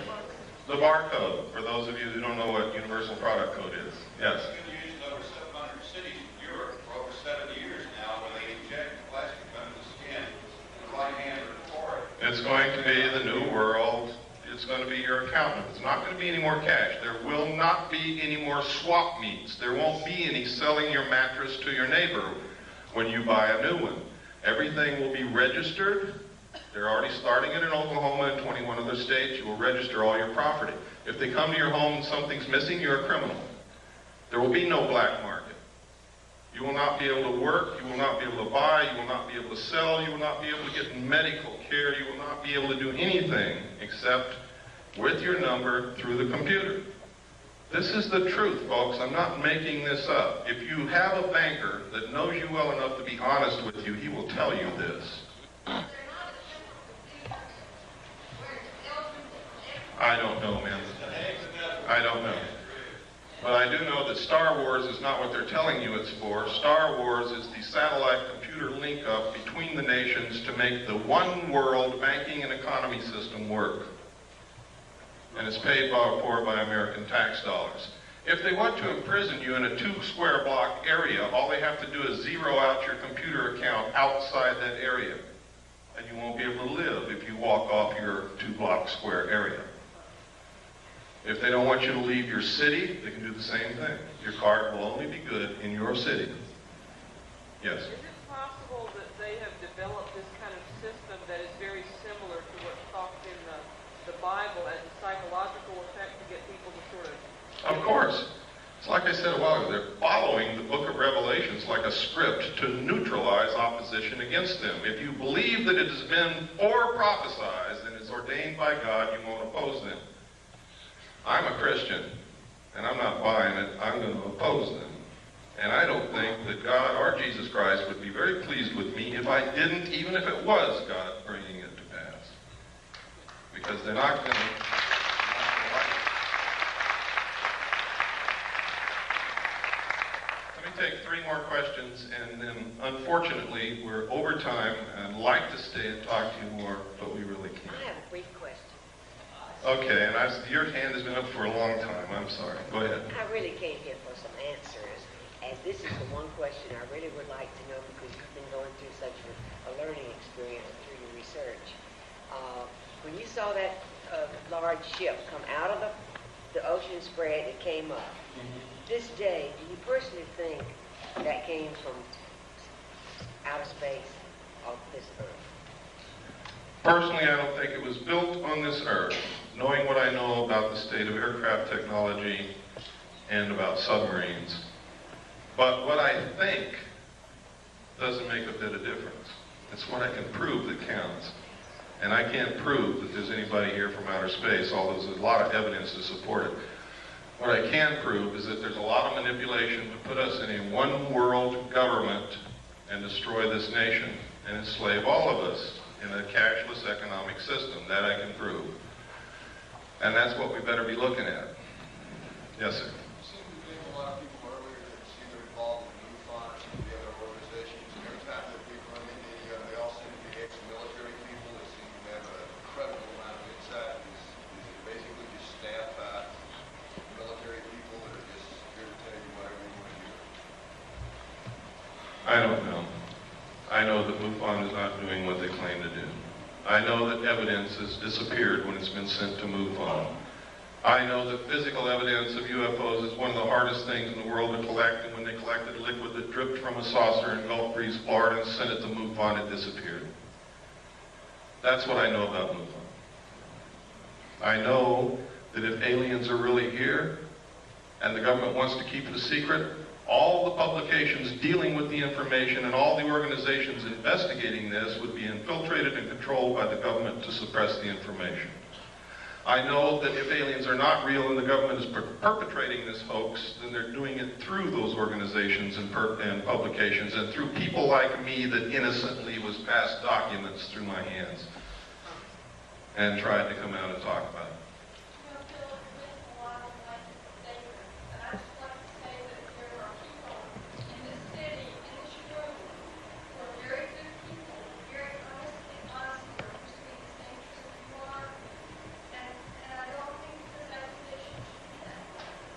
I don't know what you mean by blank. When I say MUFON, I'm talking about the people who run it and control it and finance it. I'm not talking about all the people in the little towns and stuff who are interested in UFOs. It's too late to be careful. I'm fighting a war and I need people on my side. And damn it, if somebody's on the battlefield in front of me, I'm going to run right over them. I am sorry, but that is exactly what I'm going to do.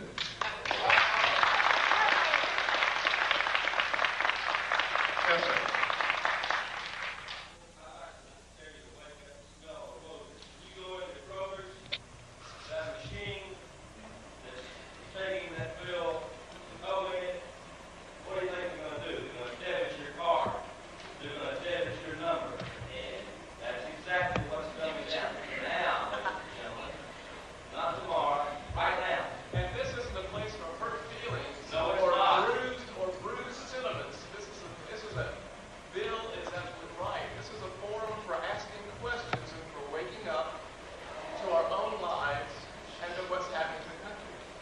I also know that not everybody's going to agree with me, and I don't expect you to, nor do I want you to. We're out of time. I'm sorry, I said 3 more questions, and I did a lot more than that. I want to thank you sincerely. You're probably the best citizen in Indiana, or you wouldn't be here. Thank you very much. And that concludes the presentation. I want to thank you, Mishpaka, for being here. Ahabatik, which means I love you in Abri. Rumamu Yahuwah, Yahusha Ha'Mashyach. Shalom Layla.